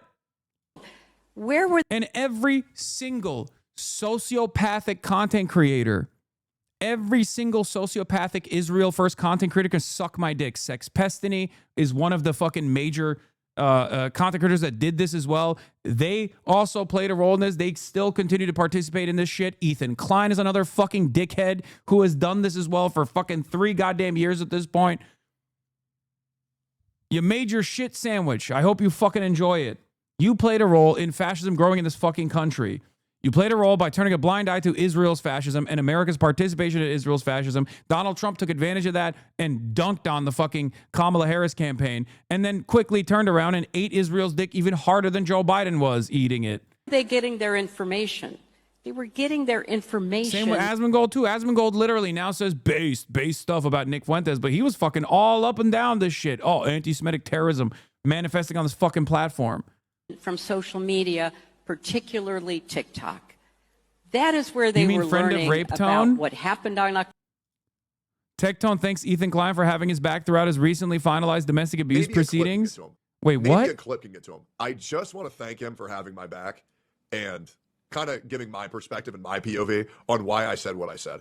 Maybe we don't need to talk, but I at least just want him to know that I appreciate him being pretty level-headed and telling his friend, well, this is why Tectone did this. Because as a guy who's been horrifically misunderstood on the internet, I really appreciate people just, having a level head and being like, well, let me think about this from Tectone's perspective. And I very much appreciate that. Here we have And I also hope that him and his wife and, sorry, I will call her by name, Ela, are doing okay, as well as maybe a clip.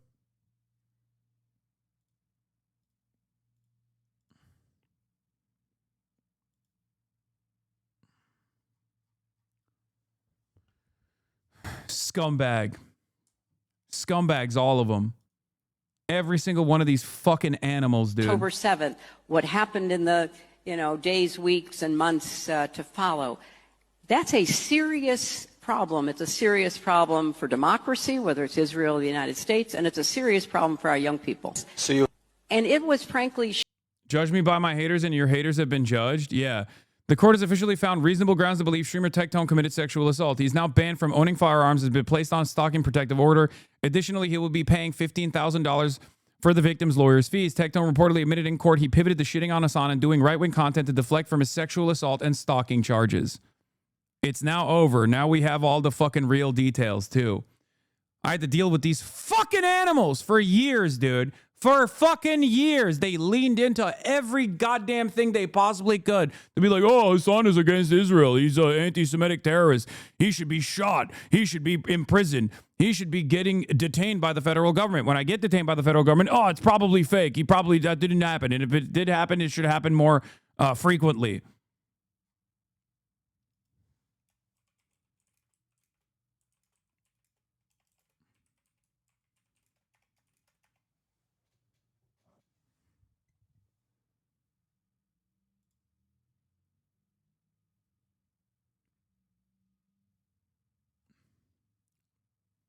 You must feel vindicated now.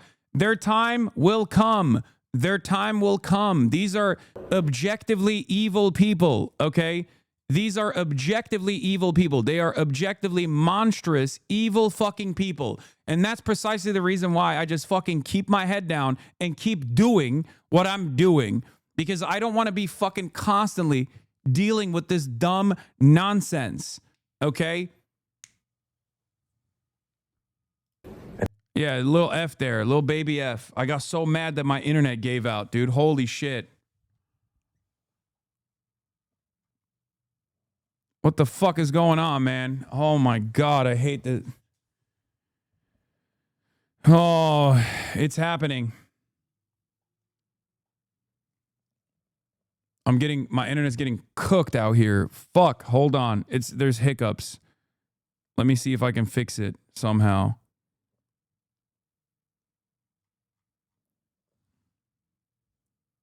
It's happening again. Jesus Christ.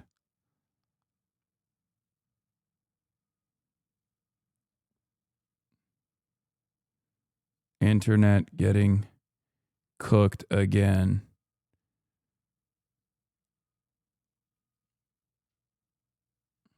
Not them coming for your internet. I mean, hold on. Stream is fine here. I mean, I don't know what is going on, but I'll ready up the backup real quick.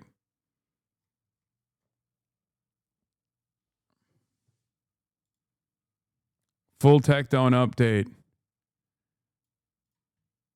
Do you have fiber? No, of course I don't have fiber. I live in fucking Los Angeles. Hold on.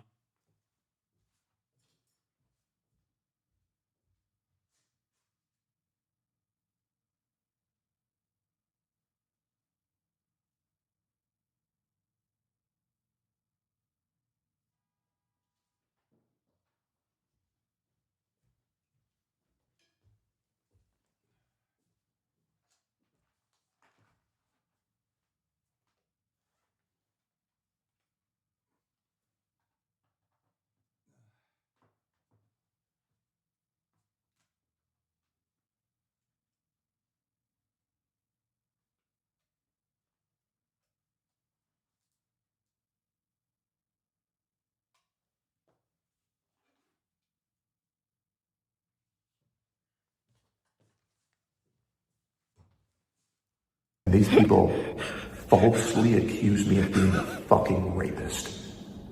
And you've let it go on for years. I think this is the main reason why Tectone has become so extreme. And whenever you think about it, really calling somebody a rapist is one of like the top 3 things that you can say to somebody that is career destroying, career ending, or damaging. And so when you have an entire group of people that are really with no evidence at all. I mean, allegations. All saying that Tectone from numerous former partners, by the way, is a rapist, raped Tone, and saying, well, Tectone must be a rapist. Look at his dad. His dad had this thing happen with the military. Like, think about how disgusting. I mean, his dad was also convicted. I mean, it's not, that one is not even an allegation. That just makes matters even worse. That is, really, if you said that, like, and really think about, can you imagine what it would be like if somebody like Tectone said, well, look at this person, they must be a criminal because their dad is a criminal or their other family member is a criminal, and that person was black. Do you know what would happen to that person? They'd be fucking banned. They would be fucking banned, and they should be banned. Wait, what?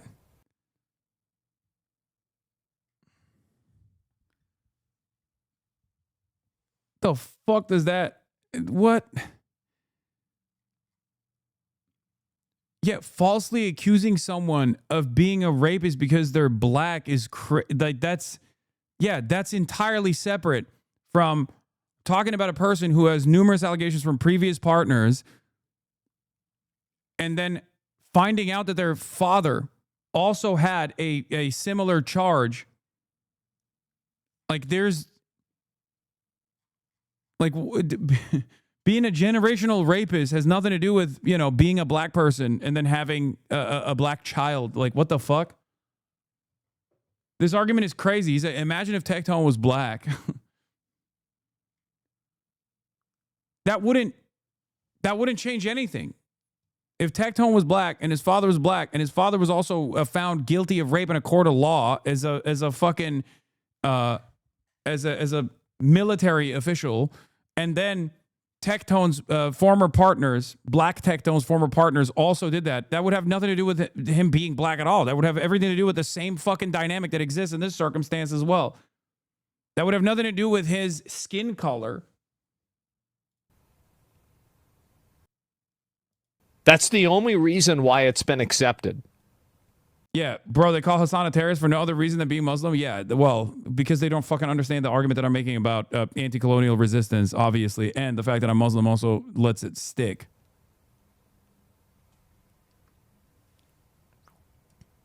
Years. The amount of... They call him a generational rapist? Yes. It's implying generational guilt.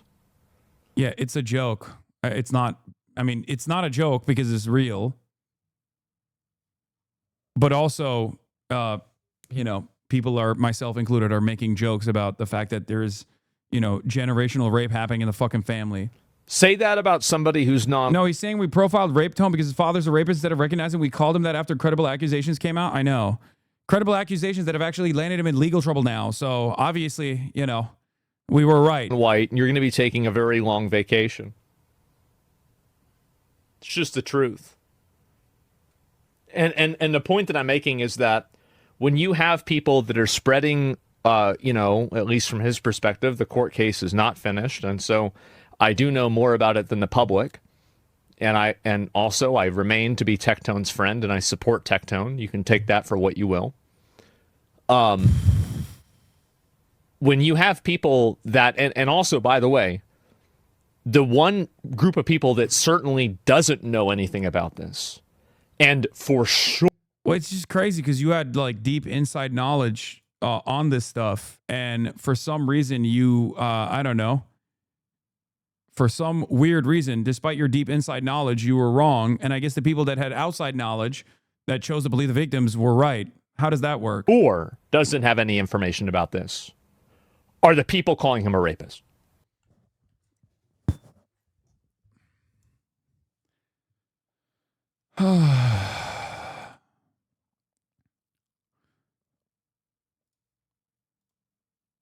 Tectone update. The official protective order was filed with Travis County today, as well as Tectone's affidavit confirming he knows he can no longer possess firearms. Here are the highlights from the documents. The court finds there are reasonable grounds to believe Tectone both sexually assaulted and stalked Pink. The court believes it is likely the stalking would persist if he is not legally barred from it. The protective order persists until January 23rd, 2036. Tectone will pay $15,000 in Pink's lawyer fees. Tectone cannot share any photos/videos of Pink with anyone. Tectone cannot communicate with Pink directly or indirectly except through her lawyer.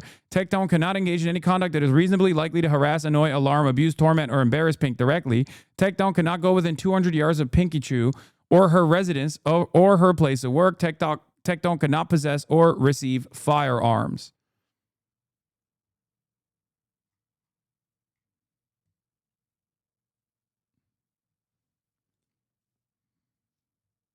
There it fucking is, dude. Yeah, also, in the court, he straight up, apparently in the court, he openly stated that he pivoted to right-wing content because he had to, like, continue farming. He had to continue farming and continue fucking gaining prominence. And part of that right-wing content pivot was also attacking me, including but not limited to using the Kaya Gate Dogtober as a reason for why he was doing it. Oh, fuck. That was a F. That was a big F. I know. I'm checking. I don't know what the fuck's going on. I don't know what the hell is going on. Oh, it's another one. My internet download speed is 700. My internet upload speed is at 6K megabits, 6 megabits per second. Don't know why it's like effing. They're throttling my upload. They are throttling my upload. I don't know why.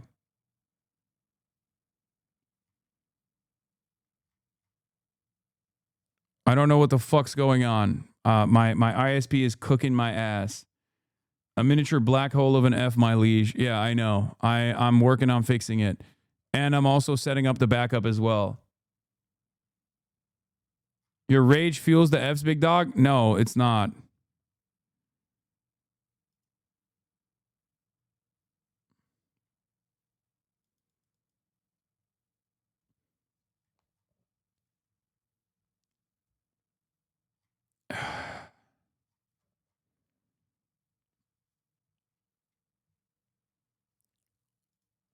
Moment of utter vindication.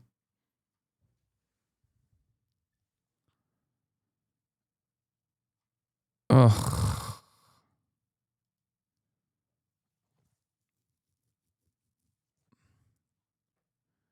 Not that it fucking matters.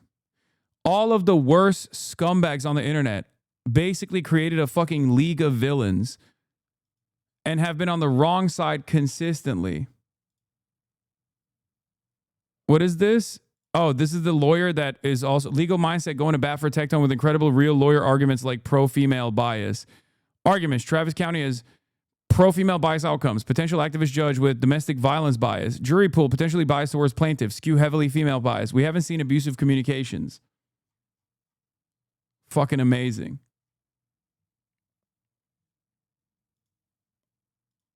Oh, is it effing again? I have no idea what's happening with my upload speeds. My upload speeds are gone. My download is fine, but my upload is going down to 0 sometimes. I don't know why. It's back up again.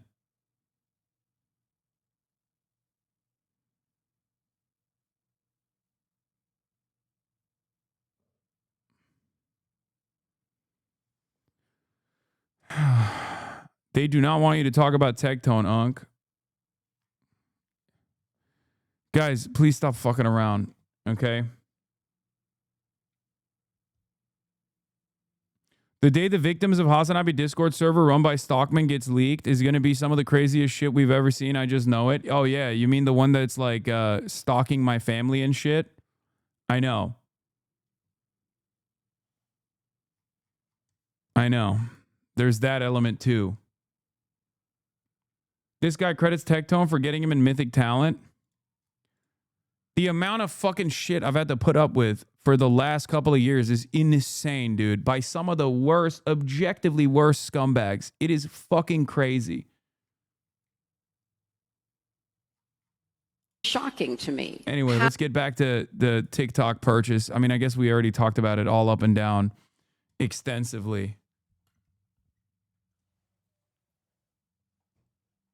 I wonder why that lawyer is defending Tectone. Yeah, I know.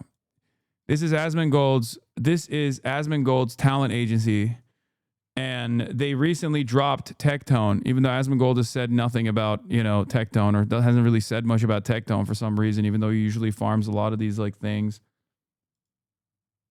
What is this? It's hard to come back. It's really hard to come back.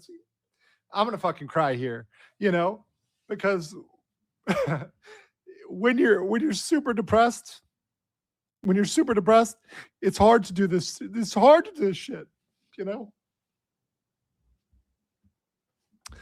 And I love you guys. It's really good. It's really good to be back. It's really good to be back. He thinks he's being chased by Antifa women? Yeah. Me looking at this guy. Stop. By the way, this is another, like, Ethan Klein's best friend, Legal Mindset. Another Ethan ally. Okay? This dude who's not a fucking real lawyer anymore, I'm pretty sure, who had an entire series talking about how you can become a sex tourism expert. A fucking Passport Bro Legal Mindset series. This was funny as fuck. Actual psychotic episode. He also said he was the Charlie Kirk of Thailand. Legal Mindset did a video where he claimed that Antifa spies were tracking him in Thailand. His evidence for this was that he saw a white woman at a Starbucks and she didn't smile at him. The dude is a complete lunatic. I don't know why anyone listens to him. I think we know why people listen to him. Yeah, Illegal Mindset is right.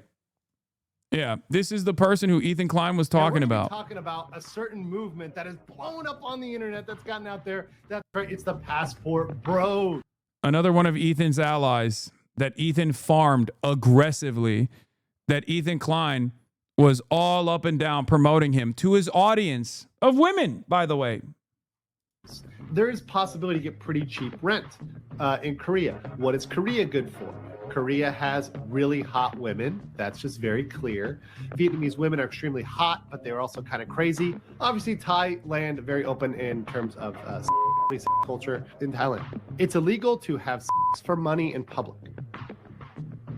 See, that's the deal. In public. In private, it doesn't matter. So, and the definition of private is the curtain, right? To pull the curtain, it's fine. So just understand, if you're a guy who wants to do that, that's available to you down there. Thai women, very much like Western men, very open to it. So yeah, that's how it. Also, Korea, one of the capitals of plastic surgery. There are large-breasted women. I have seen personally women with G-cup boobs, H-cup boobs. Very possible. Now, mind you, a lot of them are wearing padded bras and other things like that. So you do have to, buyer beware. Another one of Ethan Klein's allies, who is, of course, defending Rape Tone. I just want to point that out again. Ethan Klein, another one of Rape Tone's allies. Rape Tone personally thanked Ethan Klein for all the support Ethan Klein has shown Rape Tone. Just remember who these fucking gross loser freaks are. All because Israel, okay? All because they aligned on fuck Hasan and being fucking pro-Israel, okay? Just a couple threads. Hasan gets owned by Legal Mindset. This video is such a good video. Watch. Defo recommended. Legal Mindset. Hasan Piker is one of the people on the internet that is the most comfortable using slander and defamation. He's lucky no one has sued. In another video, Legal Mindset also called out and explained why Hasan is a pseudo-intellectual who speaks deeply on topics he has no idea about. I don't love Legal Mindset. EDB and Runkle have always been my primary law tubers.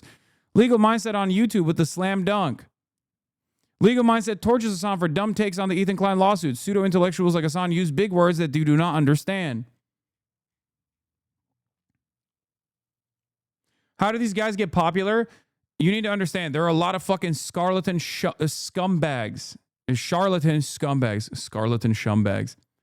There are a lot of charlatan scumbags on the internet who are just manic, who are just insane, who just run around and spread as much toxicity as they possibly can. There's so many more. Eventually, they started to catch on and said, E needs to be careful with this guy.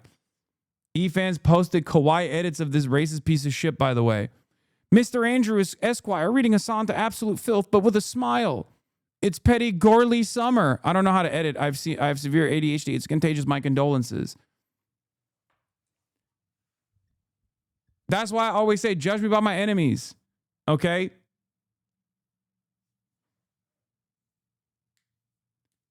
They're just malicious. They're just vindictive.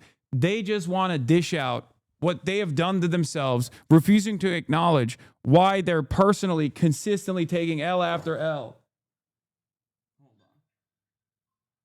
Doors open. They are just angry, resentful, narcissistic little monsters, and they will align with every single fucking person that they possibly can, as long as they're all united. Law of the difference, when they finally did research, Legal Mindset has completely lost his mind. Legal Mindset being weird on Maine in reference to Legal Mindset. Yeah, I guess 7 months ago something changed because they were loving Legal Mindset. And then 7 months ago they were like, okay, this guy might be a fucking right-wing psychopath.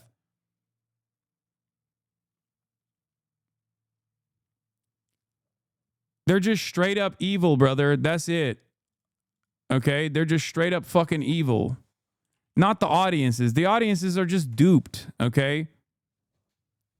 Yeah, here. Tectone. Hasan dug up past crimes of Tectone's dad in order to weaponize Tectone's past trauma with his dad against him as retaliation for criticism. The tides are turning. Second pick for context. Tectone and Hasan going at it. 0 votes. H3, please discuss the allegations as being thrown at Tectone. Tectone wishes the fam well.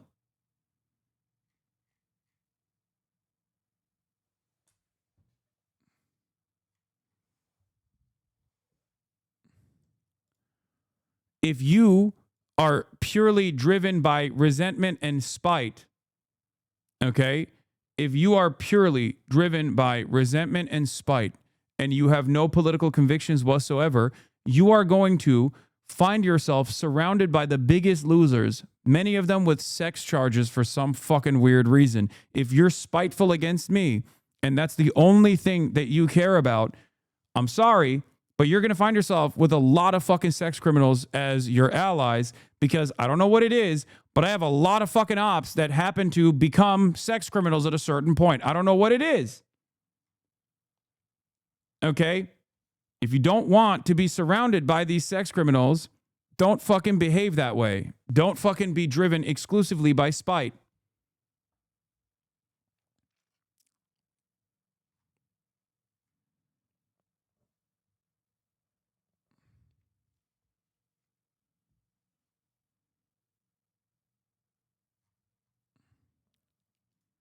Let's get back to the Alex Peretti incident now. In this 2-minute video.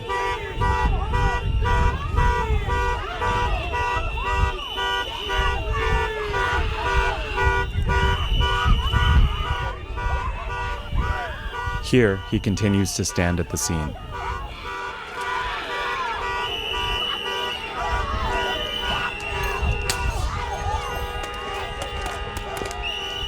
On the day he was killed, the Department of Homeland Security claims Preddy, a 37-year-old ICU nurse, approached officers holding a handgun. That claim has been contradicted by analysis of bystander videos from multiple news investigations, which concluded that Preddy was holding a phone, not a gun, when he was pinned to the street.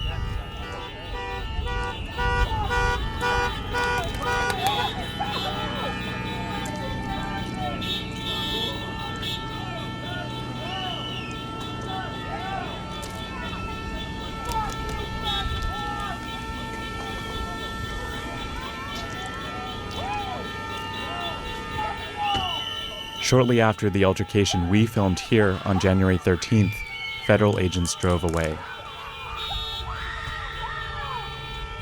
Soon after that, It's very difficult for me to believe this video is AI, by the way. I'm sorry. I don't think this video is AI, but it doesn't even fucking matter. Just so you understand. I can't make this clear enough for a lot of you who simply do not understand.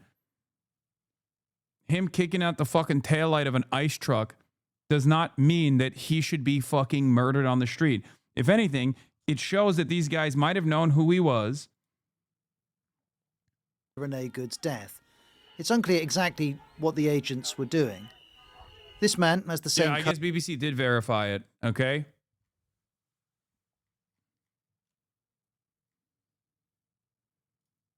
In addition to DHS. These have already passed through the House in one package, and the Senate has until midnight Friday to approve it. Some Democratic lawmakers say they want ICE agents to wear body cameras and unmask themselves, among other concessions. First would be withdrawing Border Patrol and ICE from Minneapolis. Second would be calling for and then launching a genuinely transparent investigation into this incident. Some Republicans say they're interested in reforms, but they'd rather see them done through executive order than through legislation. I urge my Democrat colleagues to continue their engagement and find a path forward that will avoid a needless shutdown. Aside from the fight over funding, a growing number of Republicans have expressed concern about the credibility of DHS and immigration enforcement operations after the Minnesota shooting. Secretary Noem has agreed to testify on Capitol Hill in March, but Republican Senators Lisa Murkowski and Tom Tillis, who both voted to confirm Noem, said they have lost confidence in her. She has taken this administration into the ground on an issue that we should own. We should own the issue of border security and immigration. Now, part of DHS is already funded through the so-called One Big Beautiful Bill that you may remember the president signed into law last year. So even if there is a partial government shutdown, law enforcement, immigration enforcement operations will still continue. Nate? Caitlin, thank you. Overnight, President Trump telling ABC News in a late-night phone call he believes his administration can still finish its immigration enforcement operations in Minnesota in a, quote, de-escalated form. The president telling me in an exclusive interview, we'd like to finish the job and finish it well, and I think we can do it in a de-escalated form. A lot of the hardest work is already done. The president praising his administration's efforts on the ground. Amid a shakeup in leadership in Minnesota, I asked the president what the American people can expect to be different with Border Czar Tom Homan now in charge instead of Homeland Security Secretary Kristi Noem. The president suggested there would be a more relaxed approach. We've taken out the largest part of the bad, really bad people, the president said, adding, so we can start doing maybe a little bit more relaxed. It's a notable change in tone by the president, who just months ago said this. I think they haven't gone far enough. The president would not say when federal agents would leave Minnesota, saying he's asking the governor to hand over criminals. The president telling me when they're out, and there will be a time coming in the not too distant future, then we go on to something else, leaving the door open to other states. The administration under fierce scrutiny after Border Patrol agents shot and killed Alex Preddy, an ICU nurse. Top officials quick to blame the 37-year-old, Stephen Miller labeling Preddy an assassin. And Homeland Security Secretary Kristi Noem saying Preddy committed an act of domestic terrorism. Earlier in the day in Iowa, the president did not disavow those comments, telling me Preddy, who was a legal gun owner, should not have been armed, calling the incident very unfortunate. Do you agree with the assessment from some of your own officials that Alex Preddy is a domestic terrorist or an assassin? Well, I haven't heard that, but certainly he shouldn't have been carrying a gun. Video evidence so far shows he never drew or even reached for his weapon. Several gun rights groups dismissing the president's notion. The National Rifle Association saying all law-abiding citizens have a right to keep and bear arms anywhere they have a legal right to be. And this morning, Senators Tom Tillis and Lisa Murkowski becoming the first Republicans to call on Noem to step down. I've lost confidence in her. She's got to make her own decision, or the president does, but she has taken this administration into the ground on an issue that we should own. The president defending Noem, telling me she's done a fantastic job, and attacking those Republican senators, calling them, quote, losers, stating they're terrible senators. One is gone, and the other should be gone. Tillis, of course, is not running for re-election. Stephen Miller, the president's top advisor, did travel with him to Iowa. In a statement to ABC News, he said initial statements from DHS were based on reports from Border Patrol agents on the ground and suggested the administration is now reviewing whether there was a breach of protocol in this incident, Robin. Insightful reporting from you as always. Thank you, Rachel. Everything in America feels kind of torn in two right now, and it has been an intense few weeks for Minneapolis. They'll shoot a woman in the face. Leave us alone. We don't need y'all here. We don't want y'all here. How many more people have to die? So what's the impact of all this? In this city, of course they're angry, but beyond here, do Americans really care? Is Trump in trouble this time? I'm driving 250 miles south from Minneapolis to Des Moines, Iowa. He's due at a rally down here in the day ahead, and this is Trump country, a good place to test the mood, because if there's anxiety here, well, that is a problem for him. USA! Minus 15 doesn't stop the merch sellers, And then the hats are 30 and the beanies are 20. or the most loyal of Trump fans from turning up. He's not due here for 4 hours. So what did they make of the killing of an American citizen on an American street by American immigration agents? What about the Minneapolis events at the weekend? Huge bummer. Wished it hadn't have happened, but feel like there were a lot of choices made by some people that were not the right ones, and that's just really unfortunate, but what happens sometimes. Don't bring a gun to a rally. They're such pussies, dude. They're such pussies. They recognize how fucked up it is, but they can't even get themselves to say it because their highest priority is to serve Trump. That's it. That's it. This is dumb. Isn't that a Second Amendment right, though? Is it? Isn't it? Do you have one on you now? I don't, but I'm not American. I don't have a gun license. So yeah, don't do that stuff. So that was the problem. Pick and choose your battles, right? Yeah. It's very unfortunate. It's terribly sad. But ultimately, you think the administration is on the right track with immigration? I think we have to regain control on many aspects. I just want to support the president. I know he's dealing with a lot in Minneapolis. You live in fucking Iowa. What are you talking about?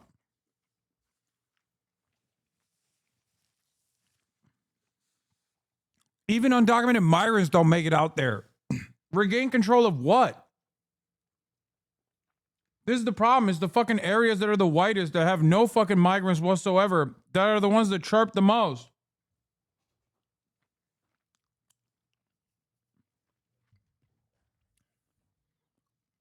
Parasocial voters? Yeah.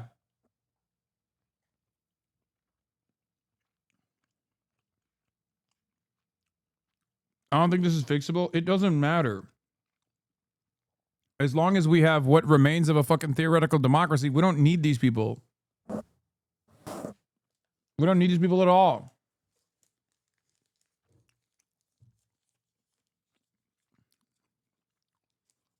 The problem is, the Democrats are not doing what they're supposed to, which is scream bloody murder and demand punishment.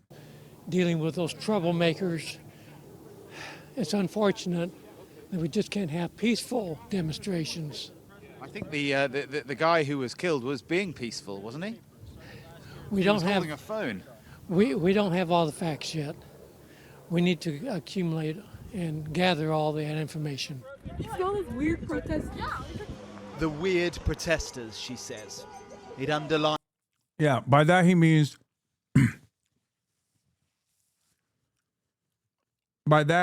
he hasn't heard a talking point that is defensible yet, but surely one will arise.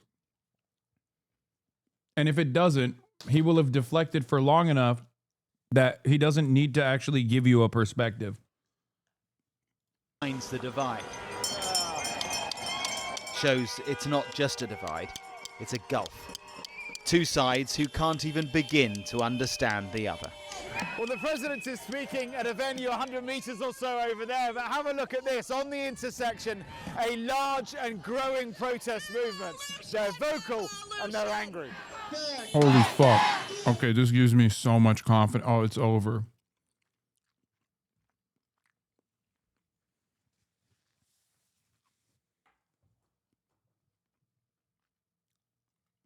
It's so over. Bro. Come on, man. Des Moines, Iowa? Oh, thank goodness is right. I think everyone saw the video. I think it speaks for itself. It was clearly murder. I think it's awoken a dark. Get ready for some cringe TikToks from liberals about how you cost the election for Kamala. Brian Tyler Cohen announces Chorus is funding a new class of 95 liberal creators, dark money funded Democrat influencer messaging program. I reported on last year. They still have zero transparency regarding who's getting paid. At this point, I've taken too many fucking photos with Brian Tyler Cohen. If his audience comes after me, or if his chorus comes after me, it'd be real weird. Considering that we find ourselves literally advocating for the same fucking candidates, you know, every now and then. That'd be rather strange.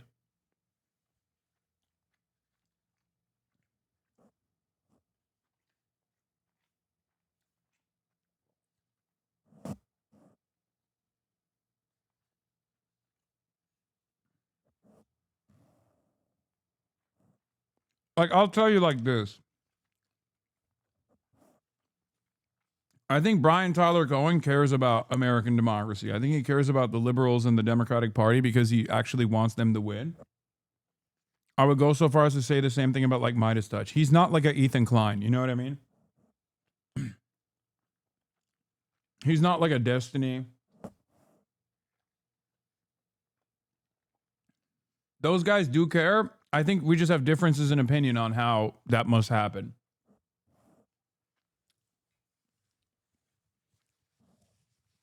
You're not a good judge of character? No, he's like David Pacman is obviously very pro-Israel, right? He is incredibly pro-Israel. But he does actually care about like getting progressives elected. He does actually care about like at least like some of the shit that most of the shit that they're talking about. I don't think Brian Tyler Cohen is like that invested in defending Israel. He just will be quiet about it noticeably. But as far as like the Ethan Kleins or the Destinies of the world, they're pure fucking vindictive. That's it. My point is not to say you should agree with these guys or love these guys or whatever. I don't give a shit if you don't agree with them or not. My point is, like, there's a reason why they shy away from like silly fucking drama and shit. Okay?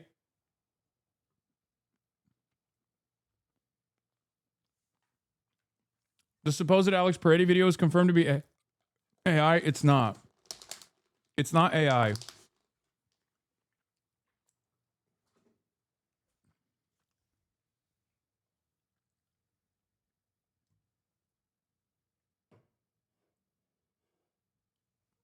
Can't support Israel and be progressive in the United States of America. I know, but at least they are quiet. Okay?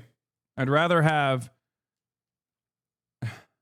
Maybe it's because my perspective is warped by how psychotic pro-Israel and Israel first people are, that at least they fucking keep quiet about their pro-Israel position rather than like consistently fucking consistently making it the primary vehicle of enmity.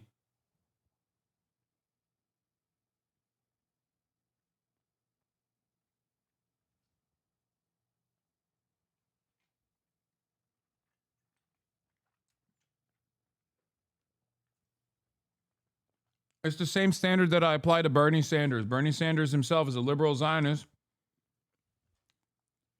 But Bernie Sanders never gets ahead or stops from promoting anti-Zionist candidates like Abdul al-Sayed.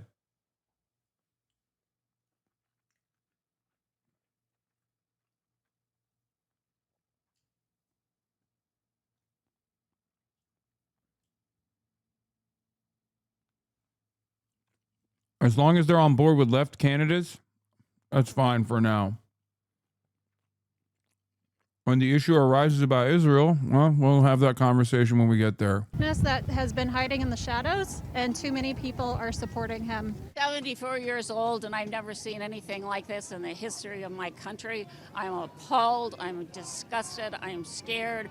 They're being murdered in the streets for simply saying this is wrong. This is not America.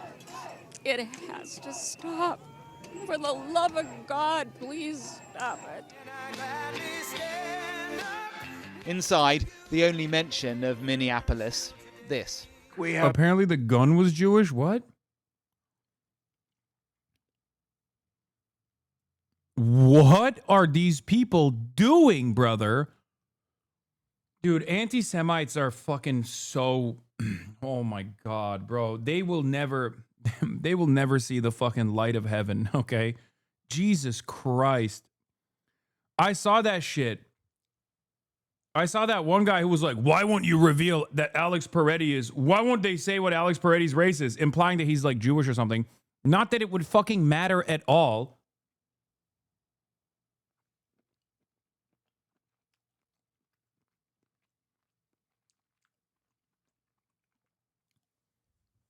Yeah, they started off by saying Alex Peretti was Jewish.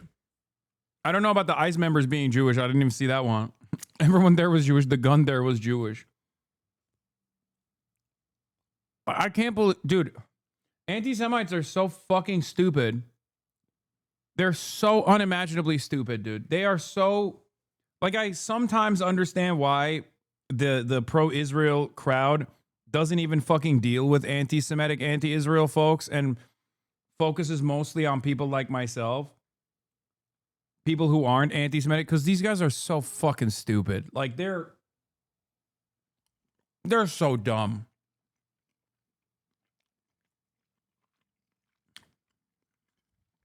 They're too dumb to present like a real threat. Wow, it was a Jewish gun that misfired, leading to the ICE agents to erroneously think it was Peretti. Yeah, because it's Sig Sauer, and Ron Cohen is the president and CEO of Sig Sauer. God, they're so fucking stupid. Unfucking believable.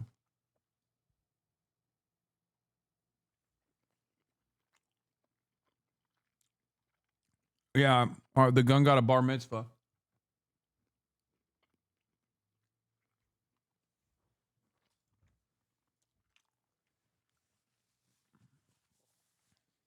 Yeah.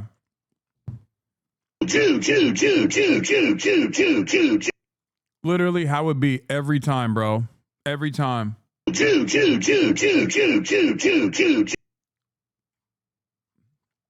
said it's satire? Okay. He left the scene. Anyway, let's get back to Brought down crime very substantially in Minnesota. We've taken out thousands. For the record, it's not satire. They were literally saying Alex Peretti looks Jewish. Like, as though that means anything. That's the other thing. It's like, how fucking brain broken are you? Okay, what if he was Jewish? Like, who gives a fuck? Dumbass. What the fuck does that change about the situation? Like, how insane of a human being are you?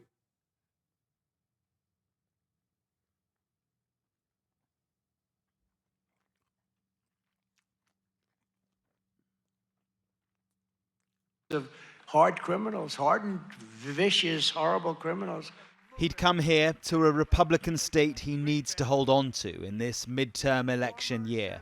I'm here because I think a lot of those anti-Semites do sincerely believe the lies that they tell, where they just like end up genuinely assuming that like every Jewish person is just like a secret agent or something. Like they just truly, because like this is so far outside of my scope of comprehension that like I just always assume that they're cynically saying shit like that. And then they heavily lean into the fact that like a lot of Jews are Zionists, right? Like, so then it's like, I just always assume that they're like greatly over exaggerating the information that they've seen from, you know, the fact that like there is a large number of Jewish Americans that are Zionists, right? To varying different degrees. But no, they like legitimately think every Jew is just like a fucking secret agent invested in destroying the Western world or something.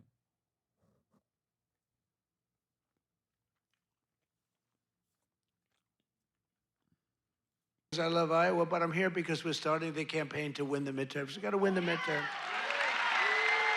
That means Senate, and it means House.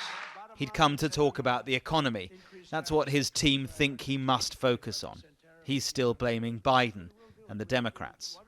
But we inherited the highest prices in the history of our country, and we've rapidly brought them down. And that's what we want to do. Did you ever see them where they're being interviewed? This will be an election on affordability. As for the protesters, well, one or two followed him inside. You do know they're paid agitators, right? They're paid. Out here, they're not paid. Of course not. But they are agitated, and it's growing. Mark Stone, Sky News in Iowa.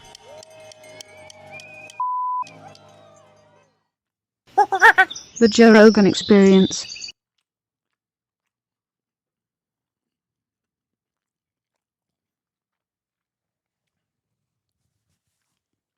To be fair, even Kamala asked Josh Shapiro if he was Mossad. No, that one is valid. Guys, Kamala Harris also asked Tim Walz if he was an agent of China.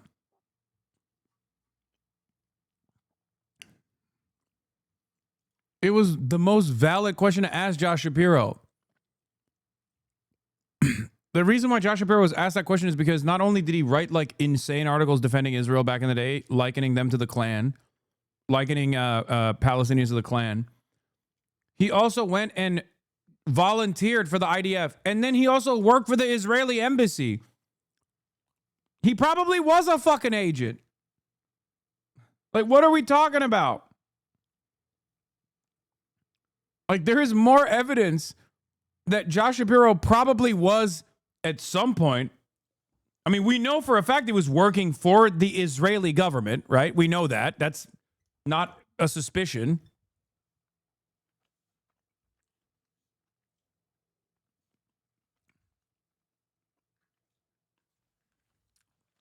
But the idea that there would be speculation that he could have, like, this is like the Ben Shapiro equation, right? When people go, oh, wow, you just assume every Jew you meet is pro-Israel. No, I don't, because that would mean that I would assume every Jew that I meet is a bad person. Of course I don't fucking believe that. That is insane. I would not be able to operate in Los Angeles, California if I just had the assumption that like every Jewish person I met was a fucking Nazi.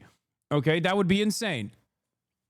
Just as every white person that I meet, I don't assume is a fucking Christian fascist, okay? Having said all of that, there's a difference between assuming that every Jew has dual loyalty to Israel, which is anti-Semitic and idiotic, versus someone like Ben Shapiro has singular loyalties to Israel. That's not insane. That's just a combination of all of the things that he has said about Israel that I'm analyzing. And the same thing fucking goes for Josh Shapiro. There's a difference between, like, if you were to be like, oh, is Bernie Sanders an agent of the state of Israel? No, of course not. That's fucking insane. He is not an agent of the state of Israel. He is a liberal Zionist, but he's not an agent of the state of Israel. He just lived in a fucking kibbutz, and he never gave up on the dream of labor Zionism for some fucking weird reason, even though he's 950 years old and literally was around when Israel wasn't even around. Okay? He's not an agent of Israel. For Josh Shapiro, however, they're not asking that question because he's Jewish. They're asking that question because he volunteered for the IDF and worked for the Israeli embassy.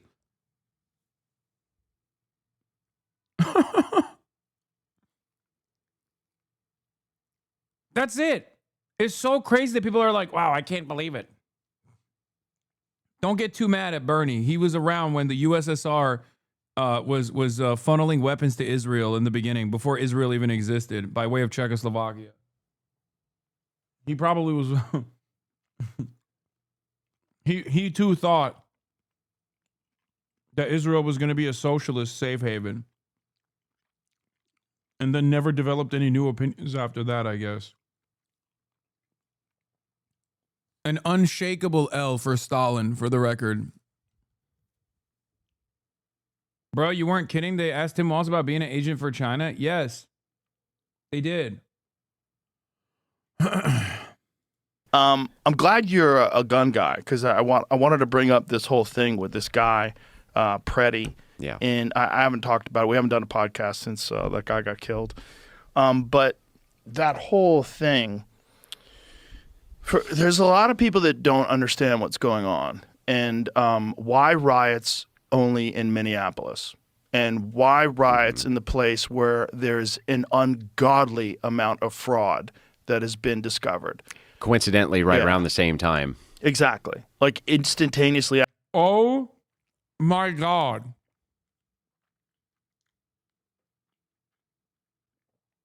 Oh, brother. Joe is so gone, dude. What is this? Mick Fartman.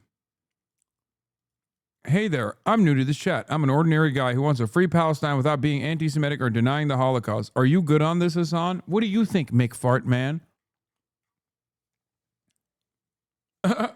Why would you ever, in a million fucking years, assume that an anti-fascist, anti-imperialist, anti-communist community is ever gonna, one, deny the Holocaust, or two, allow anti-Semitism to manifest? We are anti-Israel because we are anti-fascist. We are anti-Israel because we are anti-imperialist. Also, it's not Mr. Fartman, it's Mr. Factman, but I think it's really funny to say he's Mr. Fartman.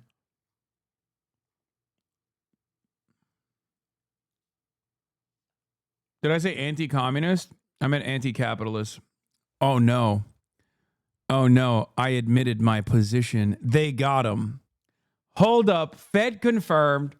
Yeah, anti-capitalist. I apologize.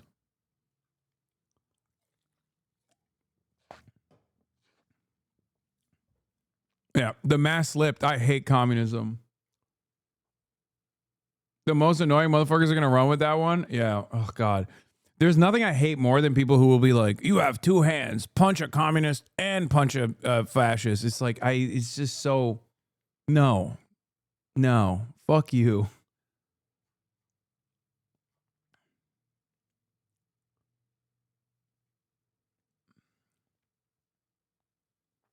There's no shot. I just saw Joe Rogan talking to Big Papa Fascist. Yeah, he is falling on bad times, brother. Afterwards, the narrative completely changes. Everybody forgets about the fraud. Now, all anybody cares about is ICE and fascists and Nazis. Yeah. And it's there's a, you know what a color revolution is, Of course. and for people that don't, it's a coordinated effort to cause chaos. And this is a very coordinated thing. The idea that this is an organic protest, these riots are organic, is nonsense. It's provably nonsense because now they have access to the Signal chats, so they know that these people. Cam Higbee, by the way, yes, he's been on the front lines of this. The Crucible has been a big supporter of that effort. I think Joe Rogan was always kind of dumb. But I think moving to Austin made him like medically stupid.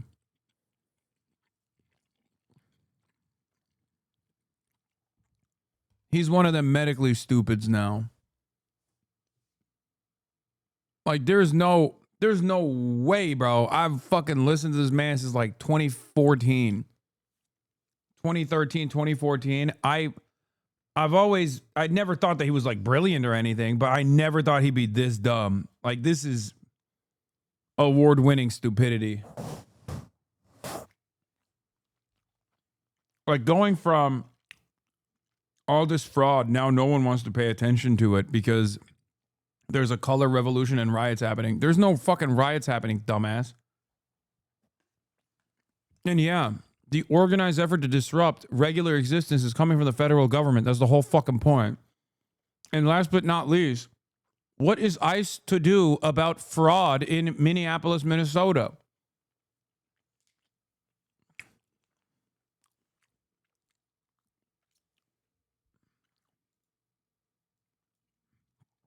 Logs, please. Is that the ULIX sniz guy? Yeah, of course.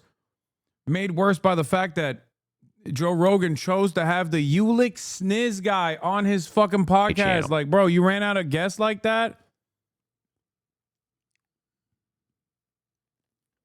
Come on, Joe. I carry 2 extra mags to the fucking bathroom. Isn't this the guy who crashed out because he couldn't open a pickle jar? I live in Texas and our 2A protectors would say that Preddy didn't have a large enough gun and that he should have had more guns and ammo on him.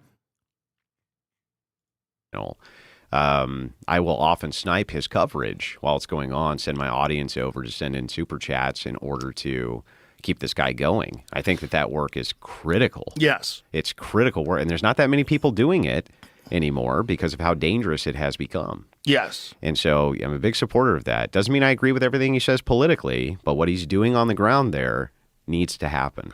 Right. You need to understand that this isn't organic, regardless of how you feel. I don't feel that that guy should have been shot, but I understand what happened.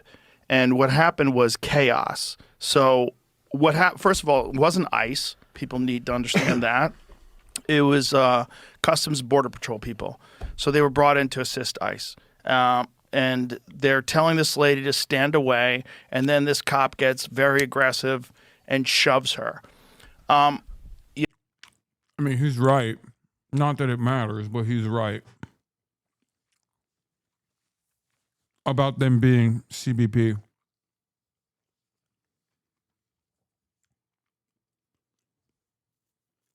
Oh, wow, I ate so much.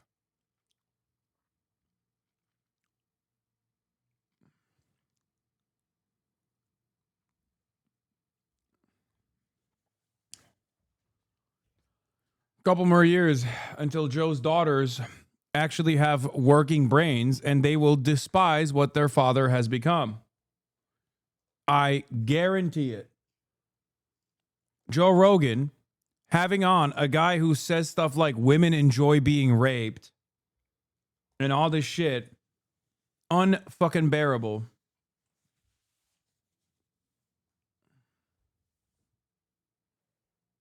Either way, he called him a cop. Yeah, they're not cops.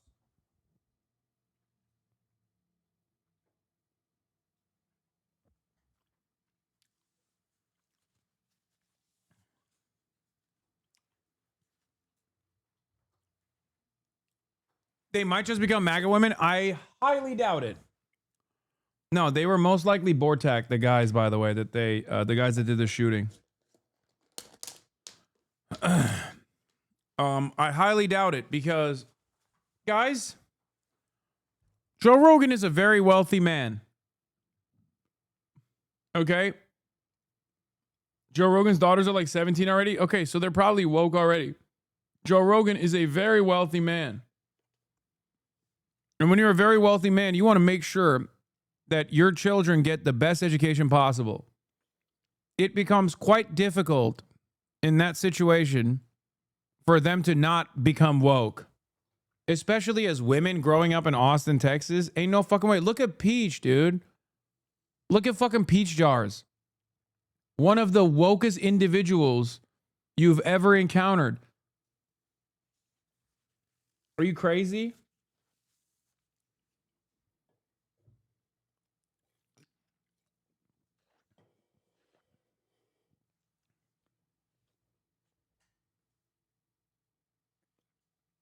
Joe Rogan's stepdaughter's like 28 and they do not align. Yeah. The problem that you run into if you want to create more, MAGA losers is you can't let them get educated. If you let them get educated, they're going to become woke. They're going to become left-wing. That's just how it is. That's a big part of the reason why Republicans will actively and openly try to stop people from getting a college education.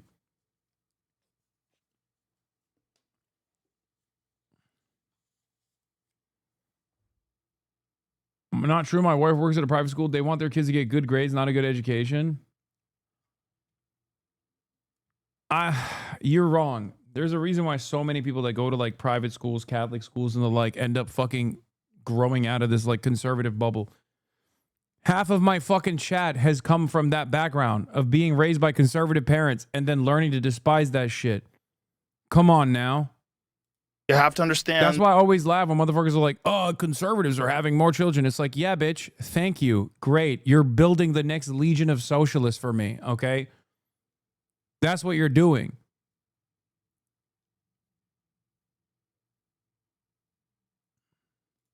The situation that they're in, right? And this is not making an excuse for any of it. But you have to just to put it into context.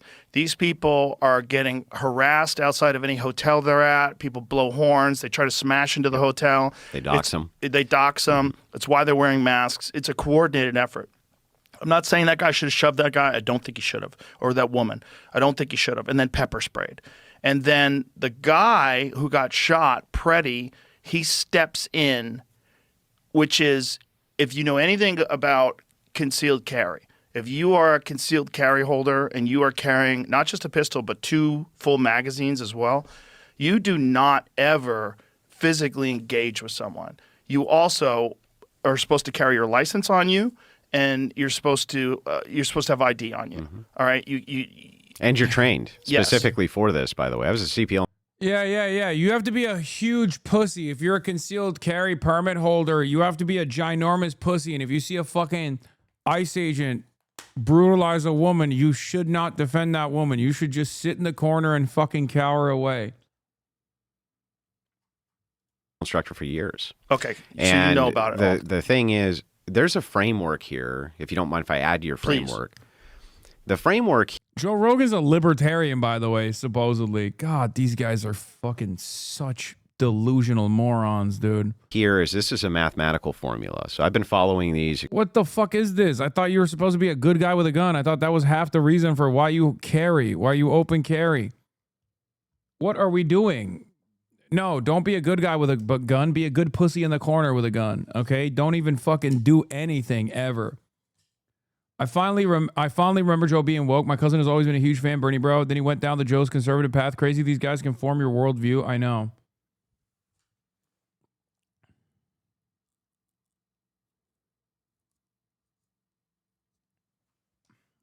It is genuinely insane to me that Joe Rogan went through this fucking radical transformation and became a total asshole. And to make matters worse, there are people who literally lean into whatever he says and believe him and also have become assholes themselves. Yeah. This guy, his former name is Big Papa Fascist.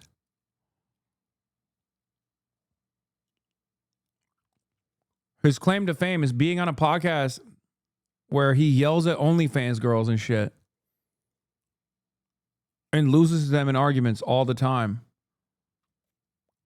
Some of his highlights include not being able to open a fucking pickle jar and then yelling at the woman that's on that podcast, the TikTok content creator on that podcast. She's cool. And then also getting fucking destroyed by that other person who's like, are they an MB?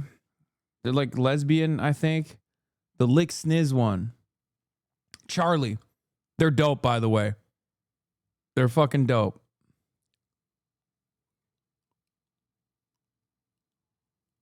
What has stopped you from giving up?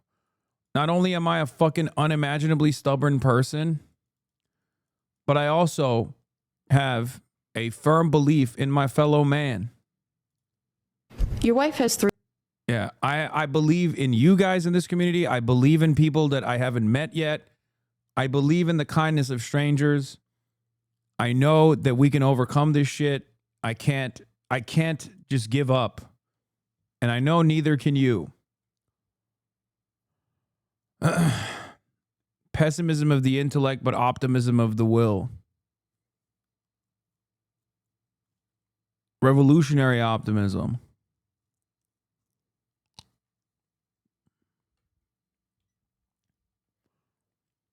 How can I use that stubbornness if I don't want to stream? Well, let me tell you something.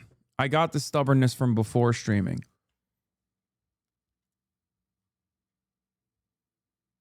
$36K reasons not to write here, broski. Yeah.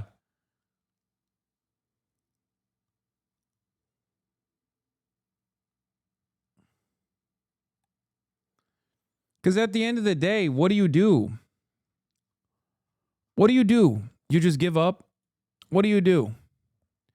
We can't afford to give up.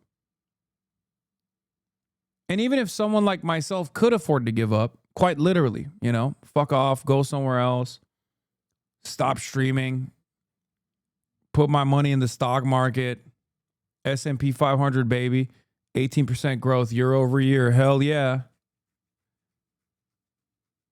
I don't want to live in a world where these fucking delusional losers win. I don't want to live in that world. That world sucks. I think one of the most annoying parts about this shit is that these delusional losers don't even realize that they are actively and aggressively pursuing a world that is worse than the one that we live in right now. I don't want to live in that world.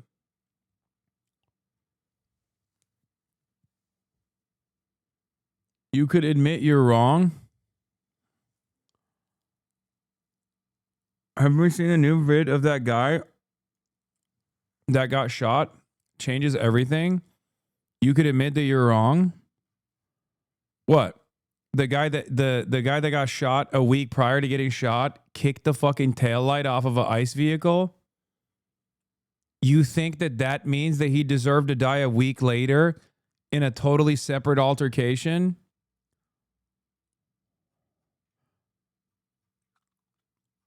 Oh no, not the taillight of a rental car. I guess everyone deserves murder now. This was your slam dunk? Ooh, slam dunkaroonie. I bet you didn't see that now. To be fair, leftist streamers, including yourself, tend to over-highlight all the negativity and make us feel hopeless. If the content was more optimistic, then it'd be easier to be hopeful. You're right, dude. It's my fault. Everything's going to shit, and my job is to tell you what's wrong, so we fight for it, to fight to fix it. How about you go look for optimism on your own, chatter? No, it's the streamer's fault. Like, come on. Come on. Be a fucking adult, dude. And I do show you optimism.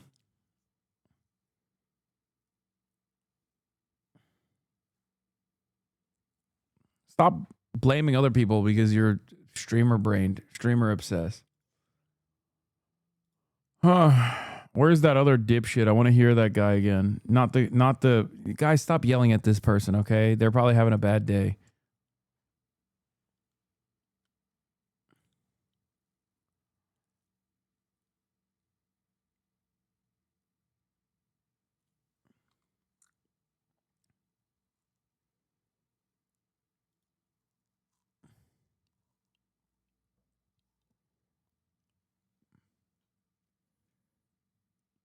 What if Jesus is born in the U.S.? The files that came on Tectone completely changed my opinion on him. Oh my God. That's why he came in here. Because he couldn't get Asmongold to talk about Tectone. Maybe we can save this man. See? That's that stupidity I have in my mind. Where I look at any little thing I can and assume that someone can change for the better. What is this? The chairman is teaching people how to do guerrilla warfare. That video is fake. It's not real. The one where he kicks the taillight. I don't think it's fake, chatter. I think it's a real video. I don't know why you guys are saying it's a fake video. When you say it's a fake video and it's very obviously a fucking real video, it almost seems like you're admitting. It almost feels like you're admitting that this is like a good enough reason to kill him. It's not. Fake or not, that video is not. That video doesn't justify his murder. That video, if anything, makes the situation worse.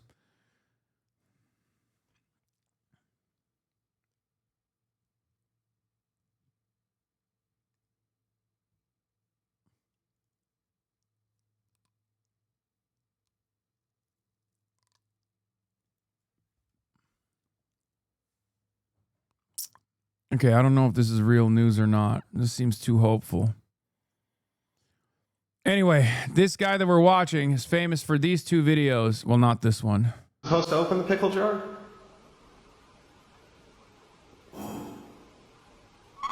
I gotta grip it. Uh-oh, Andrew. If you can't open it either. Your hand greased the whole top of it. Literally slippery. I'm supposed to open the pickle jar? Grab me a paper towel so I can dry the top of it off. You're the big, strong man. There you go. Come on. I can't grip the fucker. Like, I gotta have a way to grip it. I gotta grip it. Try it. You fucker. That was bullshit. I'm supposed to open the pickle jar?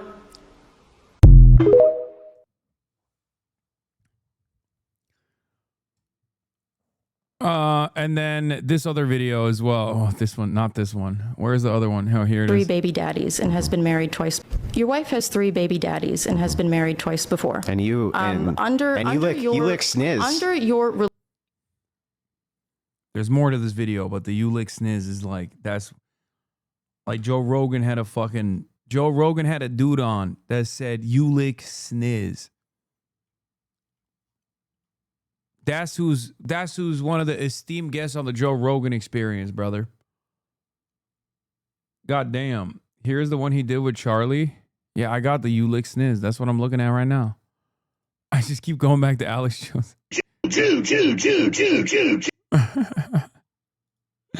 Oh, that video is so religion. Dumb. You lick sniz. What is that? You're a fucking dick. Don't talk shit about my wife, you stupid. Shut your fucking mouth. You moron! What do you know about anything? If you're so keen on normalizing something, why don't you start with your face? I still got it. Your wife has 3 baby.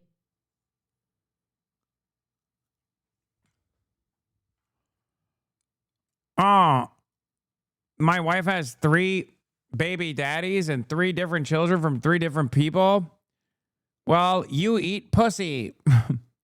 He couldn't even say you eat pussy. Like, he had to say you lick sniz. Oh, God, he's such a fucking loser. Extremely closely live. The Clyburn effect continues. My goat. He's running again. I love him. 18th term, by the way. My fucking goat, dude. And when asked why he was running again, even though he's like 87 years old or some shit, he said, all of my friends actually dropped out or died. What am I supposed to do? I got nothing else in my life.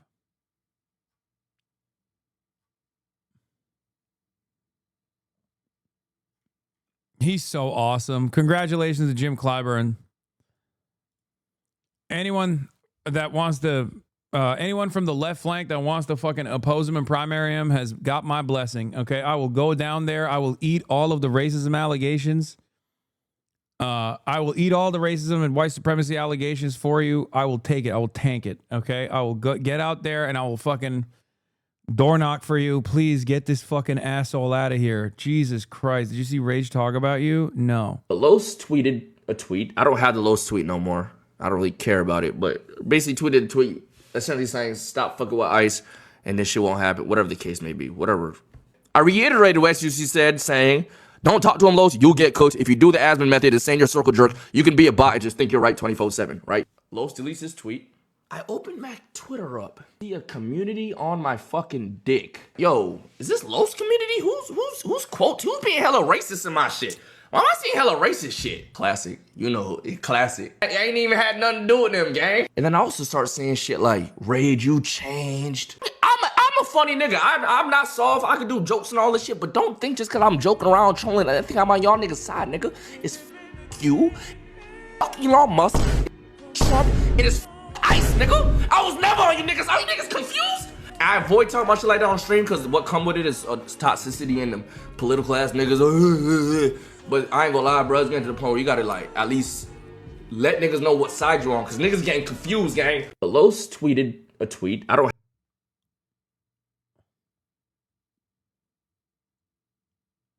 Bro's homies with Hasan. My bro got the edge, but he's for the people. Let's go.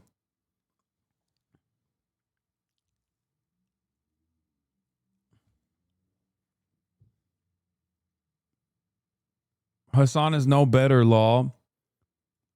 True, Hasan is no better, but it was genuinely an egregious take from Lowe's. How is Hasan worse? He's right most of the times. Right doesn't mean he's a good person. You know him personally, lil bro. How exactly is Hasan no better? He's objectively better, Lamau. Hasan is way better than any supporter of ICE, Donald Trump, or this government.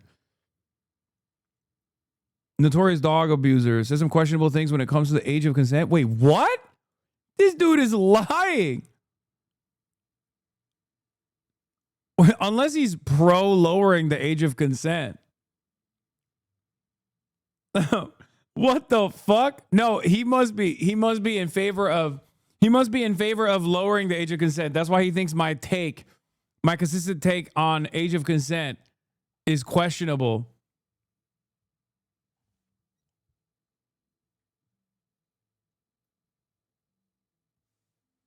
They say he's young enough to count, young enough to mount. Yeah, dude, it's like fucking, it's the gross shit that James Gunn was also doing at the time too. Like the fuck.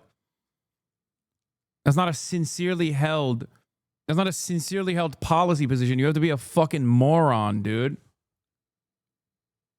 Are you stupid? Oh yeah, that's not a take. That's not something I believe, dumbass. What the fuck? Nick Shirley got tricked by a parody Jacob Fry X account that says parody in the name, writing that he had to double check that was really for his account, then deleted it.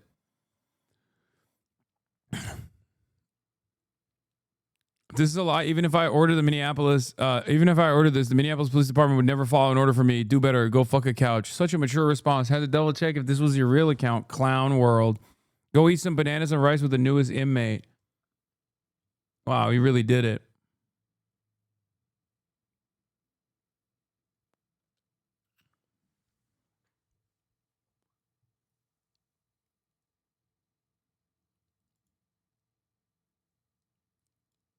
You said that? Weird. Yeah, dude. It's called fucking satire. You can have bad satire. And it's not a sincerely held position. Please, are we still doing this in the big 226? Is that what we're doing still? Really? Like, many of you have already gone past the come town equation, I hope. You're talking about something from like, yes, I love saying 226. I think it sounds better than 2026. I'm sorry, I don't like it. Yeah, neither do I, which is why I don't fucking say shit like that, dumbass. Wow, dude, you're so fucking brave. Yes, I was playing a fucking satirical role. Do you watch TV shows? And there's a person playing a role in a TV show, you go, this guy's a villain, man. I hate this guy.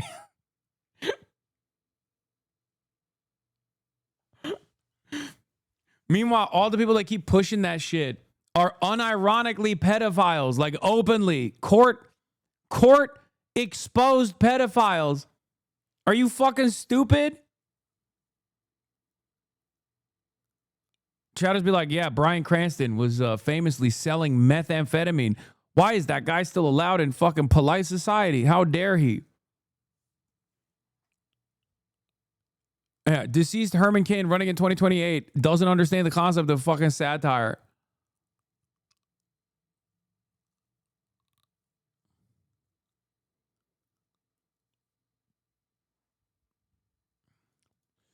I come in here every day thinking it's going to be a fun time.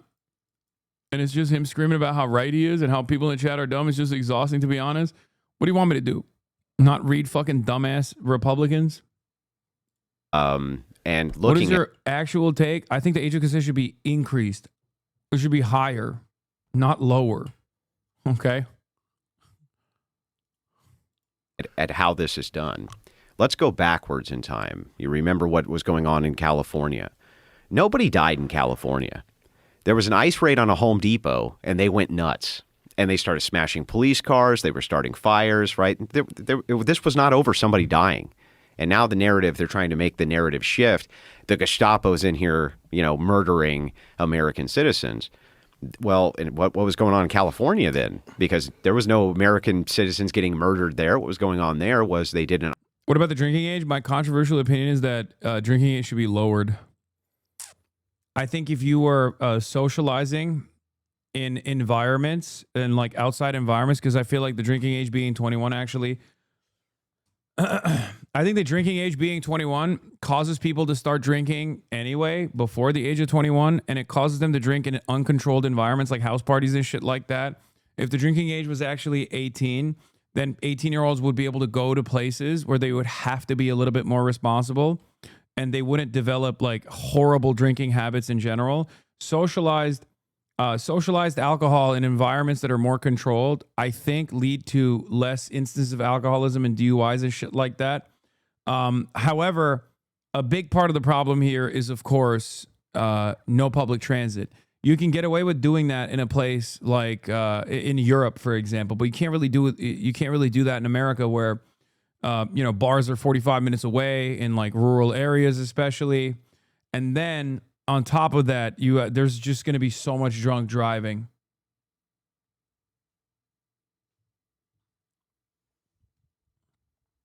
That's how you arrive at 10 DUIs like that fucking ILHAN OMAR attacker.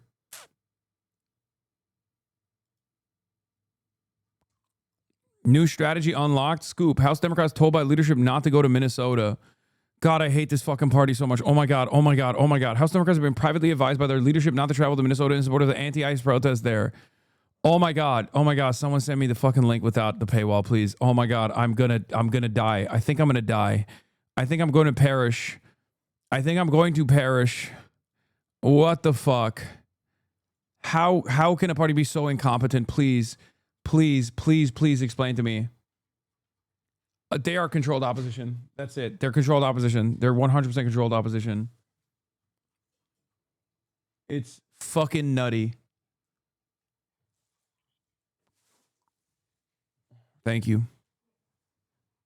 Why is the Alex Jones tab still open? I like using it sometimes because there's like HasanAbi January when I'm in a being useless competition and my opponents is Democrats. Yeah.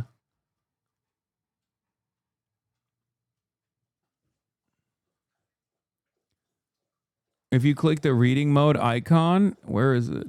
I've never done that. Where is the reading mode icon?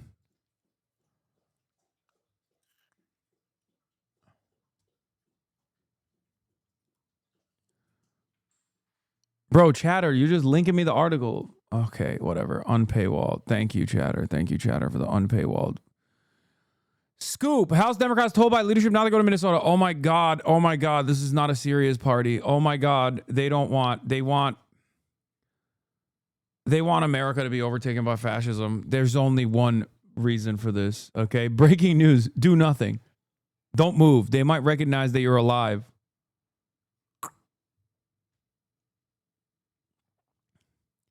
Why it matters. Several Democratic politicians have made the trek in the recent days, including Senator Raphael Warnock and New York congressional candidates Brad Lander and Michael Asher. But in an email, Democratic congressional offices dated Monday, a copy which was obtained by Axios, senior staffer to House Minority Leader Hakeem Jeffries urged members to remain in their districts. A spokesperson for Jeffries did not immediately respond for a request for comment. In speaking with Minnesota delegation offices and the governor's team, it's become clear that the best thing for members to do right now is to support their Minnesota colleagues by participating in the days of action in their home districts this week, the staffer wrote. Visiting the state right now, although well-intentioned, puts a burden on local resources and does not support our colleagues, the city, and the state government. Oh, it's fucking bullshit.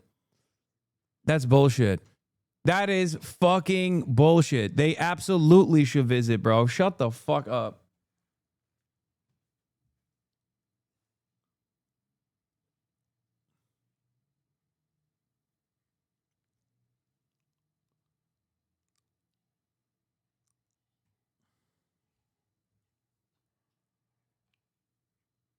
God.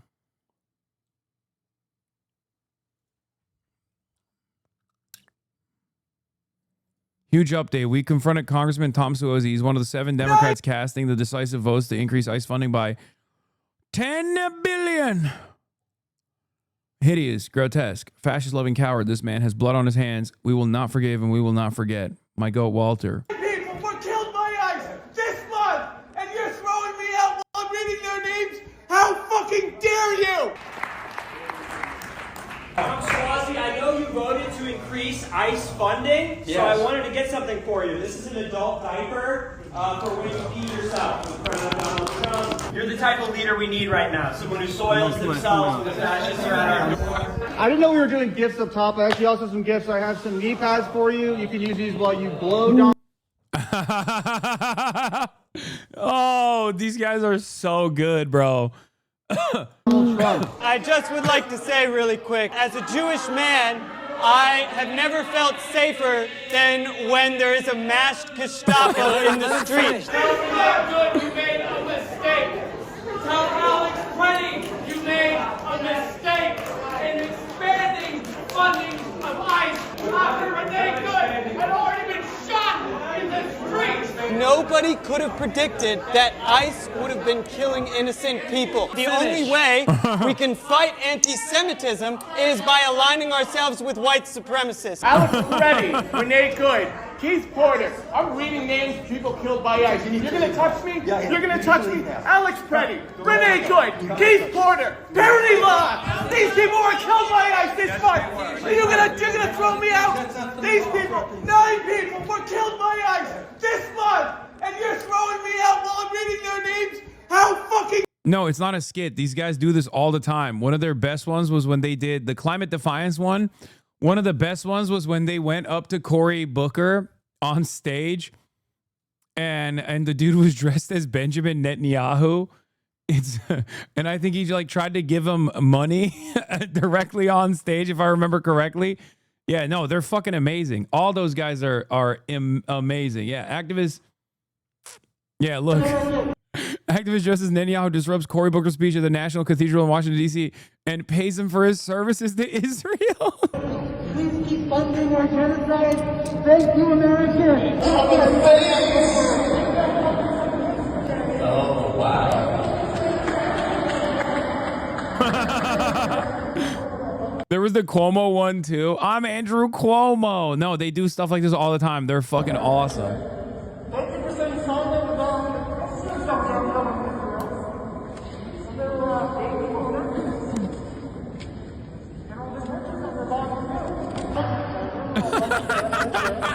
Thank you for saying something about I endorse 100%. Thank you, America.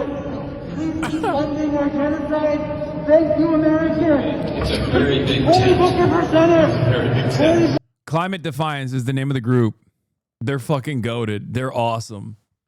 It's Walter Masterson is a part of it.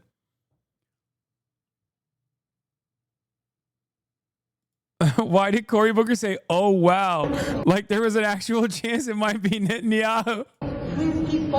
Oh wow, my favorite, Benjamin, you're here.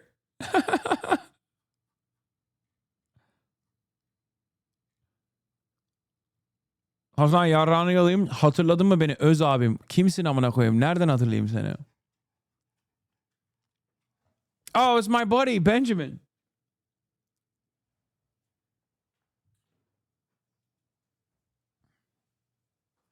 Yeah, they're dope. They're fucking awesome. Oh god.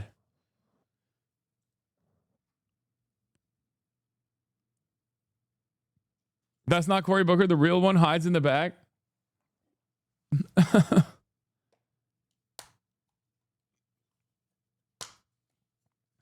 When you run into your boss at an event, yeah. He's like, "Boss, I'm working hard for you." By the way, Cory Booker literally did meet Benjamin Netanyahu, and remember when he tried to like hide behind other people when they took a group photo? God, he's such a fucking piece of shit. He's like, "Daddy, I'm on the clock. Don't punish me. I'm working hard for you." God, I hate this fucking party, man. Oh my God. Oh my fucking God. The authenticity of email was confirmed by Axios by 2 staffers who received it. What we're hearing, that guidance has also been shared through informal channels on House Democrats.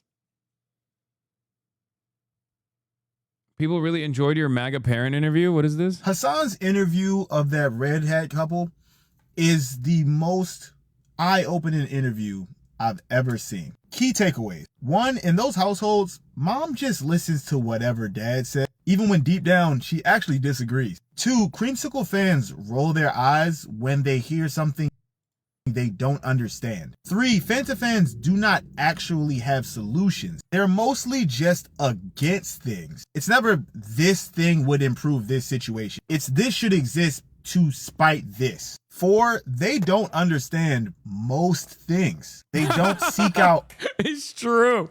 I mean, it sounds stupid, but it literally is true. They genuinely do not understand most things that are happening. Other sources. It's why they avoid conversations with people outside of their group, because the majority of the information they're going to get is going to be from really one of three sources: a post, a podcast, or a headline across their favorite network. But the biggest takeaway that I got was that most of them should be ostracized. And not in a cliquey, let's agree to disagree kind of way. Like Ted Bundy's my brother, and They started calling him sir when they found out he's wealthy. It's true. That did actually is kind of crazy. It's kind of crazy how that like snapped something in the mind of Bob, where he just has like great reverence for wealth. Like he has far too much reverence for wealth. I think that shouldn't like you should have an unhealthy skepticism, or you should have a healthy skepticism of wealth in general. I'm embarrassed to have the same blood as this person kind of way. In the future, it's going to be very important that we make that distinction. It's actually important right now, but those are just a few of my thoughts at the moment. Oh, grown man, by the way. Don't believe me? Watch this. No active cult member thinks they're in a cult. True. You confirm Peasant Brain for your doctoral thesis with that stream? Yeah. Is Bob rich? I mean, not necessarily. I think one of the biggest superpowers I have in that situation is that I'm an outsider. I'm not like their children. Centrist Dems seem to be doing their version of a warpath. Shapiro, Rosen, Booker, Klobuchar good. Newsom, Zoran, Van Hollen, AOC bad. So transparent is almost comical. Also driving up Trump's disapproval rating were comments from Nevada Senator Jackie Rosen, New Jersey Senator Cory Booker, and Minnesota Senator Amy Klobuchar, among others. What do their statements have in common? In their memo, Blue Rose concluded messages that focus on de-escalating and emphasize specific measured demands for public safety, accountability, and protected constitutional norms perform better than those that call for abolishing ICE or tied to the administration's actions to rising authoritarianism. Meanwhile, some of the messages that most alienated voters from Democrats came from liberal pundits and Democrat politicians wielding heated rhetoric, including Gavin Newsom, who said Trump made a shooting happen, Zoran Mamdani, who called for ICE to be abolished, Senator Chris Van Hollen, who said Trump officials had blood on their hands. Notably, Blue Rose also tested two different messages from AOC. One of her posts calling for Senate Democrats. That's weird. You mean to tell me an advertising firm, a private polling firm that specifically works with establishment Democrats, found out that establishment Democrats' reasonable, moderate messaging was really fucking good? And that all of these other like populist messages were really bad. We must not be populists. We must be popularists. That's the David Shore method. Primary methodological mistake Blue Rose makes is assuming every independent voter in America is one, a centrist, two, as dead inside as they are. It's just every single thing that comes out that says stuff like this that directly counters the barrage of polling done on issue-specific sentiment. In a time when like the plurality is in favor of ICE abolition, is done specifically to tell the centrist Democrats, don't stay the course, don't change anything, please don't do anything too crazy. We are at a tipping point on ICE and immigration enforcement. The shootings are so unpopular. Trump appears to have lost his edge on both deportations and immigration more broadly. Abolishing ICE is now a net popular with independents, and Bovino is out. And yet,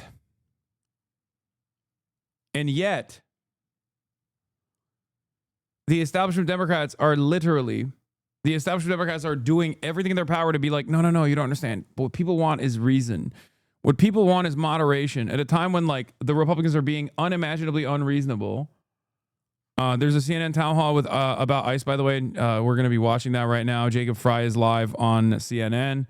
Hopefully they cook his ass a little bit. Hopefully they fry his ass a little bit. But surge needs to end. Did Tom Homan say he would end it? He did not make a commitment to ending it on any given timeline. However, my hope, my expectation is that the troops and the agents we're seeing will be drawn down. My hope and my expectation is the conduct that has caused so much chaos on our streets will end. But again, I'll believe it when I see it. Mayor, I want to introduce you to Mac Randolph. This is Mac is from Richfield, Minnesota. Alex Preddy took care of his dad, Terrence Lee Randolph, when he was dying at the VA. He was his hospice nurse, essentially, and Alex honored his dad in this video. I just want to play that for our viewers. Today we remember that freedom is not free. We have to work at it, nurture it, protect it, and even sacrifice for it. May we never forget and always remember our brothers and sisters who have served, so that we may enjoy the gift of freedom. Mac, welcome. What's your question? Is there any transparency from feds on a timeline when their operation would be satisfied and they would conclude, or is this just the new reality? Mac, first, thank you for being here. It's got to be a pretty emotional thing, having someone that took such good care and had such deep respect for your dad get shot and killed. Call Alex has her Preddy. speaking. Oh my God, she's smiling. The question is, do we have some form of transparency in this investigation? How do we know that it will be conducted fully and fairly? No, actually, it's whether there's a timeline on the operation from the feds. Is there any transparency on when maybe they would be satisfied and conclude this overall operation, or are they just saying this will just be ongoing for indefinitely?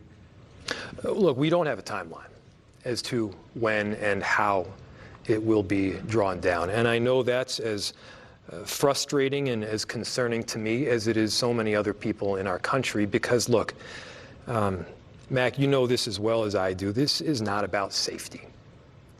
If this were about safety, there would be so many important mechanisms where we could, in fact, partner. And we have partnered extensively. These people to judge. We've partnered with the federal government, with the DEA, the FBI, the ATF, to successfully drive down crime, for instance, on the north side of Minneapolis. Shootings are at a record low. Crime is down in virtually every category in every neighborhood. But that's not what this is about. And so do I have a timeline as to when it's going to end? No, that would be a better question for the federal government. But we're going to do everything possible that we can to advocate, to push, and to stand up for the neighbors who we love so dearly. I wish I had a better answer for If this is not about safety on the federal government's part, in your opinion, what is it about that's happening here? Well, it's not about safety, nor is it, I believe, about immigration. You don't need to take my word for it. Listen to the words that are coming directly from the federal administration and people in it. This is about political retribution. And that should be concerning, by the way, not just for people that live in Minneapolis, but for everybody throughout America. We do not have a system of government where people are penalized, punished, investigated, or you have troops deployed to their city for people that disagree with the federal administration. That happens in other countries, but not here.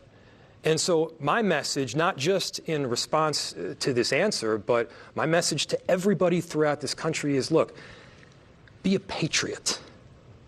This is not a Democrat or Republican issue. This is an American issue. In America, we stand up for First Amendment speech, we stand up for our neighbors, and we don't allow political retribution to take place only because there is a disagreement. Disagreement is what makes us better as a country.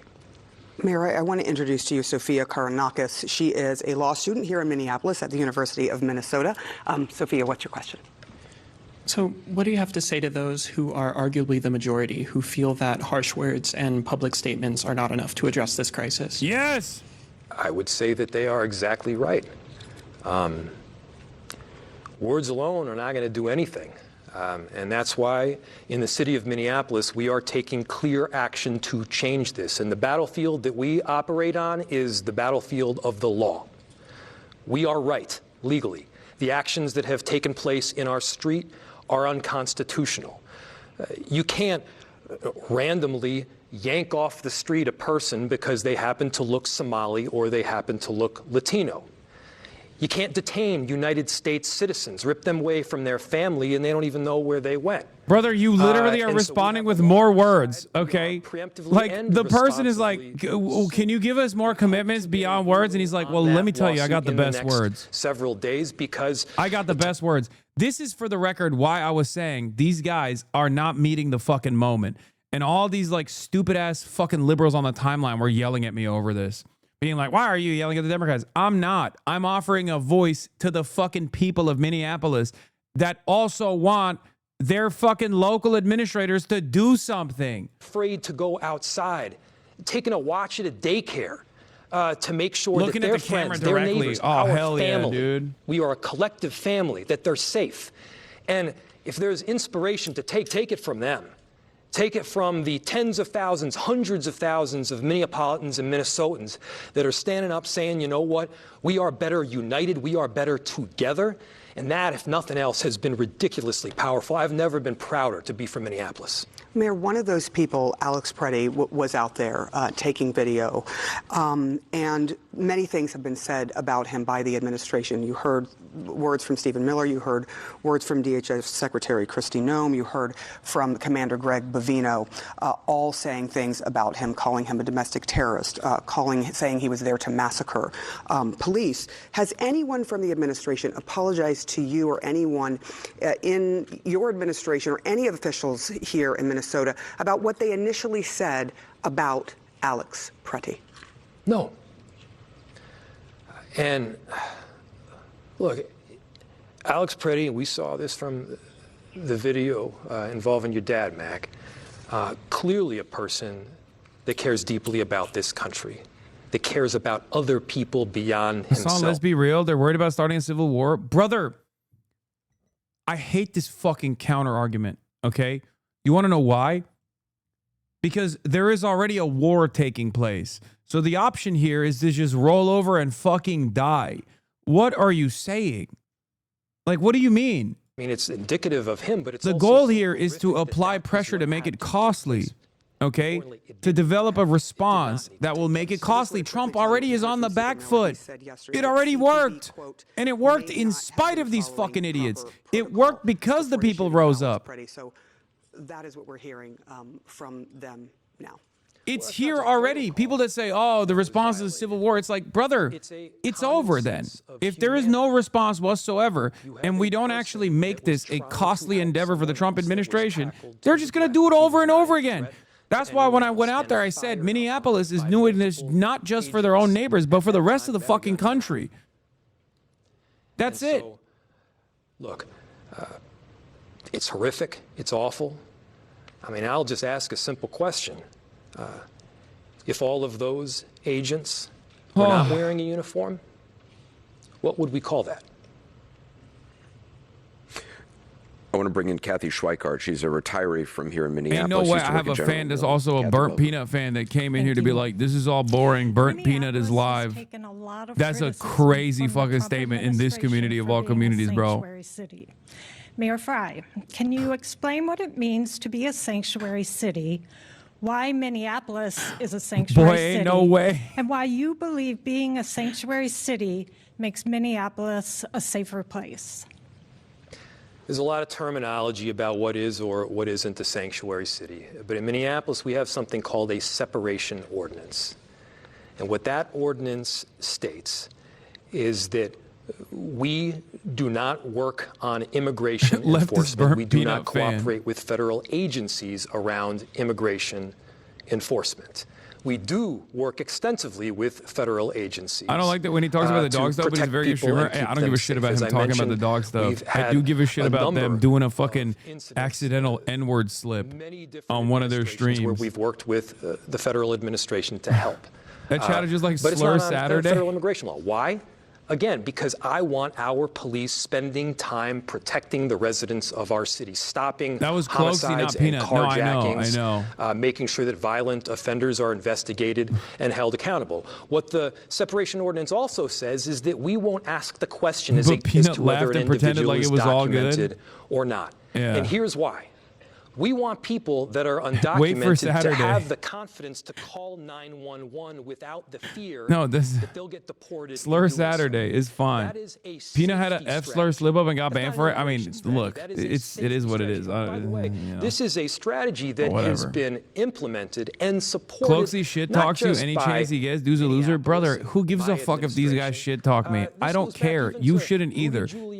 You should only care if they're doing like reactionary propaganda, okay? yourself that we want people to call 911 and not to have a fear in doing so. Let me follow up on that, because would you in any scenario be willing if just the the F federal word, that's government violent. came to you No, and that's said, not look, what I said.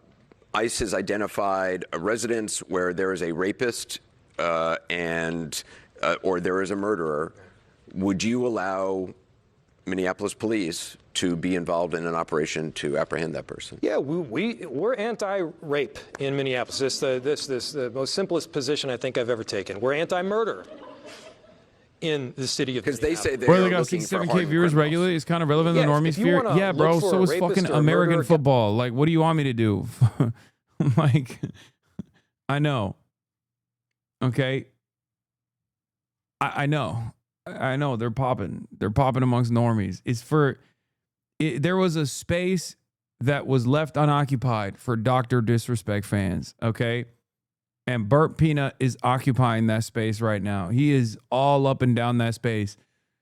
Listen, 38-year-old police officers, after a long day of sitting around in their cop cars, have to go back home and unwind. Okay. Do you understand? There has to be someone entertaining them with like some of the most like boomer tier type jokes. He's a gamer. As long as they're not running around being like, yeah, Donald Trump is awesome or whatever the fuck. You know, I'm fine with that.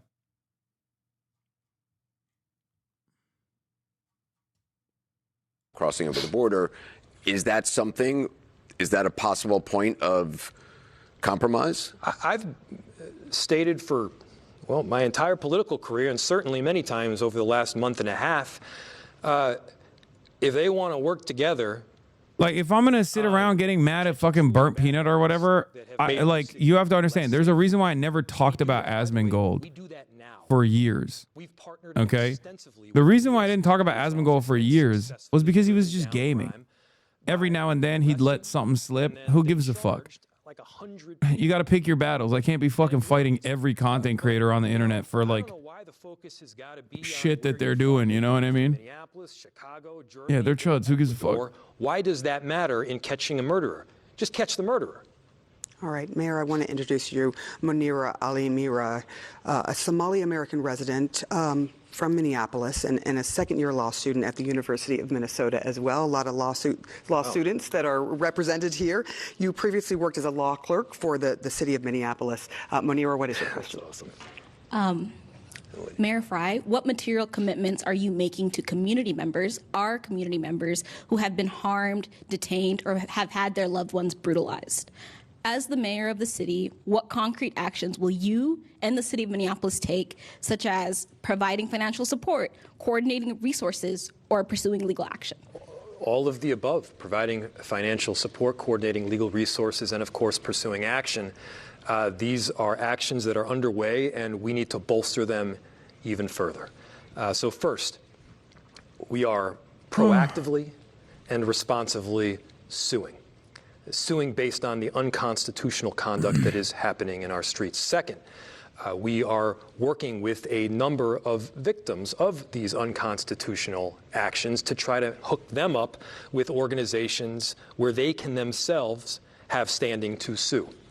Third, we have a task force that is set up so that we've got communication channels that are in line so that we get through this most difficult of situations. And finally, look, our entire city enterprise has been operating over the last several weeks, if not months, to do everything possible that we can to keep our residents safe and to have an emergency response to what's presently taking place. And that includes things like having our community service officers deliver food.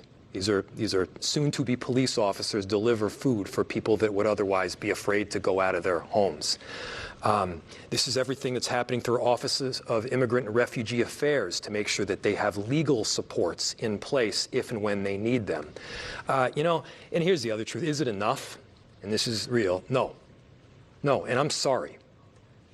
I never in a million years would I have imagined that this kind of thing would happen in America.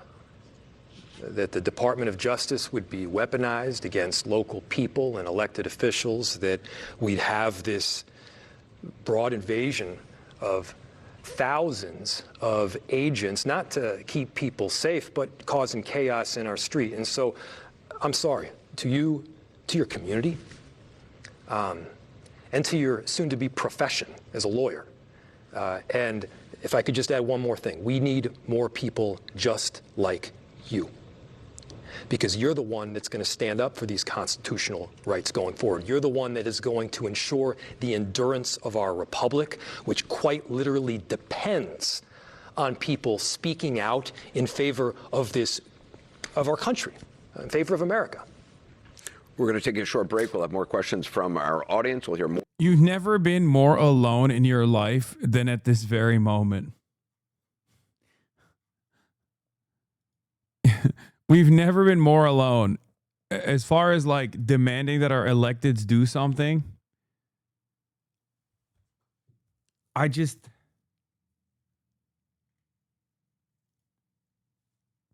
it's crazy.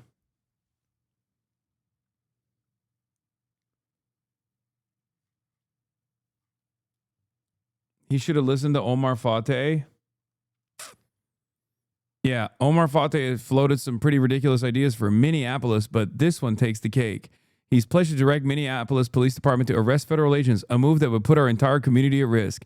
At last night's debate, Jacob Fry had a simple question. How would our police officers do that? How would our police officers arrest federal agents when, simply put, they have much bigger guns and it would be illegal?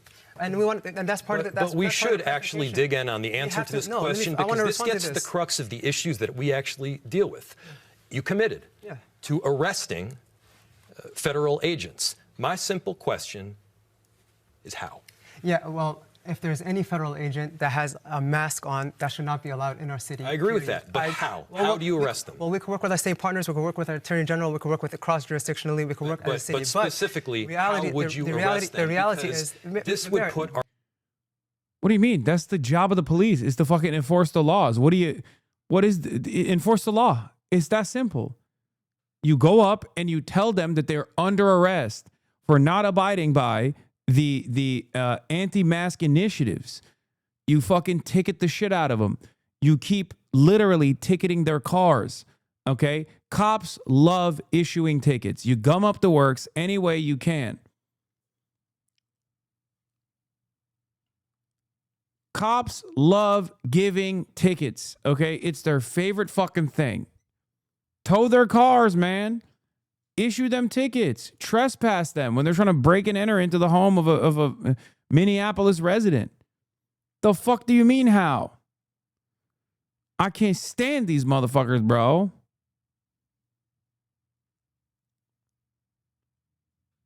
Issue citations.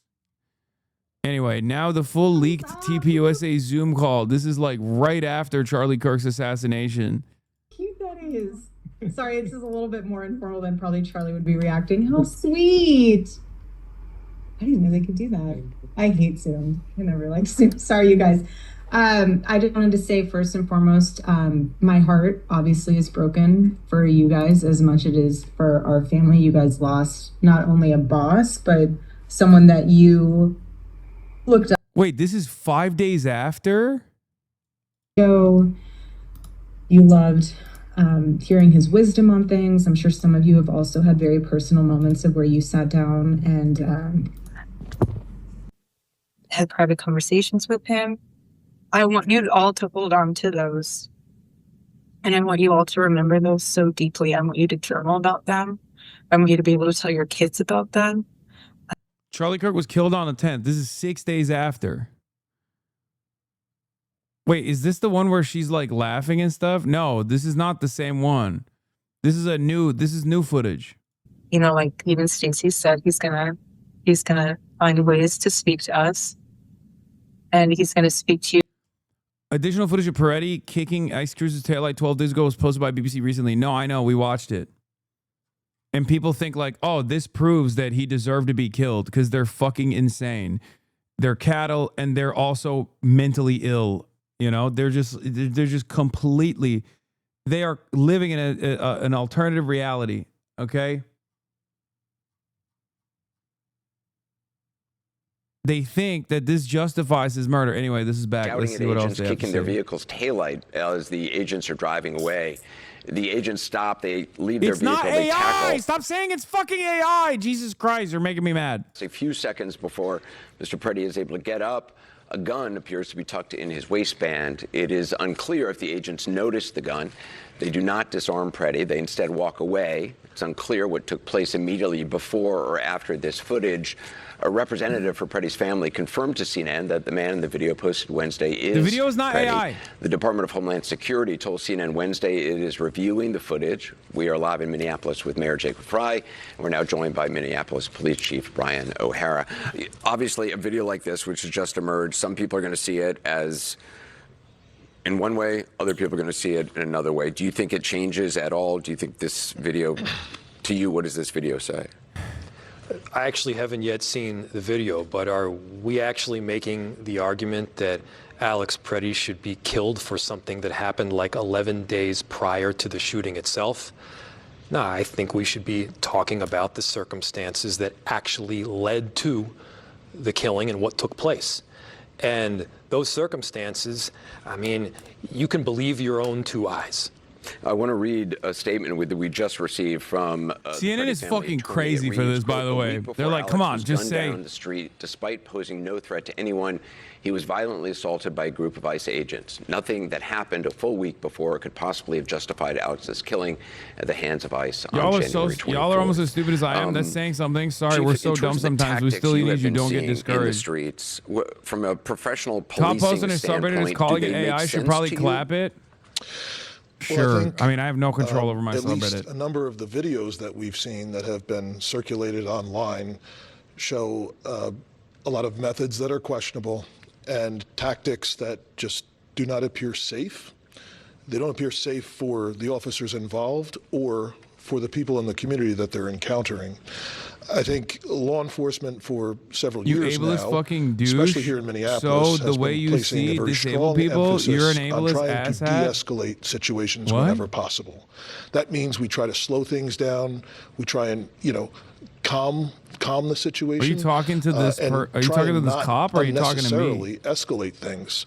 The other thing I would add about a number of the videos that we've seen is, to me, it looks like policing 20 or 30 years ago. It doesn't appear at times that officers are working in a coordinated way, that they don't seem to have sort of team tactics in a trained and disciplined way to safely accomplish a goal. No, I'm talking to you. You are literally advocating for mass bans. Oh my God. On ICE agents?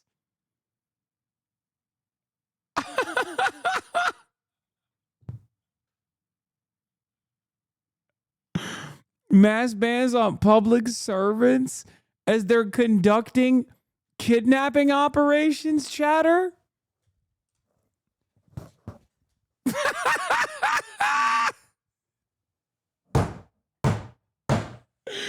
Yo! Yo! Oh, that's fucking dope, man. What, chatter, are you an ICE agent? Are you like a neurodivergent ICE agent? I'm saying the way you sold it, you were like, make the cops ticket people wearing masks. Perhaps there was some additional context to that, don't you think? Don't double down. Don't double down, because don't try to double down. Are you an immunocompromised ICE agent that's experiencing imposter syndrome? Is that what it is? Don't do it. Don't do the KFC double down now. That person has to be doing a PSYOP? No, that person misunderstood me and then made it everybody else's problem. Dark woke is so bad. This person is not dark woke. This person is just a very angry person.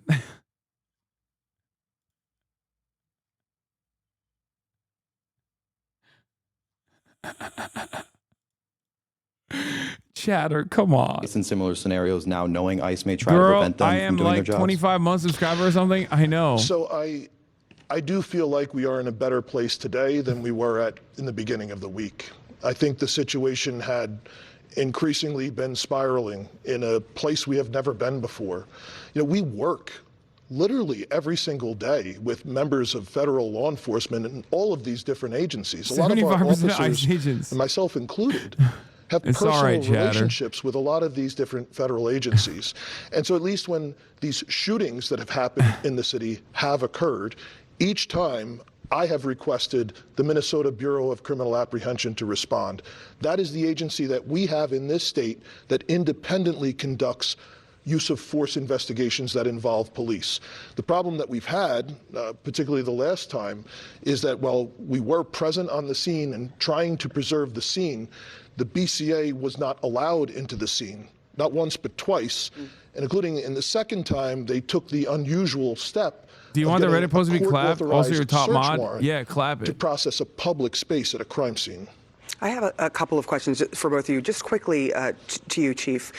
There was a description from the Trump administration officials about what happened. I know you've seen the video of the killing of Alex Preddy.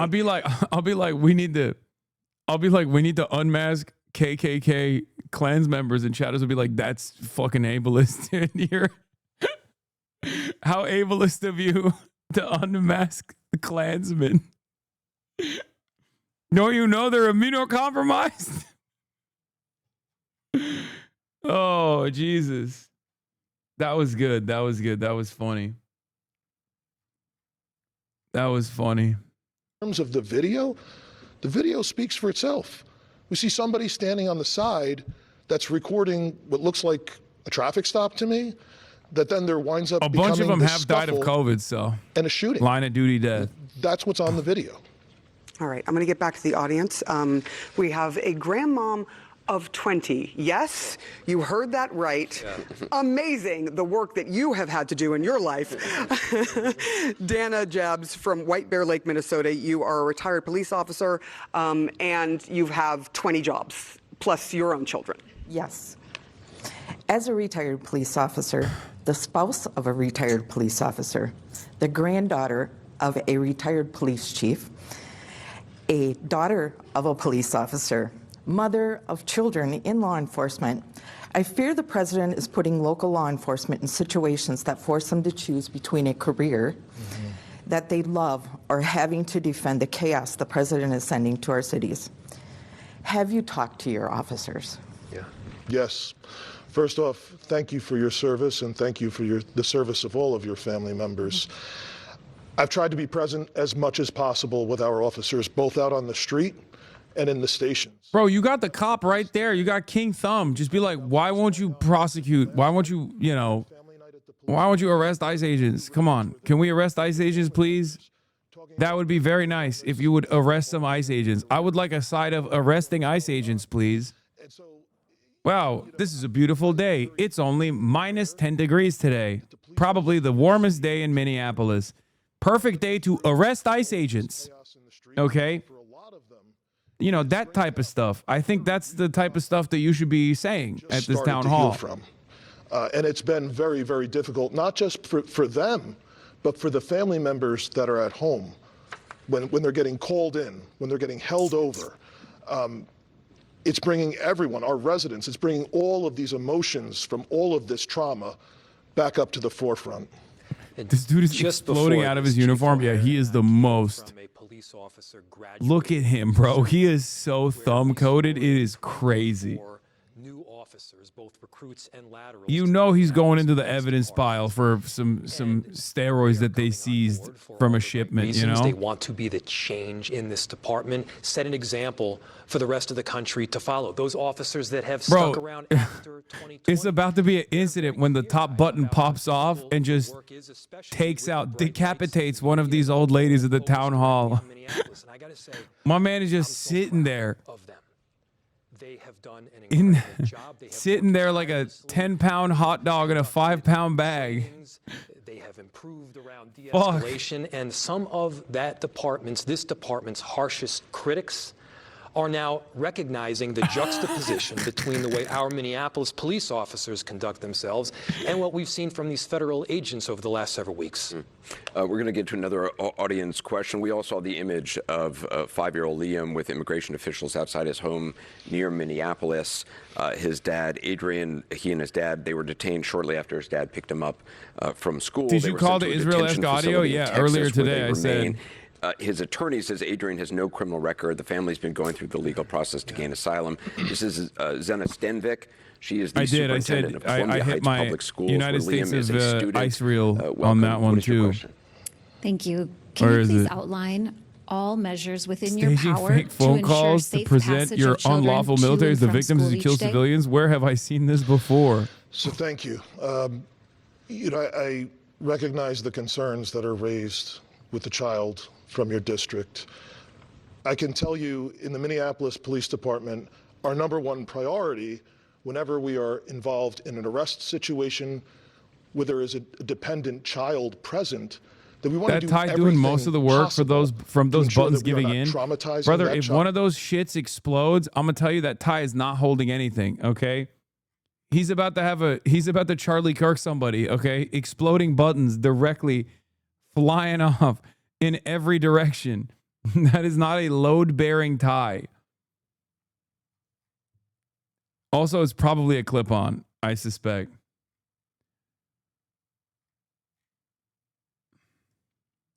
And houses of worship in our city, and to try and ensure that people do feel safe. But the reality is, there's a whole lot of families in the city that don't feel safe going out of the house at all. I'm tactically ascertaining that those buttons are approximately going to engage in a kinetic situation in 0900 hours. There's a whole lot of children. A kinetic situation that will that will end up with an officer-involved injury. The community is just very real. Zena, I want to ask you, what kind of impact Flying, have you seen on flying at 95 miles per hour. We're seeing the same thing in our school district. There's a lot of fear when we have groups of masked agents roaming our streets, roaming our neighborhoods, at our bus stops, circling our schools. It's having a very negative impact on all of the children. Wow. Have either of you spoken to Liam's family? I have not. Chief, I want to just quickly ask you, and you, Mayor, should these federal agents be on school campuses? Because I know we have spoken to the superintendent, and they have seen ICE coming onto campus and around the campuses. No, of course they shouldn't be. I mean, here's the underlying question. What the federal government would have you believe is that they are exclusively going after criminals, that they are going after the most violent of offenders that cause danger in our cities. Yet we see a 5-year-old kid getting picked up. We see a pregnant woman getting dragged through the snow. Are we concerned about the person that has committed a serious crime? Because if so, again, there's broad agreement. Are we concerned about the person that has been here for decades, maybe 29 years, who's been working as a baker? As far as I know, nobody has come to me and said, we got to get that baker out of here. The breads and the cakes are just a bridge too far. Nobody's saying that. That guy has made our city a better place. And so why not have the focus on actual criminals? If that were the case, then again, stop making this about Do you immigration. think they're trying to meet a quota? I mean, Stephen Miller had talked about a Yes, 3,000 wanting to get 3,000 What do you mean? Do you people think that's every day? Brother, your own fucking news broadcast has reported on the quotas. Like, that's not a question that's up for speculation. Is that it is making our city less safe. What I can tell you is that, yes, it has caused chaos on our streets. If it is the case that there is quotas, I think we learned a long time ago in this country that policing for quotas is not a good thing, and that bad things happen because of it. Chief, this is a question to you from our audience. This is Quinn Mudry Nelson, a PhD student at the University of Minnesota. Thank you for being here, Quinn. What's your question? Why are local police deploying the same militant tactics as ICE on peaceful protesters, such as tear gas, flash grenades, and others? These actions only further damage the reputation of the MPD, where our communities lump your officers in with ICE. And since they behave similarly in this regard, I can only humbly assume that the MPD does not want to be confused with ICE. So do you speak on that, please? Thank you. Sure. There have been many, many instances over the last several weeks where tear gas and less lethal munitions have been deployed throughout the city. The overwhelming majority of times, it has been from federal law enforcement agencies. There are 2 instances that I am aware of where tear gas was authorized and was deployed. And in both of those instances, those were the times where it was very clearly an unlawful assembly and very, very much unsafe. And it was necessary in order to try and de-escalate the situation and remove local police and state police from those areas. And that's exactly what happened. The reality is there's been about a dozen Minneapolis police officers that have been injured in other instances because we are trying to step in between and we are trying to de-escalate things.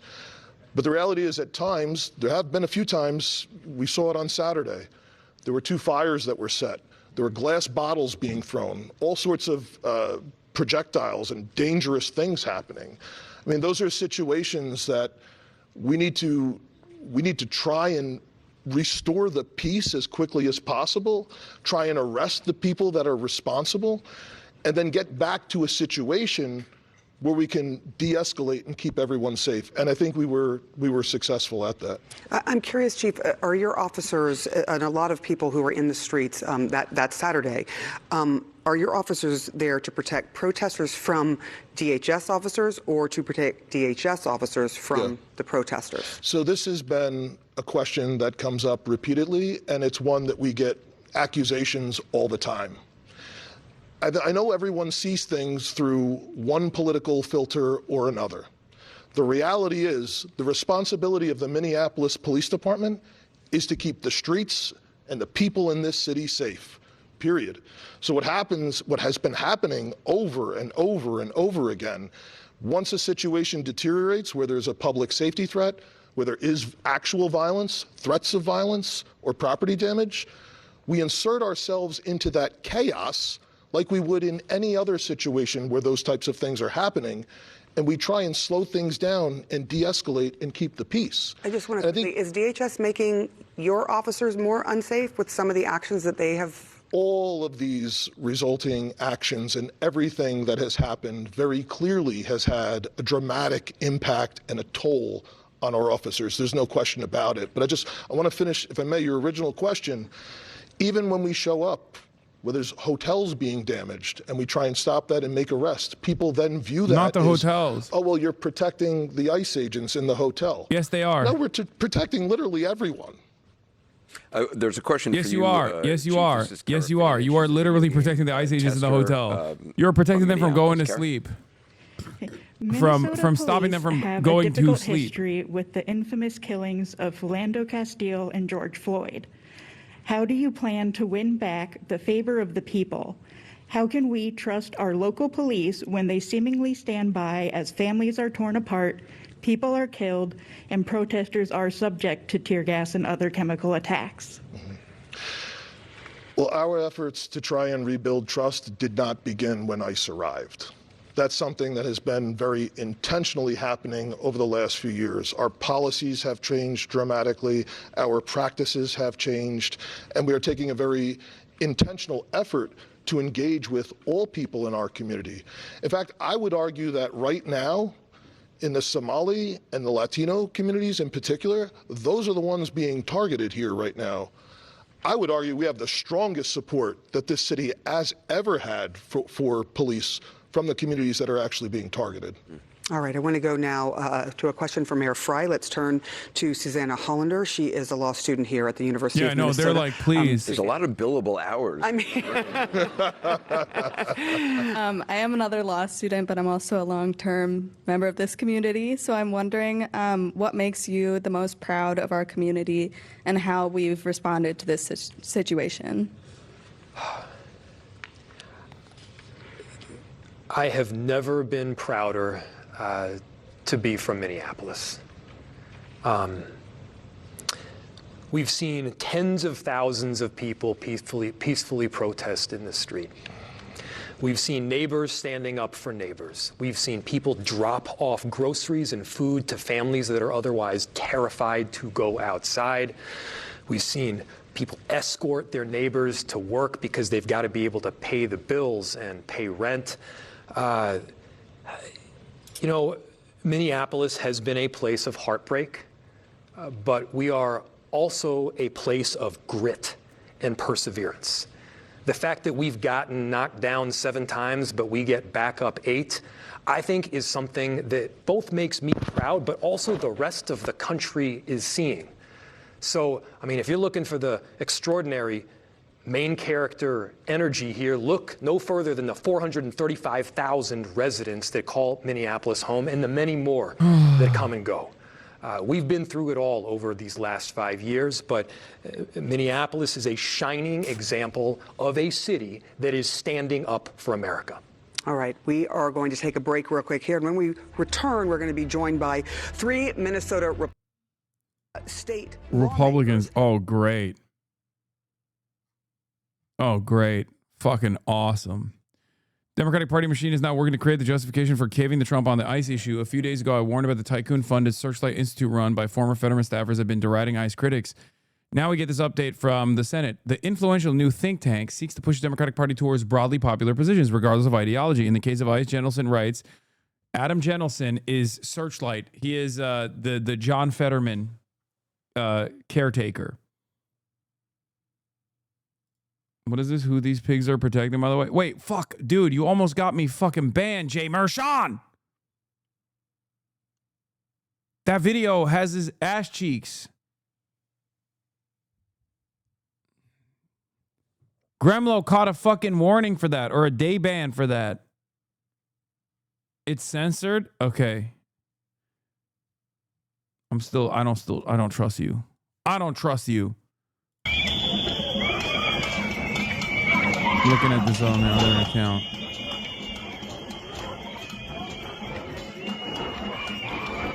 Oh, it is censored. Yeah. Okay. Yeah, it's an ICE agent that's like, it's whatever. I still don't want to risk it. But it's an ICE agent that's like mooning the protesters.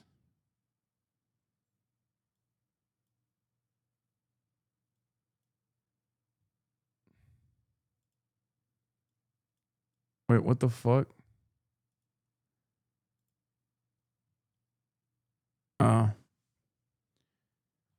Bro showed whole, not just cheeks. Yeah, he spread them. Not that censored. You can still see it. Yeah, I'm not. Yeah, they were mooning. They're like sitting on top of the fucking hotel, looking down at the crowd and mooning them, spreading their fucking ass cheeks like completely.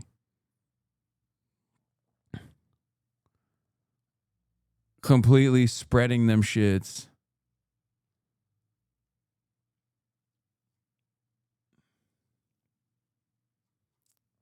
Yeah, you can see the poop particles on the fucking crevice of that butthole.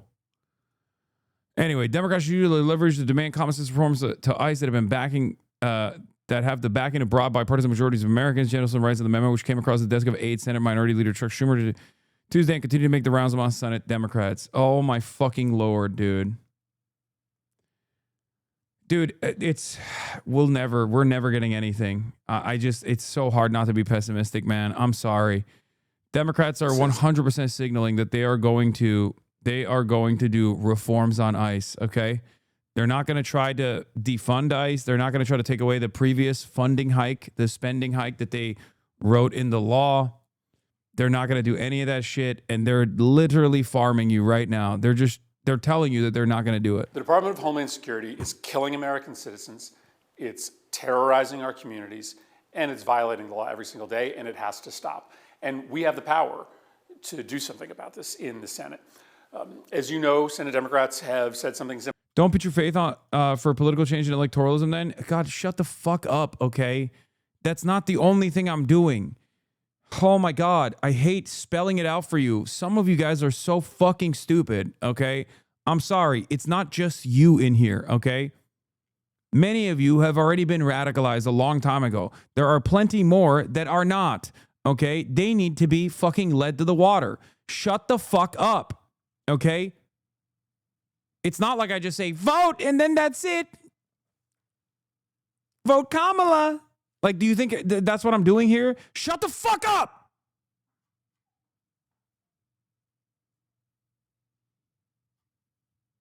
We're not going to fund the Department of Homeland Security unless there are serious and significant reforms.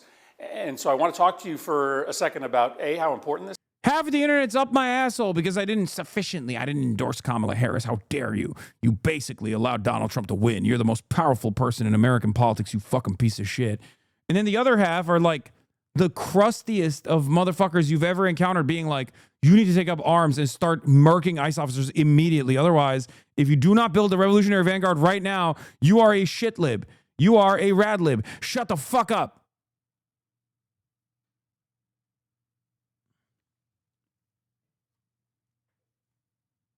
Is and B, what those reforms should look like. This is important because this is an agency that is just out of control, that is showing contempt for the law, and every single day is lying about what they're doing. The whole country is demanding that the Department of Homeland Security stop terrorizing communities. Angus King is already fucking caving. Oh my God, we're so fucking cooked. I'm going to keep doing what I'm doing, okay? You guys can keep fucking crying. Well, it's literally all the people involved. That's what we're seeing, is that there is not a desire to lower the temperature.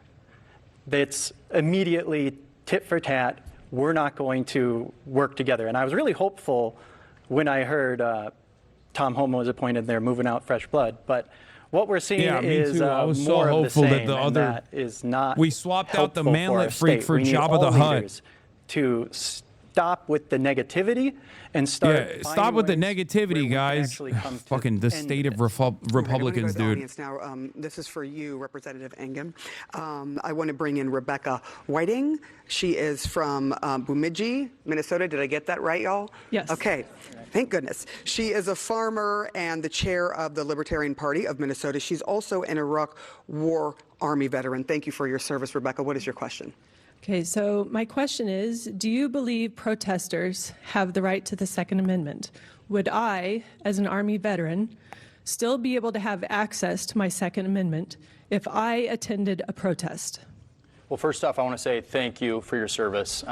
We're all owing you a great debt. And, you know, when it comes to protests versus riots, that's a different thing.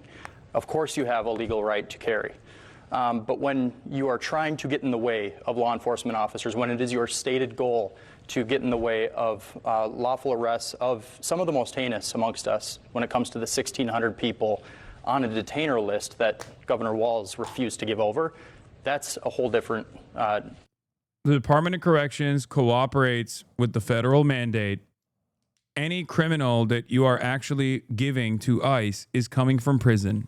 Okay, shut the fuck chaos. up. It's destruction, it's calamity, and it was completely avoidable had Tim Walz just given over that detainer list. I cannot believe Omar has to deal with these fucking losers, bro. Holy shit, these guys are such dildos. Did you see a riot when you saw Alex Preddy out there using his cell phone against, just holding it sort of and showing what the officers were doing there, the federal officers? I saw a riot days prior when he'd kicked out a taillight and then continued to try to raise tensions with law enforcement. What's so sad about all this is that we could have never been here. Like sitting here right now talking about a state of emergency in Minnesota, we could have avoided that altogether. But if not for our supposed leaders, they made actions knowingly that were going to raise tensions. And had that original detainer list been, given over to the federal government and ICE agents been allowed to remove those 1,600 individuals, we wouldn't be talking about 2 dead Minnesotans right now. But you didn't see a riot the day that Mr. Preddy was there were other instances of engaging with police in an unlawful manner. In that scenario, of course, it's a sad ordeal, but it's chaos. They would not stop getting in the way of law enforcement and our ICE agents. Do you see any chaos being created by ICE agents screaming at people, yelling at people, calling them slurs? First off, any slur, that's disgusting. But we have ICE agents who are seeing a 600% increase in assaults on themselves I'm right just now. wondering, have you heard ICE agents insulting people? Have you heard what ICE agents, what Border Patrol, what people have said to citizens who are standing there with cell phones? Yeah, there's been a lot of negative rhetoric that's been spewed both ways. I will not admit or not deny that. But when it is a stated goal to get in the way of a lawful arrest of somebody who is confirmed to be a federally recognized terrorist member of Hezbollah or a child sex predator, as there's been many found here in Operation Metro Surge, murderers, those are the people that ICE is trying to remove. And when they're the ones being attacked, they obviously are going to have some heightened tensions.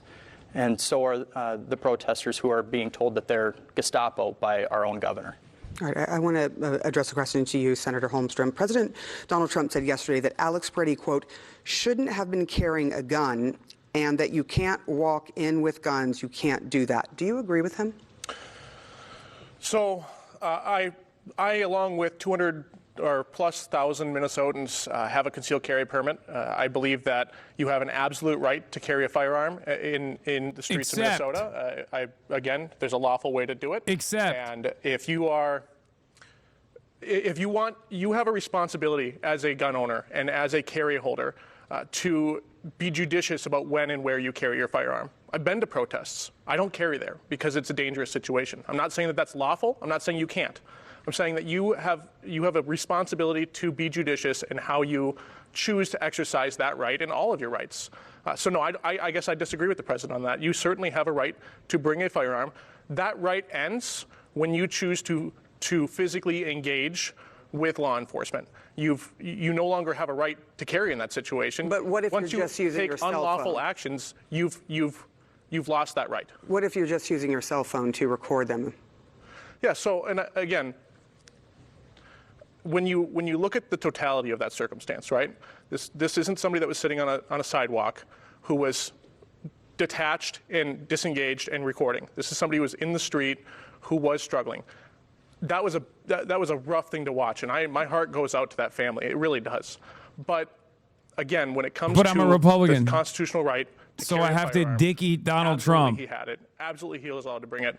I don't think that in that situation, I would have made that choice. In fact, I know I wouldn't have, and I certainly wouldn't have. I'm a pussy. In a tussle I would with never law save enforcement. another woman from being shoved into the fucking ground I think that by an it's gonna be a unaccountable really, Nazi. interesting investigation. I don't think that it's up to me. I don't presume to be the. Do these guys all get the same JD guy liner? Is that what it is? What's going on here?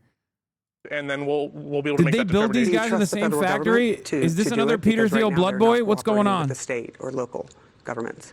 Yeah, there's a lot of agencies in the federal government. There's millions of people that work for the federal government. I believe that they can conduct a proper investigation. I want to go to our audience. I can't stand these Question for, motherfuckers, bro. Representative Oh, West. my This God. is, Shelda Kondo. She's an educator and a mom from St. Paul. Shelda? Good luck defending Hi. this. What specific actions will you Oh, support ICE in drive the by next pepper sprays people legislative standing on the session sidewalk to after address this both vehicle the passed by immediate them? fallout from these deadly encounters and the broader question of how Minnesota navigates federal immigration enforcement while safeguarding civil liberties? One difficult thing about this whole situation Okay. is the federal government and the She's state giving. government and all the ways they interact. This is conflicting. Okay. There's a lot going on with this outfit. Hat's cool, but then I'm looking at the bottom. Every single law, every time that contradicts, the federal government has preeminence. So we're really limited in what we can do. I do Get not it have out of your anything system specific, before I'm Black sorry, History but Month. I'm happy to have any discussion. She's a that's teacher, the fun part of being in chill. the legislature is you get to cover every topic I'm just imaginable. saying. Some of them are She not came and said both sides. She came in and said both sides with that outfit. Let me ask you, Representative West, you've dismissed the idea of deporting every undocumented immigrant in Minnesota. The administration, they have not put a number on how many people they want to deport here in Minneapolis or in Minnesota. Stephen Miller has talked about deporting 3,000 people She's a nationwide Sherman every day. supporter, but admires Robert E. Do you have any Lee. idea when this will end in Minnesota? When do you want the administration to come out with a number of, when is enough? Well, I literally have no power over it, so my opinion honestly doesn't matter that much, but I'll give it to you since you asked, is the actually deporting every single illegal immigrant is fundamentally an impossible thing. And These especially guys since are Congress these guys are has Republican dragged their state feet on immigration reform. I mean, congresspersons. you've been covering it in your many years here. Yeah, they've let this whole system become a total disaster. Securing the border was always the first step in that. Now we have to look at, well, what do we do with everybody we have now? And especially given the demographic structure, it would be economic suicide to deport every single illegal immigrant in the country. But we certainly shouldn't be keeping them in our prisons or keeping them in our jails just because the state wants to exert, like, we don't want to cooperate with the Fed. We can free up space in our prisons and move in start dealing with the number of illegal immigrants we have. And then we need the Congress, not us, needs to find a way to get us beyond that. Now, that's a complicated question, but we certainly need to be deporting illegal immigrants who have committed crimes, 100%. And to me, that's the obvious solution. You asked the mayor that in the last section. How about everybody focus on that, and let's get to work and end this. You would like to see a more, I mean, I don't want to put words in your mouth. Would you like to see a more targeted approach here right now? I mean, everybody is saying, well, yeah, we want to go after hardened criminals. Whether that's actually happening here or not, I guess is not. Anderson, I don't need to jump in here, but you have 1,600 it's not people happening. who Every hardened criminal that they deported is from prison. Raids that looked chaotic, and every that led hardened to criminal that they've deported, they deported from prison. They were already in prison. They were already in prison. Chaos here in Minnesota for all the wrong reasons. And even before that, we were in chaos and in dire times because of all the fraud. So it seems as if Minnesota just is the epicenter of chaos right now. But there was a roadmap for none of this to occur. It would have been Donald Trump doing the exact same thing as Gretchen Whitmer, Democrat governor, if that's the case, though, to our east, they've been as here well a while. as Tony Evers. They've been here a while. If it's 1,600 people they were after, you would think they would have picked them up by now. No, because the state has impeded and gotten in the way and passed legislation. So you don't think they picked up 1,600 people? No, there were 1,600 people that were picked up because Tim Walz did not hand over that detainer list. So now anybody that you interact with as an ICE agent with orders to detain and remove people that the administration wants to, they're going to have that. Yeah, so there were more because of what Governor Walz did. Yeah. The administration, though, said that they were initially going after the worst of the worst, quote unquote. That was their goal. And the worst of the worst was held back. Now people are being picked up who are legally here, detained for days, and then let go. And there have been American citizens picked up. Do you think that's what they should be doing? I think that would not have happened had Governor Walz and other leaders here in the state not made it their stated goal to impede everything that the federal administration does. Do you think the administration has any role in this? Because I know you're putting the blame on the governor, but... So a heightened tension or a heightened escalation from the state where they say they're going to get in the way, that they're going to fight it at every turn, that's been met with equal force from the federal government. Now, do I like it when I hear that Americans have been apprehended based off of skin color, as some have said? No, of course I don't. That's disgusting. We shouldn't be doing that. But when you have a concerted and very calculated effort to impede that same administration at every turn, to dominate the regular working public. A woman in Shaka. I'm so glad that we're spending like $80 billion on some of the most unemployable fucking morons that are just going after people with jobs. I think it was the Chapo take, right?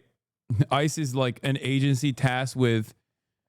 ICE is an agency that gets confidence from some of the most unemployed people who celebrate them going after employed people over and over again.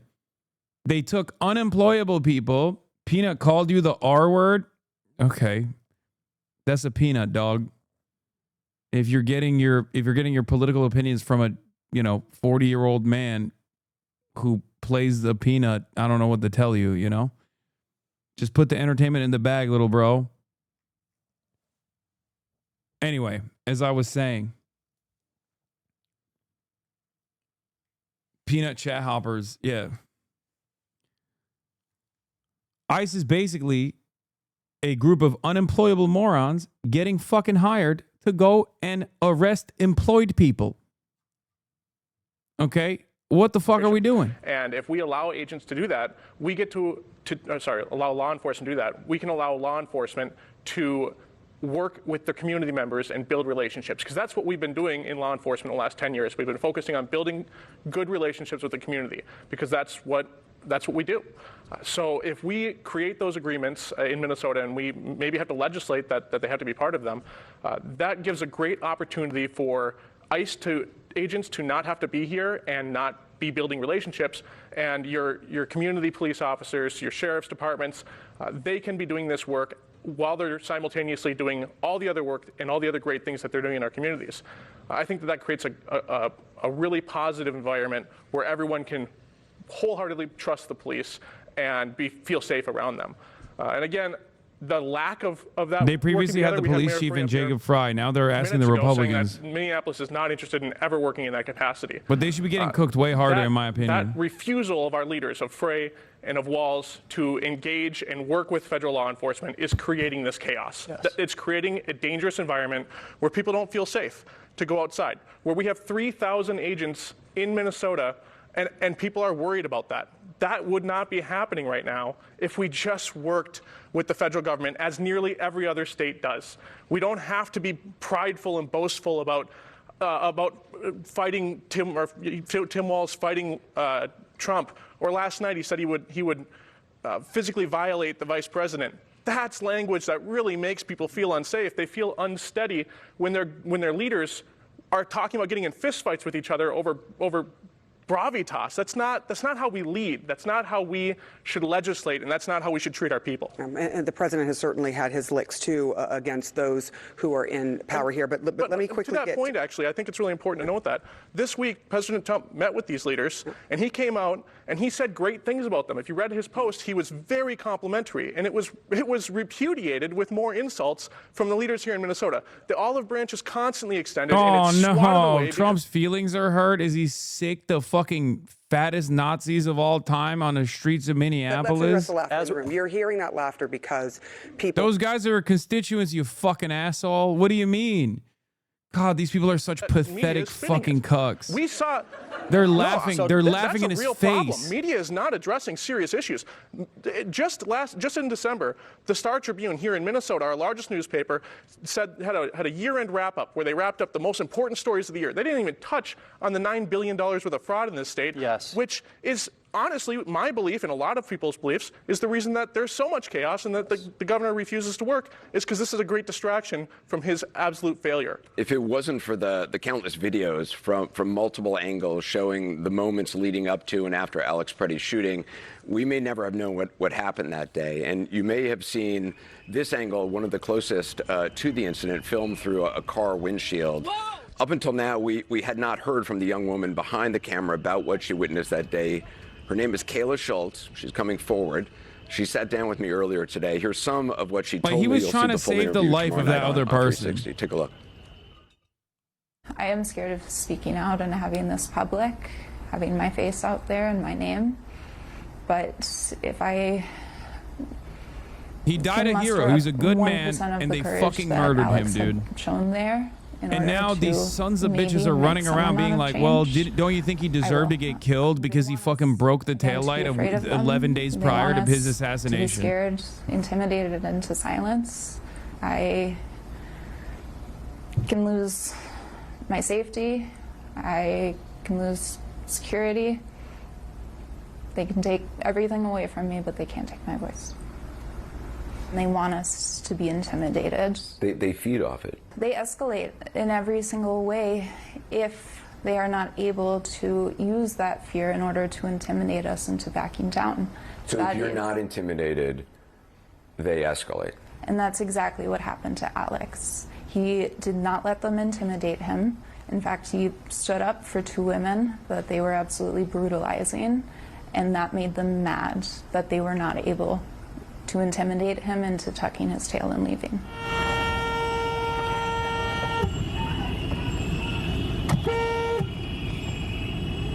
Your camera is actually the closest camera to that moment of the Border Patrol guy shoving these women onto the sidewalk, but it's the closest, and you have the closest vantage point of them being pepper sprayed.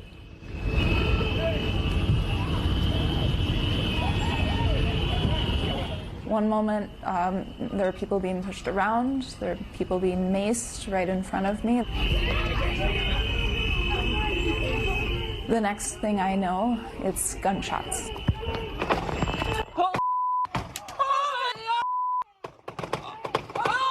It's so many gunshots, I couldn't believe it. I really have barely a recollection of the moments immediately after, other than just the feeling of absolute horror and also rage that it escalated like this.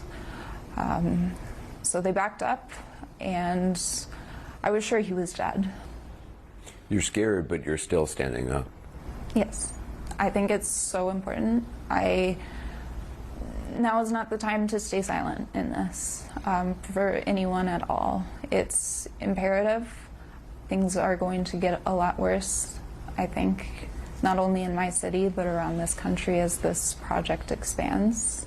And we all need to be courageous. We all need to be a little bit brave. And again, do what we can in order to stand up for our rights. Well, coming up, we're going to hear from Minnesota's Attorney General Keith Ellison on whether he thinks any federal officers should be held accountable for their actions in Minnesota. We'll be right back. This is something no one would have expected even a few months ago. There's new drama here on Capitol Hill tonight.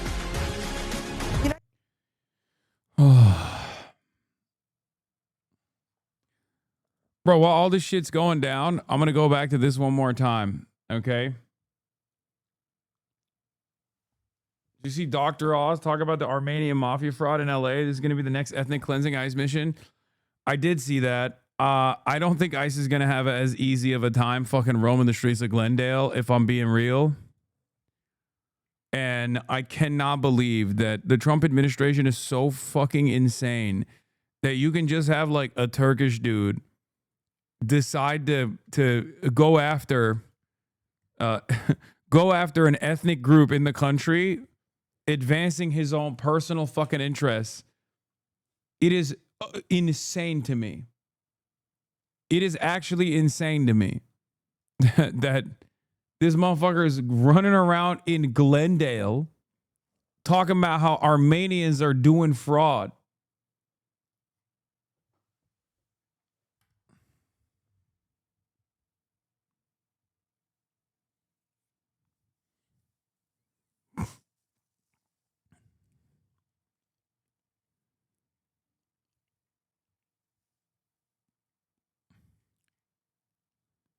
The only type of fraud they're doing is car insurance fraud law.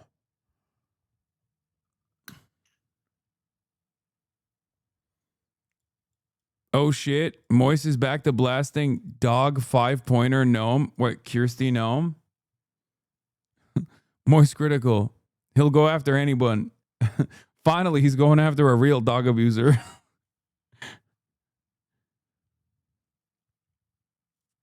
Just finished the DSA orientation and chatters were in the Zoom chat calling you hot. Hell yeah.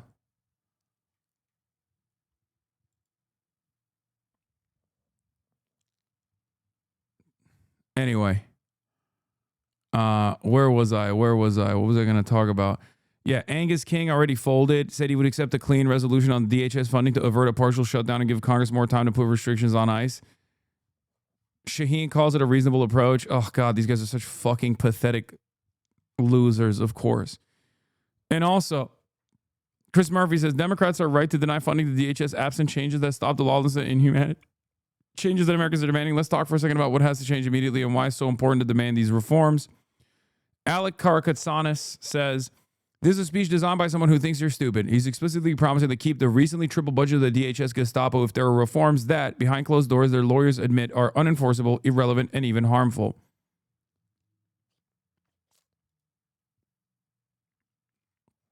Adam Johnson wrote about Dems' proposed reforms, which range from superficial to likely unenforceable to actively harmful.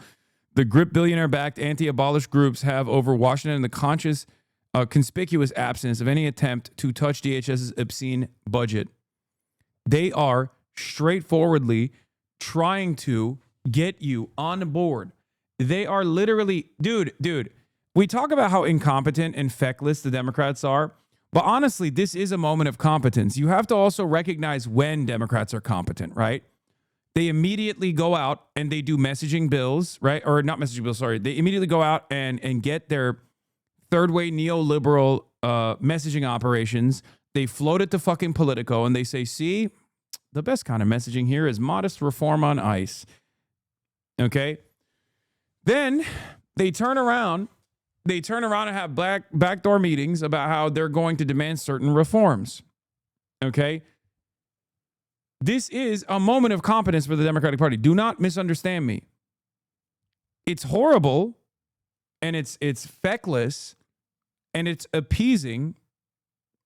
Dare I say, it's fascist collaboration. However, they are being competent here. They're getting together, and they're basically trying to cast aside those who have the bravery to say abolish ICE as naysayers, as outsiders. Just remember this, okay? Remember this when they do this for Medicare for all, for example, right? Remember this if there's any sort of significant movement to demand cutting funds to Israel. When it comes down to collaborating with fascists, Democrats will become incredibly competent overnight. And this is a perfect demonstration of such.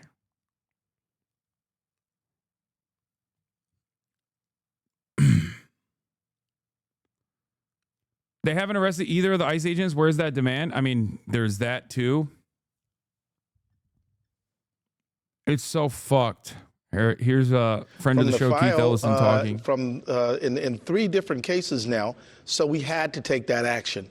So I'm concerned about it, but we're moving but we did something about it, and we're going to continue to do so. I want you to meet Kevin Brown. Hi, Kevin. He's a local business owner here in Minneapolis. Kevin, what's your question? Attorney General Ellison, do you actually have the names of the individuals who shot Alex Preddy? If not, how can you investigate someone for potential criminal activity if you don't know who they are? This is an excellent question. And I mean, it really speaks to the fact that it's rather absurd that the names are not public already. I can't imagine I mean, look, I've been a lawyer for 36 years. I've never seen anything like this before. We have heard some reports that the names might exist in a report form.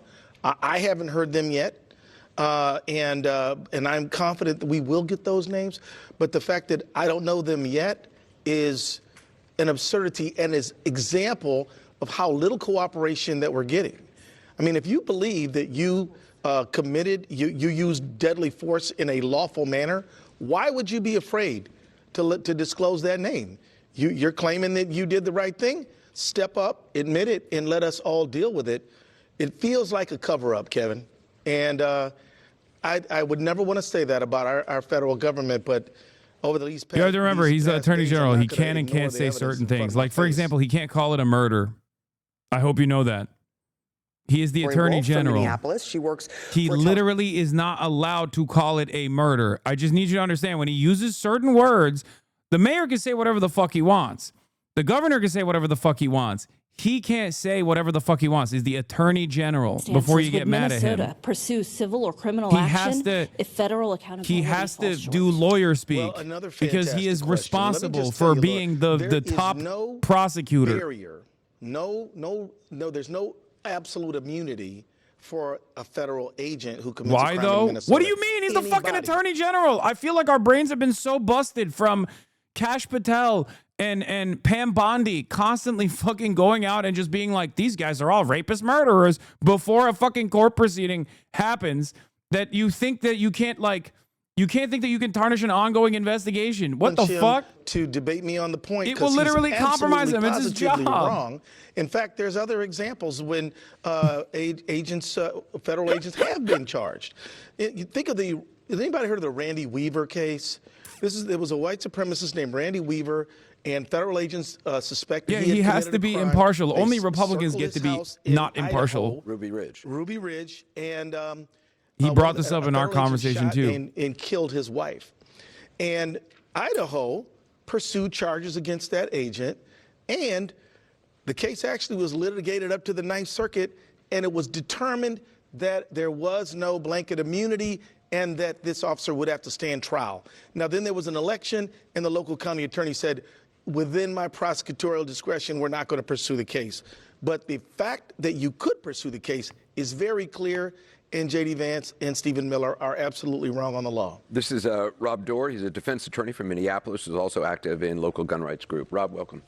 Mr. Attorney General, first, thank you and your team for your strong advocacy, trying to get transparency in the investigation. They did amazing on Monday. Thank you. Court. Thank He's you. a part of the problem here. He You've been told you to strong write a fucking advocate letter, for bro. Stronger gun control measures, including policies that would have banned what Alex Preddy was carrying and limiting the right to public carry. Have federal operations in Minnesota and the shooting of Alex Preddy changed your perspective on these policies? No, they haven't. But let me be clear on what my views on gun race are. I am a gun owner myself. I enjoy hunting deer, pheasant, turkey. I believe people should have the right to lawfully and safely own Bro, guns. people in fucking... Yo, people in Minnesota do not play around about hunting, by the way. That was something that I learned. Remember the guy I was talking to that heads care out there? To save the precious lives of And he was talking to me about how, like, he loves hunting. He goes up on a deer stand and shit. some common sense restrictions on guns. They do not play around about hunting out there. It is crazy. I think you It's just people that you would not assume are going out to We hunt. should have background checks. And as a gun owner, I don't mind any of that. And he had a lowrider too, which is fucking sick. Gun, but you'll also never hear me say that you should have an unlimited right to possess a gun. I'm sure it's that revolting. People of goodwill can come together I wouldn't and say it's what revolting. makes sense. What makes sense? So that's where I stand on these issues. I am powerful. I am effective. It's so funny when motherfuckers go, "Oh, go vegan, bro." Hunting for your own food is probably closer to veganism than going and purchasing at Walmart. What are you talking Up about? next, we're going to hear from Minneapolis faith leaders on what is giving them hope during the city's immigration. There is the reason why I brought that up is because there is no better proof of complete assimilation to American culture than a Somali dude talking to me about putting on the fucking real tree camo and sitting on a deer stand, okay, to go out hunting. Like, that's it.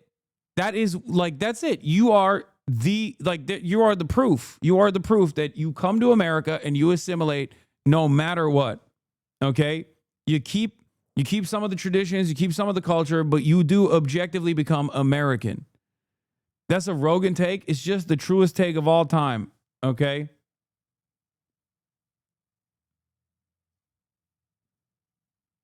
White people don't even do that anymore.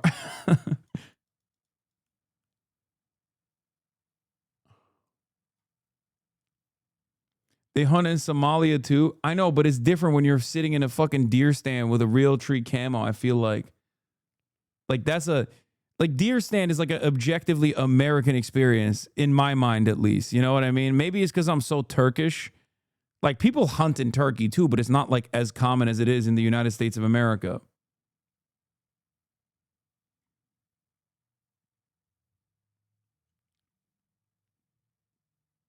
That's the dumbest take you've ever had. If everyone went hunting, we would make every animal extinct in like a year. Oh my God, vegans, stop chirping.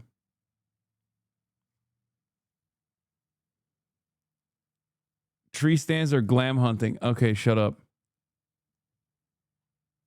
Holy shit, Hasan, fuck you for that. Don't ever buy protesters vegan pizza. Your bitch ass better come here to Minneapolis in the cold and hunt for the vegan protesters. Real head spot and stock. Deer stands for lazy motherfuckers.